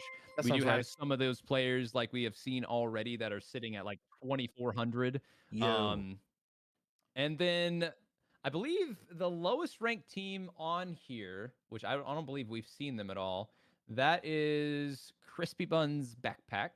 Oh yeah. They were the round 1 that we watched against Talki, right? Okay, yeah, I think so. So that one, those are our lowest ranked players overall. But yeah, I think so. Llama sit nice and comfortable right in about the average ranks or about the average peaks, I guess, of most of our teams here. And we have already seen Beastabonium and or Mechabonium, I should say, and they are quite mechanical and they are quite the beast. So it's gonna be a tough one for Llama if unless they're gonna have to pull some stunts out over here if they want to beat Mechabonium here in round number 2. Yeah, I agree. I think one of my favorite things about watching Mechabonium was just how well they pushed together as a team. Like again, it's not the flashiest, sexiest thing to watch, but again, like TSM, like they did end up beating them, but for most of the series, I feel like they really did a good job of shutting down Wavy, shutting down Creams. We still saw them, shine a little bit, but I feel like for the most part, they did a really good job of like pushing together, sending that first man in a way that depossesses the person with the ball, so second man can come in and clean that up. So I would expect to see more of that here against Llama. Obviously, we didn't get to watch Nightya and Lev in round 1, but we'll have to see how it goes here because they also lost their series. I don't remember. I'm not sure who they played in round 1. It looks like they played. It looks like they lost to Grass Touchers. It would appear, and so both these teams are 0-1. I love their name so much. So yeah, definitely like obviously all of these matches are very high stakes. These players are playing for $10,000, but it's interesting, you know, the 1-0 matches, it's high stakes because you're trying to get that 2-0 so you can go, you know, 3-0 and get that top seed for Sunday's match. And if you're down here in the lower bracket, you're really trying to not back yourself up more against the wall and lose, because then you're 0-2 and you got to win 3 in a row, which is really hard to do in this competitive of a format. And so yeah, both players obviously desperately going to want to win this, especially after losing that loss. I think especially Meconium, because I think they're probably kicking themselves, feeling like they could have won that since it went to a game 3. But we'll have to see.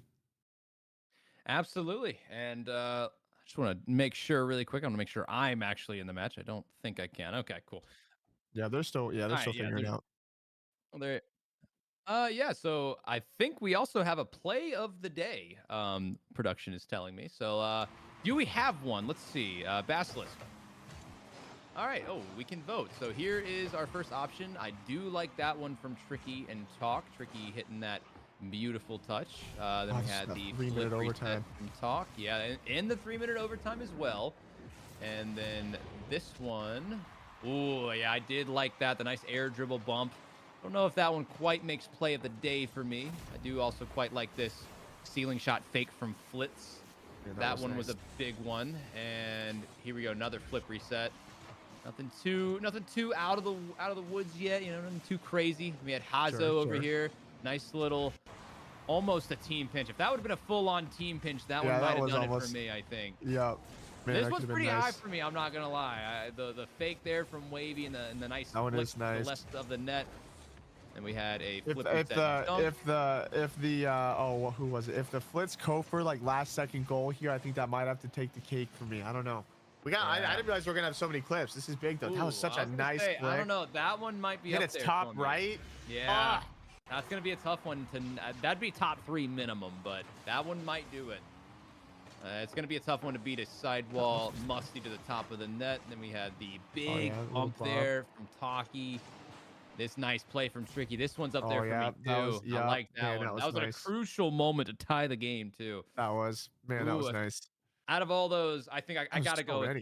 I gotta go with the sidewall musty from me. I mean, that was definitely like the most flashy shot that we have seen so far. There's been some really good, like not necessarily the mechanical plays that we've seen, but a little mix of mechanics and very high IQ that we saw. You know, some of the bumps, the air dribble bumps. But yeah, I would say that musty takes the cake for me.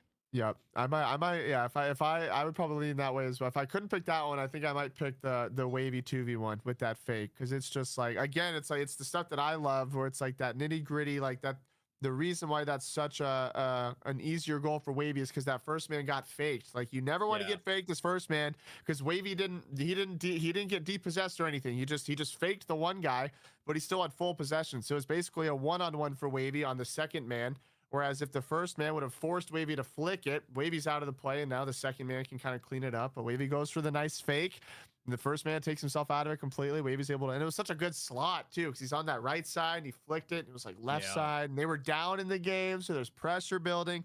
That was that was so nice. That was a good one. That was a very good one. The placement, you know, like when you flick it to the left like that, there's so much room for error. You could totally just flick it onto the post, and then just then you miss your opportunity. A lot of really good shots that we've seen today. I'm not surprised. You know, 2v2 is a clip farm. It really is. I mean, you got way more space than you have in 3v3, and that's part of the reason why we're doing this tournament. I mean, again, big shout out to Don. If you guys want to, you can. He's added in the title of our stream, and he's doing the main stream as well. He is absolutely awesome, and he kind of brought everyone together to put this tournament on. And one of the main reasons why he put this tournament together was because there is kind of a lack of very, very high-ranked, high-level 2v2 tournaments in Rocket League. And that's a very sad fact, because 2v2 is where the action's at. 2v2 is where the clips happen. That's where the mechanics shine. That's where the defense thrives. 2v2 tournaments are where it's at, and that's why we're doing this for you guys today. And I feel like it's what everybody plays. Like I feel like the vast majority of people that play Rocket League right now are twos mains, and so it's no wonder that that these twos tournaments are easy to get behind. But I do think the players have tested the lobby. I think they're all set. And I think we're ready to get. I think we're ready to get into it. Llama 77 versus Meconium. Again, best of 3, same as all the 4. See who can take it out here. Beastabonium trying to get some early pressure, but it's Lev. It's going to take it up high. Goes for a reset. He's probably just going to play control here. Goes for a double tap off the ground. Mech reads it well. Beastabonium decides not to go. He does get the corner boost. That's going to send Lev back a little bit ways. Trying to get a back pass here. Not quite going to fall. What does Lev do here? Trying to back pass and control it. It's so awkward. He actually pops it by one. He's able to recover and get it out. 30 seconds in here. Lev, not a lot of boost. Goes for a musty. It's a good flick. Knight's there, but Beast is able to clear it off the back wall. We'll get it over to Mech. Mech, big slow play. He wants him to dive in. Now, just like that, it's a 1v1. Lev is able to find the save. What does Beastabonium do here? He's got Mech. Mech tries to pass it back, but Lev is there to read it. 1 minute in here. I don't really know that we're seeing anything like you said before. I think these players are just trying to feel each other out. Yeah, and that's what we see out of most of these game ones is, you know, it's kind of rare that we're seeing early goals that aren't kickoff goals because a lot of 2v2 is you just don't want to overcommit. You know, it really sucks to begin a series down by 1, and the way to prevent that is just don't overcommit yet. Now, trust me when I say that these guys will end up overcommitting and end up doing great things. Speaking of great things, we got Beastabonium starting us off right. Good 50 there from Mech, and he's up quick in the air, and look at that angle. I mean, that is just absolutely spectacular placement from Beastabonium to put Meconium on the board first. Man, that was so, like, the angle is just so, oh my goodness. That's just such a nice angle. Might want some more here. He's probably feeling confident. He's going to go for a 50. Oh, honestly, it's probably good that Lev didn't hit that because I think Beastabonium was kind of selling out for the block. Absolutely. He was waiting for that. Mech does keep possession. Beast, he's going to go for it again. Here's a demo from Lev. So this is a 1v2 for Beast. He just needs to make sure not to take himself too far out of it. That's what he does here. Should be able to get back. He'll actually cut this one off, but he's got no boost. Lev is going to leave this one for Knight.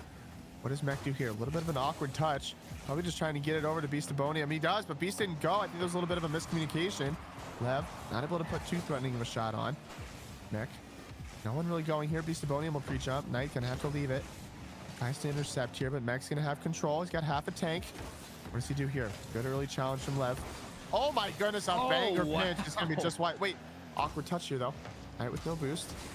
What do we got? Orange has to be careful not to overextend here. It's a good early challenge for Mech, and Knight's last man. Very low boost. Just hit it forward.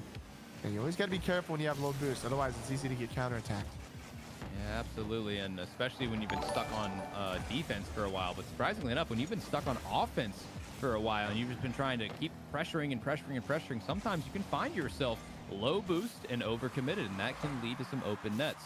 And right now, looks like Llama might be doing just that, but no, they're able to get back. Beastabonium's in the air. He's going to try and play this high. Gets 50 by Lev. And Knight is controlling this into the corner, going up into the air. He doesn't have a ton of boost, but he should be able to get at least a few extra touches. He does. Gets a flip reset. I thought he might try to go for a bump on Mech, but I don't think he could quite get there. A little bit of a mistouch by Lev, but he has time, and he takes it and tries to get a 50. Oh, he actually outplays Beastabonium. Knight is there, and right now, definitely both teams just trying to feel each other out still, just trying to see who's going to make a mistake first and try to just get beats on 50s. Speaking of beats on 50s, it's a really good one for Naya. Can he get it into the midfield? No, he cannot. Not at least without Mech getting there first. That's a very dangerous challenge from Lev, but it seems to pay off. Although now, Mech trying to throw this one over to Beastabonium. He gets the touch into the midfield, almost in the net. I thought Naya had that for sure, but he almost missed. And now Naya with low boost going to be on defense. Oh, this could be a goal. Okay, no, Beastabonium was back in time. And once again, so far, neither team finding too many great opportunities. That's a good one, though. Beastabonium, a little bit awkward. Naya plays it high. Mech with boost will be able to control it out. Yeah, final minute of play. We saw the one flash of brilliance from Beastabonium, but other than that, been pretty gridlocked here in a 1-0 game. Gonna have to be pretty aggressive here. Llama 77 if they're gonna want to find a goal here, but instead it might be Meconium. Here's the pass. Lev able to read it. He's gonna get a 50 here tonight. He's got space here, but a heavy touch is gonna give it away. He does steal the corner. Beastabonium on low. That's a good demo in the backfield. A good double demo. The shot, if you give it a couple business days, it's gonna go in, and it does. Lev, 20 Knights. I thought for sure someone was gonna respawn and get back to this. This felt, I guess, a lot slower than it was. Yeah, Beastabonium took forever to respawn. And we're tied. 29 seconds left. This is kind of a weird game. We had that great goal from Beastabonium. The demos were kind of what gave Llama that goal. And now we got 27 seconds left. What was crazy is that when Lev hit that ball, he completely stopped. And I'm sitting there like, how are you this confident that it's going to go in? But clearly he is smarter than I am, because it did indeed go in. And now we have 13 seconds left in this game. That's a really good shot by Beast, but Knight is there for the save. Lev tries to slow it down, take it a little slower, because he has no boost. And Beastabonium keeping the pressure. Lame. No. Oh, there was no upper lame there. Turn off We the have broadcast. overtime here in game number 1. Looks like advantage is going to be for Llama. He does get a bump, but Beastabonium is there. He's going to play it high into the air. Has 25 boost, but opts to bring it down low. Just, keep possession, try to steal the boost. And a good defensive run for both teams, but right now, Meconium does have more pressure. It's a big demo from Beastabonium. Mech has the flip reset. He can't. Can he get it by Mech? No, he totally missed that. I don't know if he knew that Nightya was missing or not, but the ball still goes in. What happened to the defense there, Bessler? I think Knight panicked and got that doink. Like we'll see it in the replay, I'm sure. But again, I think that was just like a panic touch. I think Lev got the clear into the corner. And again, like if the ball's in your corner, it's not in a bad spot. Like you don't need to get a touch if it's in your corner. But I think it was Knight who kind of panicked, went for a doink, and it was a very, using a big boy word, very lateral doink, which means side to side. And I think that was kind of what happened. I think Knight obviously out of the play because he got the doink, and Lev had just gotten the clear and he didn't have boost. We'll see it in the replay, but I think that, yeah, I'm pretty sure if we don't see that lateral doink, I think we probably would have had some more overtime. But yeah, that was there was also a bump game right there. Yeah, it was. But on that last one, I think there was also a bump. I don't know if we'll be able to see it. Here in just a moment. Looks like we were gonna be seeing that. But yeah, so at the last goal of the game, just a quick little replay here. That's another beautiful shot there. Angle. That was Oh crazy. yeah, that was actually so impressive. There's the bump. So Mech did get the bump on Lev, and Lev That was a would have good got bump. back to that. He had full boost. So Yeah, fair enough. not Fair enough. only was it a little bit too strong of a boink there from Nightya, but Lev Are you could have got referring back to to that. Are you referring to the lateral doink, Tenacity? Is I that what am we're referring to the lateral doink was a little unnecessary. Sure. Probably should have opted for a non-lateral doink. I think that would have been the better option. More of Absolutely. what's the opposite of lateral? I don't know. A more I couldn't forward, think of it either. forward-facing doink. Yeah, forward doink. There it is. It doesn't sound as cool as lateral though, man. It doesn't. I don't sound as smart saying forward doink. Forward. Who cares? Who cares? Get us off the screen. We're getting into game number 2. I need to stop embarrassing myself.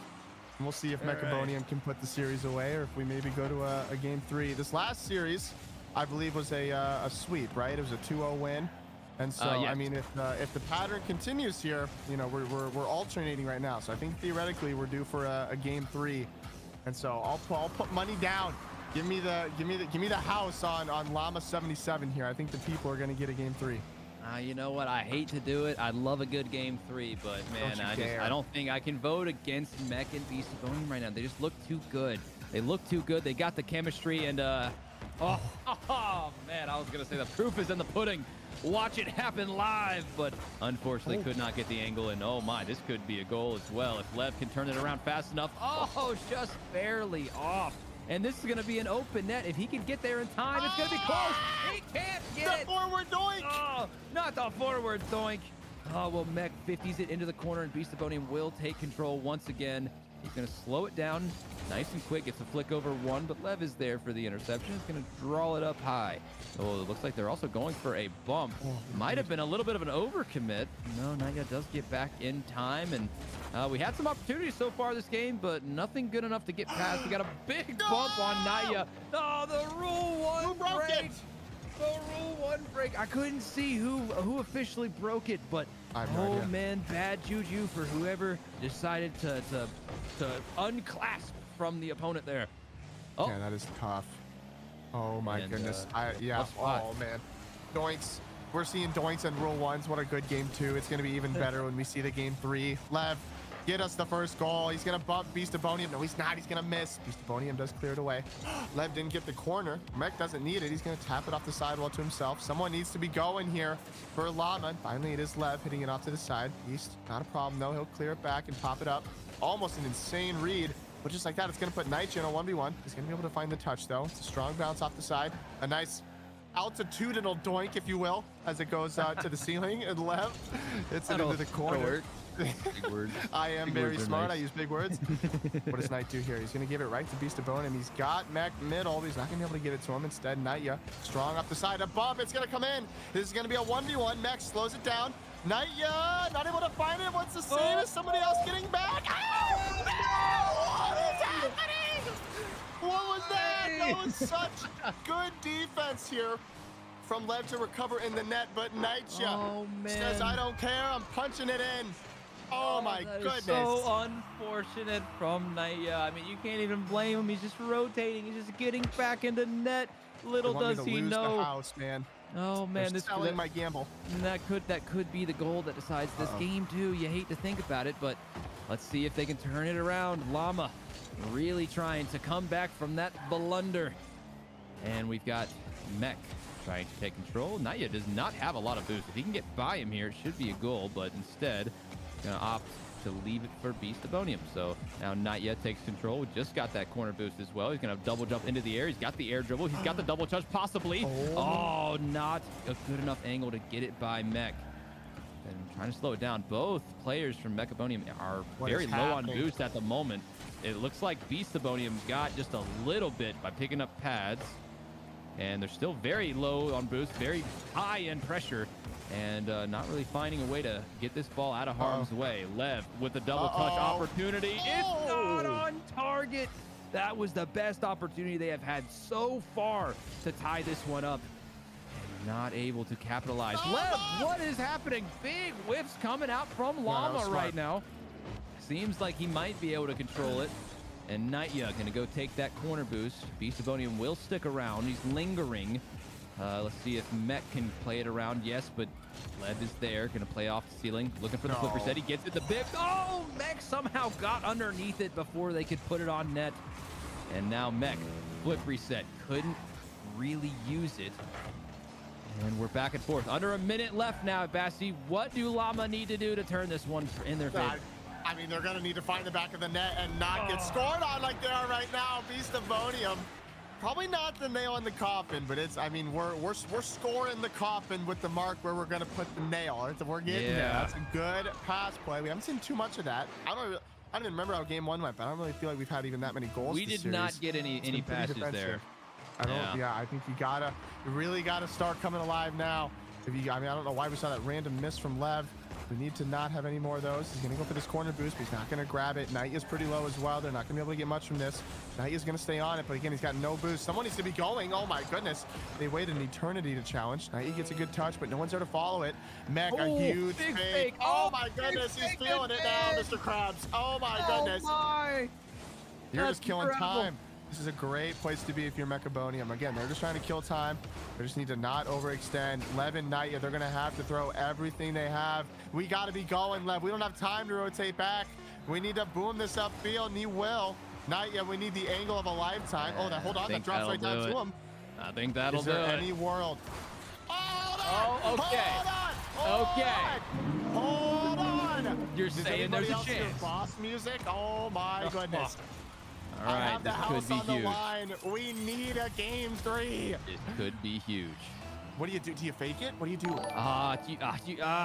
They're probably expecting the fake. I say just try to play it high. How do we do a normal kickoff there? I feel like you at least, like, maybe you don't fake it, but I feel like you have to at least delay it. You know what I mean? Yeah, like, you gotta I think a delay might have been the move. I think you push up to the ball like you're gonna go for a normal kickoff, and then at the last second you slam on your brakes and hope that you send it high. But I mean, hey, it's a single second. I mean, you got 50-50 odds that the ball touches the ground immediately, 50-50 odds that it doesn't.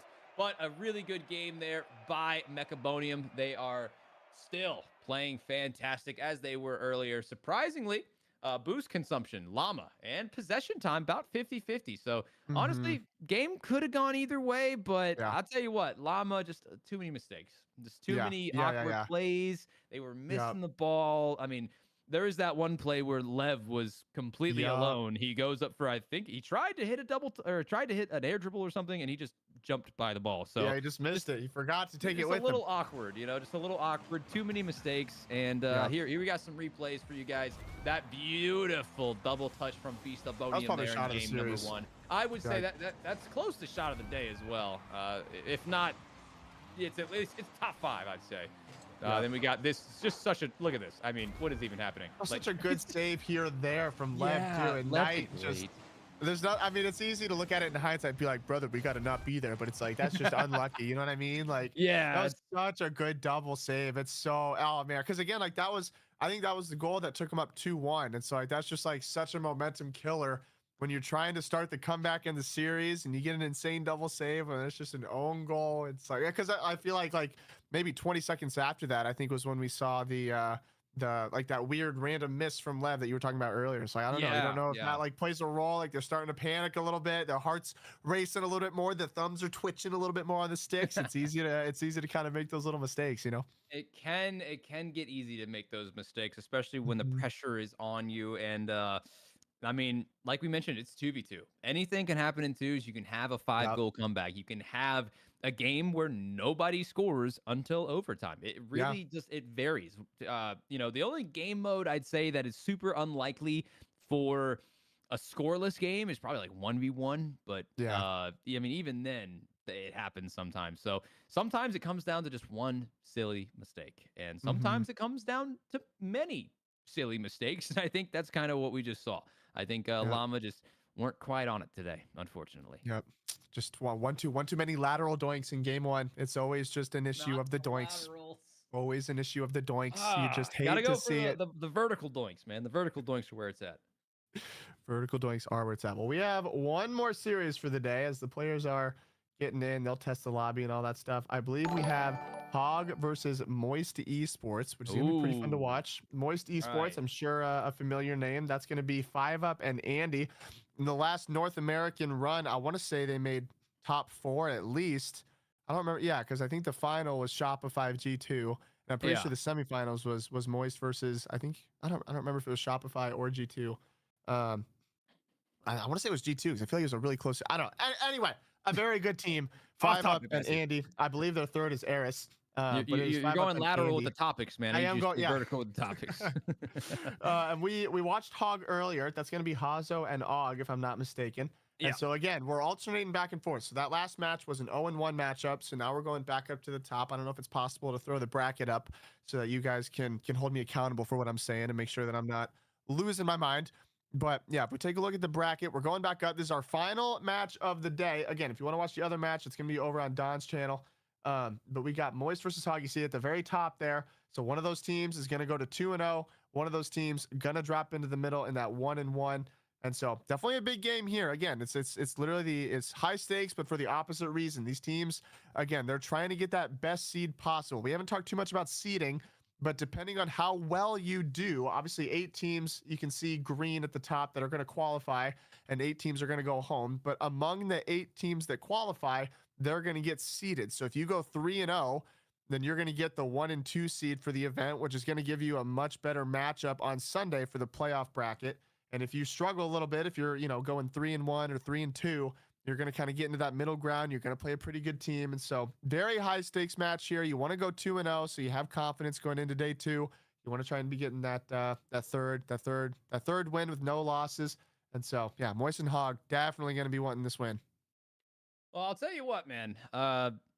Any pro team in this tournament, which there are several, and there are several players that have been pro or are currently pro, and you really don't want to go into this tournament as that type of team and not perform super well, because everybody knows that pro players grind twos. I mean, I don't even think pro players really even touch 3v3 anymore. I think it's just 2s and 1s exclusively. So I feel like if you come into a 2v2 tournament and don't perform that well, it kind of speaks a little bad on the team itself. So you definitely, if you're Moist or TSM, which TSM scraped by. It was close. It was close. I don't know if you remember that one. It was real close to what we thought it was going to be. It went to a game 3. It was a really good series. I don't know. Pretty sure I said it was gonna go to a game 3, but you know, I don't know. I don't Everybody think you can throw me under the except bus with Bachelors you. expect that one to be a pretty cut and dry series. Yeah. You know, he gets the brownie points there for calling Thank it. you. I give him Thank you. that. Thank you. A Thank you. good lateral guess there, I would say. Um, but yeah, now we've got Moist and we have Hog. Yep. Hog. Hazo and Og. Just think of the players. I know it's just it's an interesting word. So we've got Hog, who we did watch earlier, and they did play quite well. So I don't want to say that it's a definite Moist win. I do think that Hog will play good. We did watch them already. We know they can play good. But if you want to go off statistics, it should be a Moist win here. Yep. They beat out Supbro, which was Shocks and Heps. And so definitely a good win. I'll be honest, I don't remember too much of that series. It was a sweep. I don't remember. I don't remember too much. They played how good. It went. I remember that they played real good, and it wasn't that close. I mean, I think one of the games were super close, but I mean, going into this one, I think it's pretty much just going to come down to who comes out swinging. You know, because both of these guys. I mean, I'm going Moist. I mean, give me Hog. All right, we're keeping it interesting. I'll take it. That's fine, as long as you let me go first in these guesses. That way, I can pick the winners. Yeah. Okay. How'd the last one go? Did you get it right? I don't remember. Oh, come on. What kind of question is that? Of course I got it right. Who did I don't remember. Shoot. I wish I should have been more intentional, like keep track of the guesses and notes, how we're doing. Take notes. But no, so I mean, I think that Hog have a chance to win this, but they got to come out swinging. And when I say come out swinging, I mean come out swinging.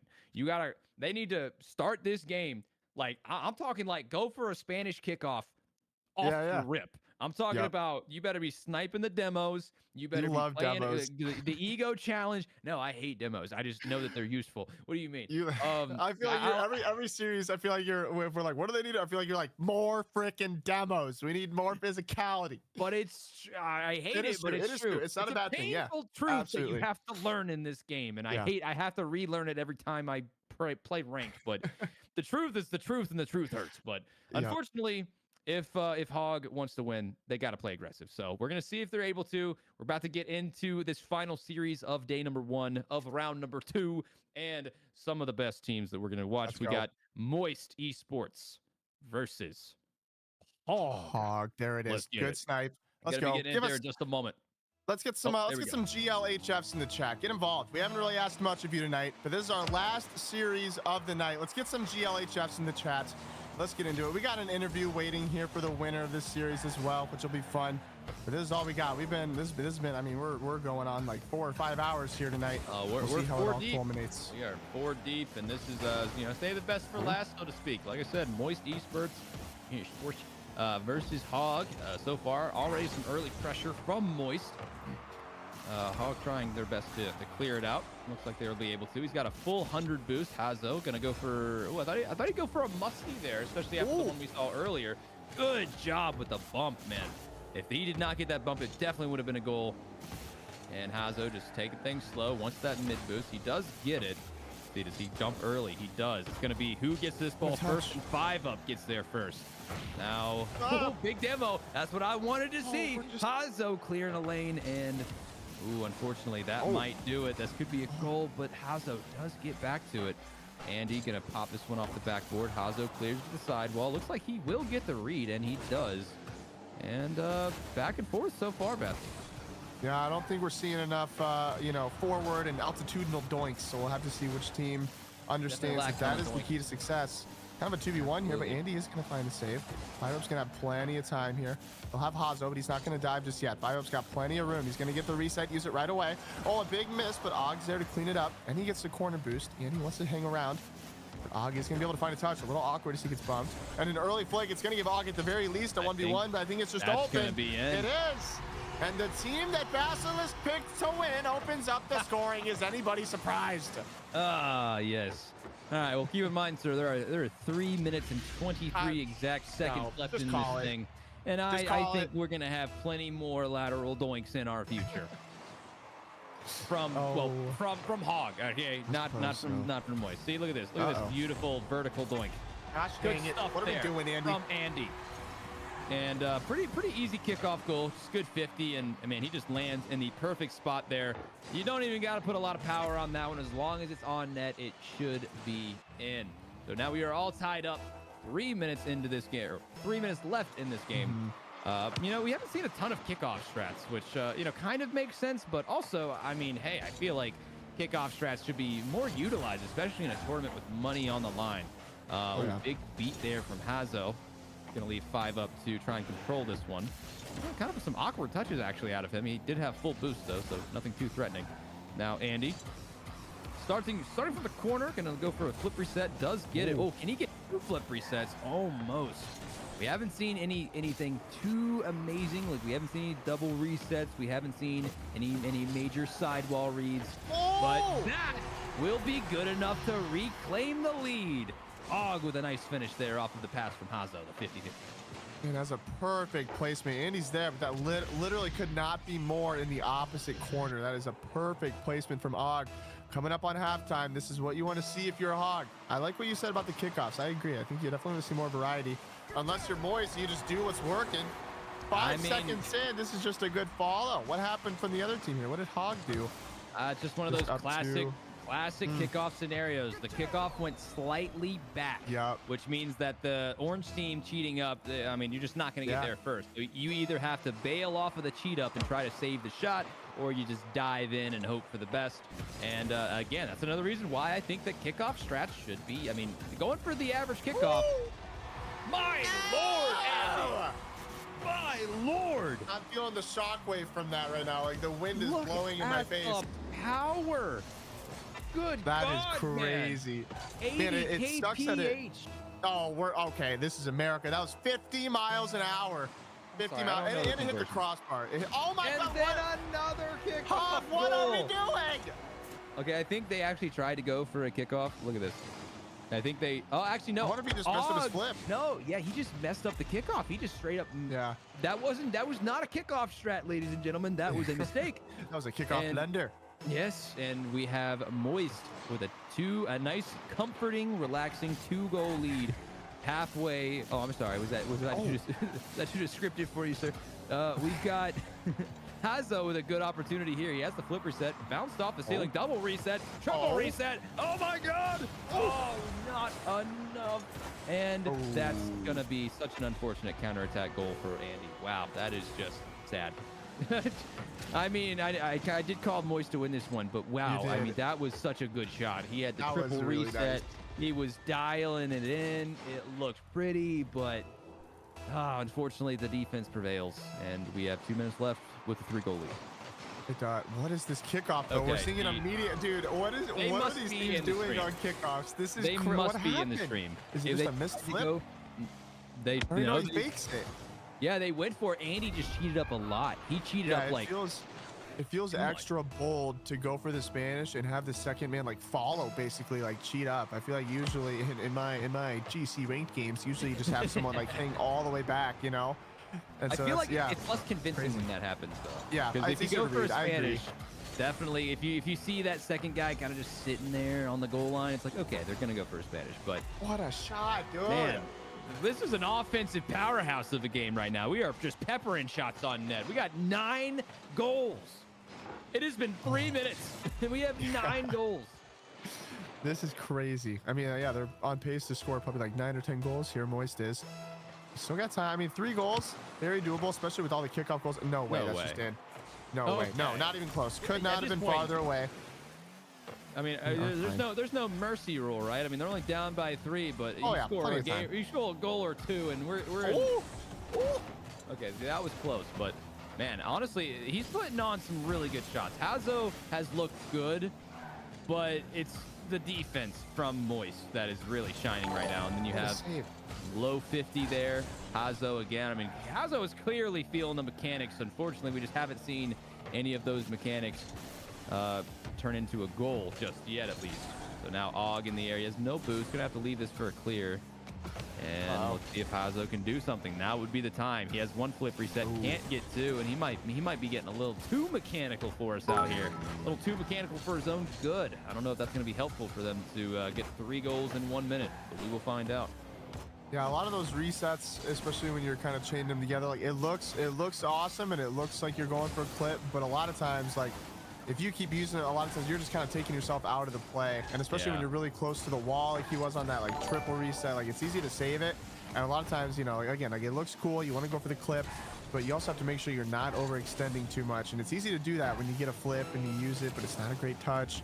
I feel like game one is pretty much under wraps here, unless Hog can find an absolute miracle. And I'm unfortunately gonna have to swallow my pride and admit that I was wrong for game one. But we still, you know, like you said, it's a best of 3 here. It's not a best of 1. We got time here, plenty of time for Hog to come back and help me get my house back that I lost last series. There is plenty of time, but unfortunately, with 16 seconds left, I mean, who knows how many more goals Moist are going to score. Already 10 goals in this game. That is 2 goals every minute for you math geeks out there. Unfortunately for Hog, most of them were in favor of Moist, and that will do us for game number 1, unless they want to start padding the stats. Hold on. Money. Oh boy. No. Oh, don't do it to us. I was gonna say a Up or psycho lane. there would have just been rude, Oh, but that will do it for us. All that was right, a good so, win. yeah, game 1 really good.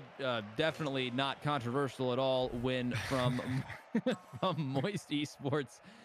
Andy dropping 1,200.6 goals. He almost dropped a Brazil by himself, along with 1 assist, 3 saves, 10 shots, and then Hog out there, not playing bad at all, but definitely just getting outplayed here a little bit too often, and they're going to need a lot of momentum going into game 2. They're going to need to switch something up, because right now they are in a bad spot. Yeah, I think by far the easiest place to start if you're looking for an adjustment is just the kickoffs. I mean, we saw so many, I guess kind of on both sides. We saw so many goals literally just from like you know, a misflip on kickoff, or like you know, not reading the Spanish or whatever it is. Like I think that's Yeah, the that easiest flick place was to start. I think is like let's make sure we're getting good touches on the kickoff, because I feel, I mean, you know, 7-3, so like not all of their goals were kickoffs. They had some really good plays as well. Yeah. But like Well, some of at them, a least good like bit 3 were. goals I feel like that were just I like think literally a kickoff 4, dub.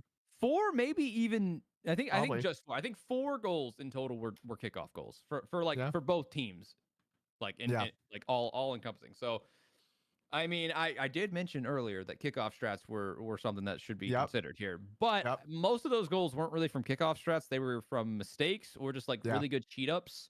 And pro teams are really good at capitalizing on those kickoffs where you have a close second man who just cheat up really close, and you just get goals out of that. You know, surprisingly enough, we haven't seen too many kickoff goals in total all day today. I mean, usually in a game of 2v2, like whenever I watch pro players, there's a lot of kickoff goals because they're just really good and consistent at them. I think for this game, what Hog needs to do, you already know what I'm going to say. More bumps. Aggressive.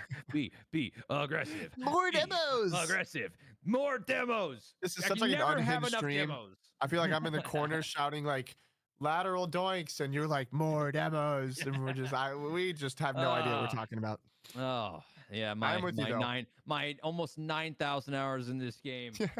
Be aggressive. Just go for demos. That's all I want to see. I just want to see more chaos. Actually, we've seen quite a bit of chaos today. Oh, did we change the lobbies? I don't believe so. I think they're Okay, I think they're all right, waiting. just I think they're That's just fine. yeah.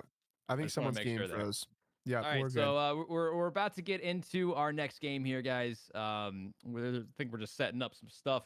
But is there anything specific, Basilisk, about how Hog is playing that you would want to see them change? Any game plans going into game 2? Oh, nothing major that we haven't already talked about. I think if I'm Haza or Og, I'm just thinking like, all right, let's stop trying to do too much on the kickoffs. Let's make sure we're not giving up at least like any like literal like one contact in the net type kickoff goals, because you can have a kickoff where it's just like it goes to the side or it goes middle and then they're able to follow it up. Like those you can't really control, but like the missed flip to the side, like stuff like that where it was literally like an instant straightaway goal. I feel like they had at least 2 or 3 of those, and so that's where you got to start. Other than that, I don't know. I think Andy and 5 Up played really well. I think probably like you said, I think you gotta you have to play to win and not play to not lose. You know what I mean? Like I think like you said, you gotta really go for it. Like let's go for bumps, let's go for demos, let's mix it up. I think you really gotta like not play scared, because again, this isn't this definitely isn't like the most high stakes game of the tournament this weekend. This is the 1-0 match. So it's like if you lose, you're still around, you're 1-1, you're still looking fine. But like if like the teams that are going to do well and win are the teams that are really going to go for it. They're not going to play conservative. They're going to, go for the bump plays, go for the fancy plays, whatever they're going to do. They're not going to play scared. They're really going to be, they're going to go out and they're going to try and get the win. Yeah, Rocket League is a game of confidence. Mhm. Plain and simple. The more confident team, 99 times out of 100 is going to win. So if you are a fan of Rocket League or if you play Rocket League consistently, you know what is called flow state. Flow state, what it means is that you're playing good and you're kind of in a vibe. You're able to just play without really thinking too much and you're just doing everything right and it's smooth. But what that really is it's just confidence. When you're really confident and you're playing confident, it's hard to beat you because all these guys that you're witnessing right now, especially, teams like Moist, TSM, you have to constantly think, I'm the best player on the field. I'm better than these guys. If I go for an air dribble, I'm getting it around them. If I go for a flip reset, I'm getting it and I'm going to score. Just having that state of mind really can help you play a little differently. Because when you're playing confident, you see those guys that when they're on defense or they're shadow defending and they're not quite there. They're not quite in it. That's when they get outplayed. But when you're feeling confident, you might get outplayed sometimes. But if you're just throwing yourself in there, if you're every opportunity that you have, you're taking advantage of it and you're playing smart. You're not just giving the ball away. Yeah. That is how you play against a team as good as Moist. And it's not easy, but it's doable. And we're about to find out how doable it actually is. Because right now we are 1-0 for Moist. So if they win this game, that's the day. All right. So we have this. This might be the last game of the day. If not, we'll go to game 3. It could be. I believe we're waiting for Hog to get one of the players. I think Hazo's game crashed, and so they started a DQ timer. We got a couple minutes on the clock, but yeah, we'll get back as soon as we can. We're just waiting, I think, for Hazo to get his game launched back up, and then we'll get into game 2. But yeah, well, hey man, internet issues happened. I mean, I was streaming earlier, and I kicked my power cord, and everything went black. So if anybody understands how that goes, it's me. But yep, sure. I mean, I feel like this might be a bad omen for Hog. I mean, after a tough game 1, you got internet problems. It's probably not looking great. But I guess, hey, if there's one thing I like, it's to be proven wrong. I like to be proven wrong. Okay, all right. I'm not hating. I'm not hating. I believe. I'm just not. They got something to prove. They got something to prove. They're back in the lobby. I think we're good to get into it, baby. It's game 2. I can't put the house on the line. I already did. I was gonna say, you lost the house, Basilisk. You lost the house. You can put the car on there. All that's left is all that's left is my pride to wager, and I need Hazo and Og to step up. You can always put the kitchen. That is true. We'll have to see. All right. Well, game number 2. We've got an early start for pressure with 5 up, throwing a shot on net. Hazo does connect. Now, Hazo, if you guys noticed last game, was feeling quite mechanical. I mentioned confidence. He seemed very confident. Unfortunately, none of his shots were really rolling for him. So right now, if Hazo and Og want any chance, I think you really just need Hazo to pop off with the mechanics because he looked really sharp. And it's looking good right now. I really like the way he's moving off the ceiling. And Hazo does just that. A great play from him off the ceiling. Look at this.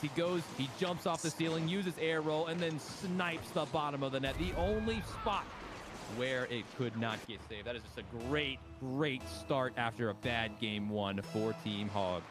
That was absolutely beautiful. And yeah, I think you said it well. I think Hazo's definitely the guy that's kind of making the plays.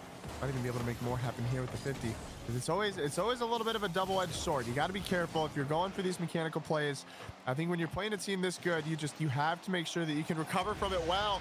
But it might not matter if Og's punching them in the back of the net. That's a huge goal here that doubles their lead. Og just up right away. Just beats out 5 up. Boy, that was close from 5 up. This is exactly what you want to see. We're only a minute in, so there's plenty of time. We're not getting too excited just yet if we're game 3 fans. But yeah, we're feeling good. We're not getting insta kickoff gold, which is what you like to see. Although Moist is getting a lot of pressure here. I hope not a lot of boost. Yeah, decides to just leave it. Now Og's gonna have possession. Big 50 in the side. Now a lot of boost for Og. 5 up, patiently waiting. Finally goes, but it's gonna go middle for Hazo. Feeling confident. His touch is gonna be read by 5 up.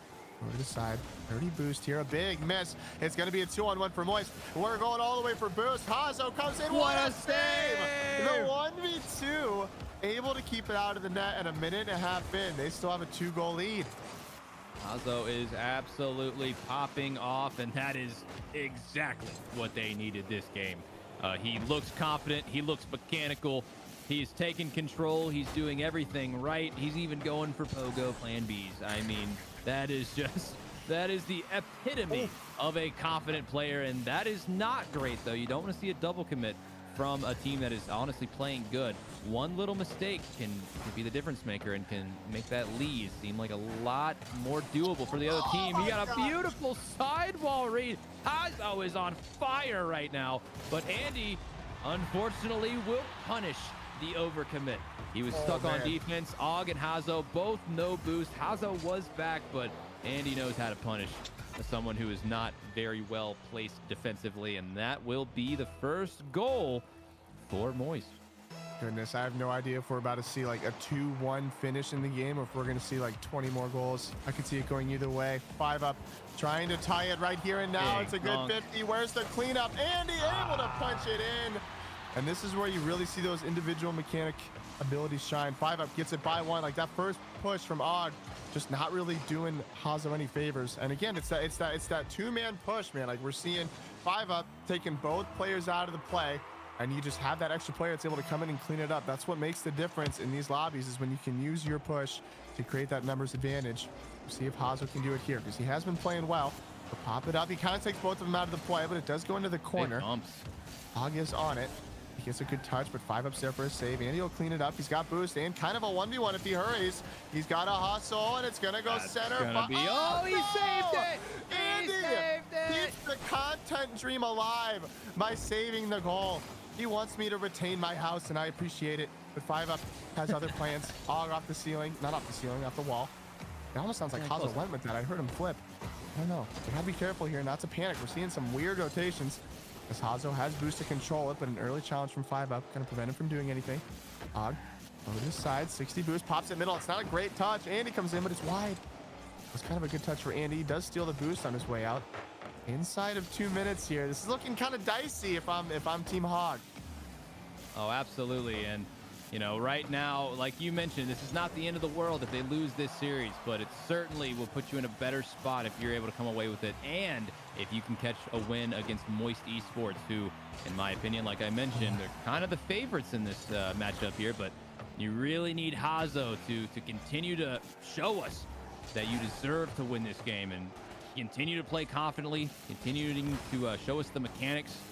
And right now, lots of 50s in the midfield. Oh, this could be a goal. 5 up plays it slow. Good save, but it might just be it. No!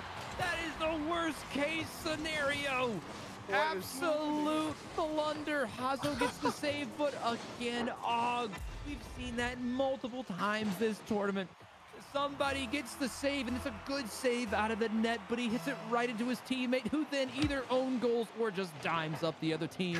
And they're going to need a quick response here. Hazo booms it onto the net, but 5 up is there. Og has no boost, but somehow gets there first. Then now Hazo trying to counterattack. Andy in the net, and that shot's just not going to be good enough. We're going to need to see some more mechanics out of Hazo. Hazo up, he doesn't get the touch there, but Og is there for 50s. And 5 up trying to get it. Wow, we're just seeing a lot of quick 50-50s right now. Andy's up, gonna pop it up high. 5 up is there. He gets the beat. 5 up trying to double touch, and he gets it. A great shot from 5 up, possibly to secure this game and the series. Look at the read. You're just not saving that one. You're just not going to save that. He had like no boost too, so it wasn't really like he could do much to adjust. He found that perfect angle, and yeah, you need a miracle here. That's just a good first touch. That's all that is right there. Like offense has been kind of hard to come by, and you need 2 goals in 30 seconds here. Well, you're going to go down to that 1-1 spot here going into tomorrow. Og trying to make something happen. Does get a good low 50 here. What can he do now? He doesn't have a lot of boost. It's another good 50, but again, he's no boost. He's got to try to find Hazo center, but Andy reads it well. Hazo into the air. You got to think this needs to be a goal. He's the man you want in the driver's seat. He's going for the midfield pass. Og is there. Now hold on. Hold on. And the boss music's playing. Now they're in trouble. Seconds. That was a clutch, slow play. Gosh, what a good pass and shot. Oh, Andy almost doubled that out. Do you go for the kickoff strat? Yes, do you go for the kickoff? Yes. So especially because you haven't done it at all. You got I would fake it. They did nothing. All right, but it's okay. Hazo has possession. especially because they haven't done it. I think would have been the move. That's not just a goal, is it? It's not. Oh, here we go. Okay. Oh, this is good. This is good. This is what you want. Hazo in the air. He has 1 second left. Og is going to have to jump quickly. No one's in the air yet for He didn't go. Oh, and he waited. Oh, he's got Hazo it. has to flick this. He's got to flick this. You got to. Okay. Well, you can't flick it if you're dead. So that is a GG Moist Esports. Move on to day number 2. 2-0. Man, that's a. Oh man, if I'm Hog, I'm kicking myself, feeling like, man, Yeah, we could that's have a tough one. at least forced it to a game 3, because that own goal is, or the own pass, whatever, is just absolutely tough. But yeah, that was all Moist. I mean, I'm down horrendous now. The house, the car, my pride, it's all no longer my own. We're gonna have an interview with Moist, but I'm sure we'll have some replays to look at first. They're getting 147 touches.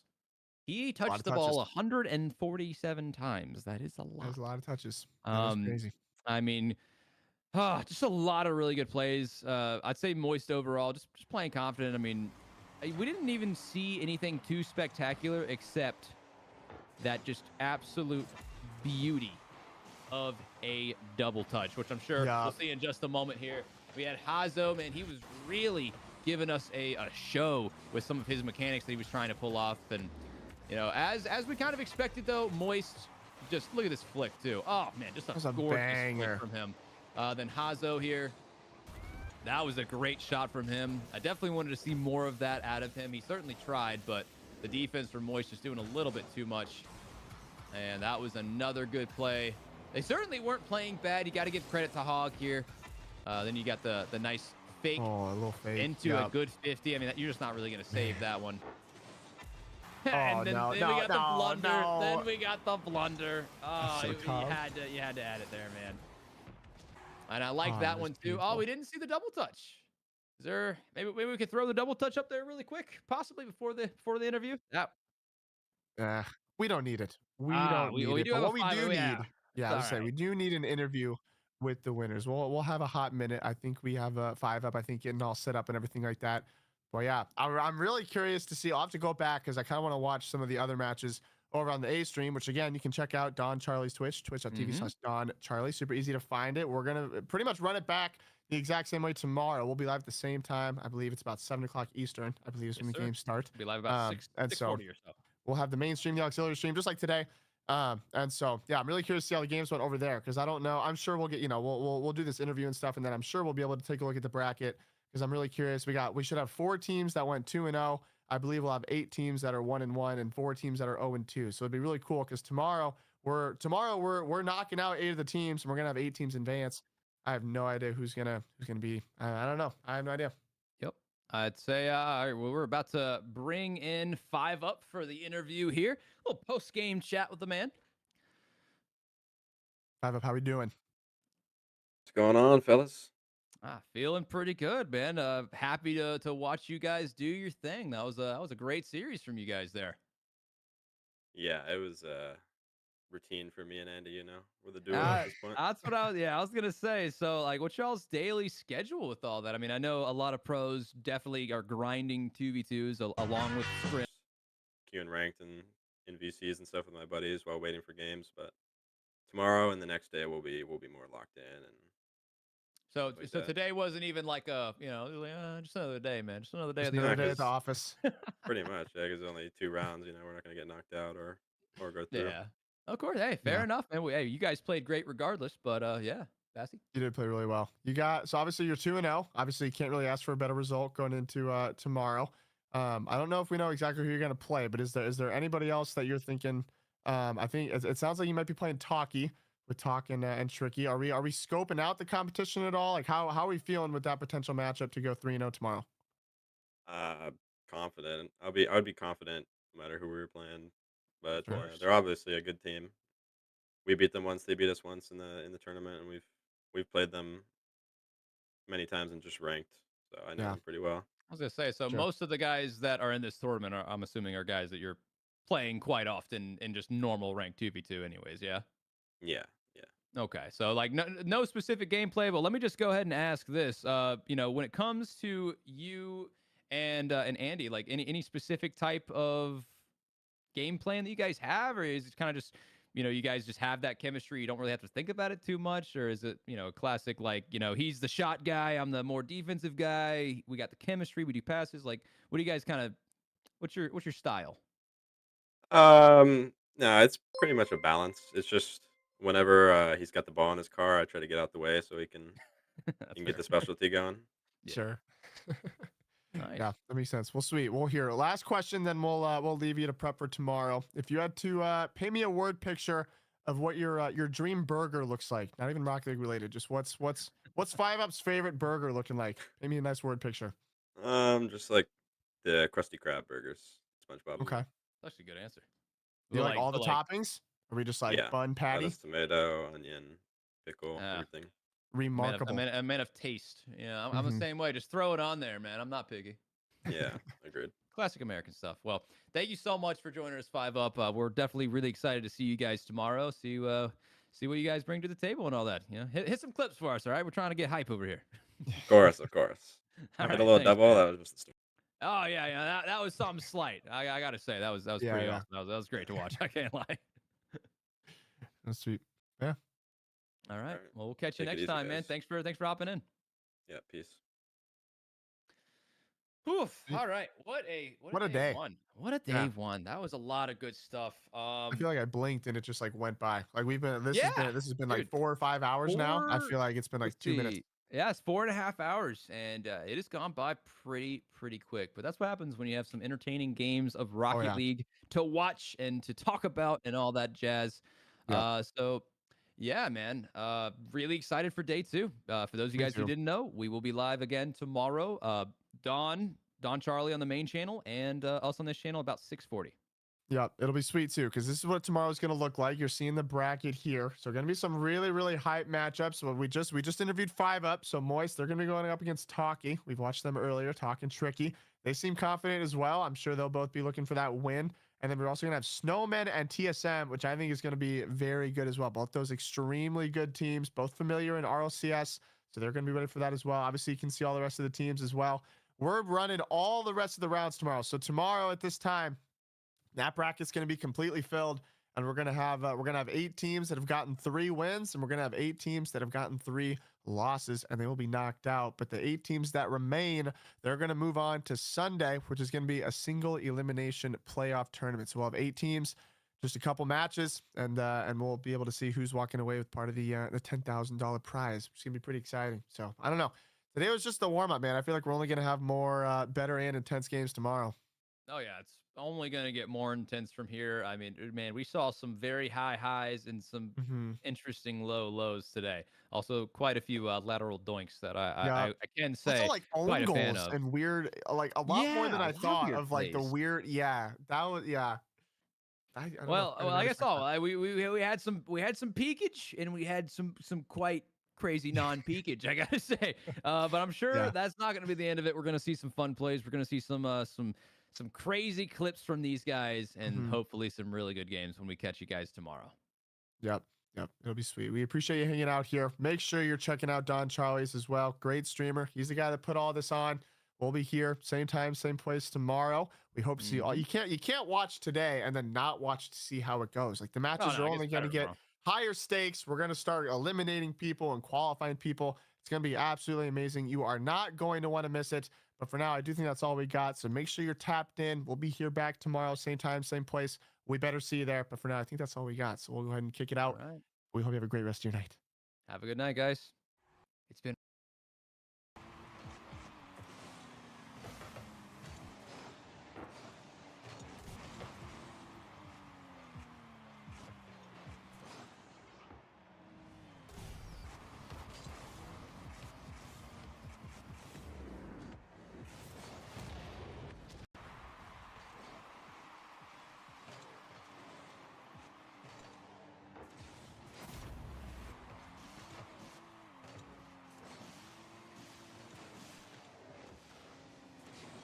okay, guys.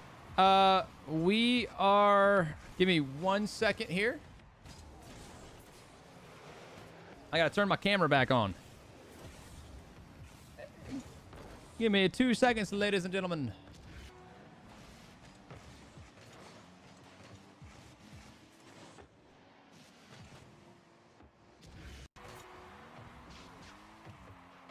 There we go. All right, cool.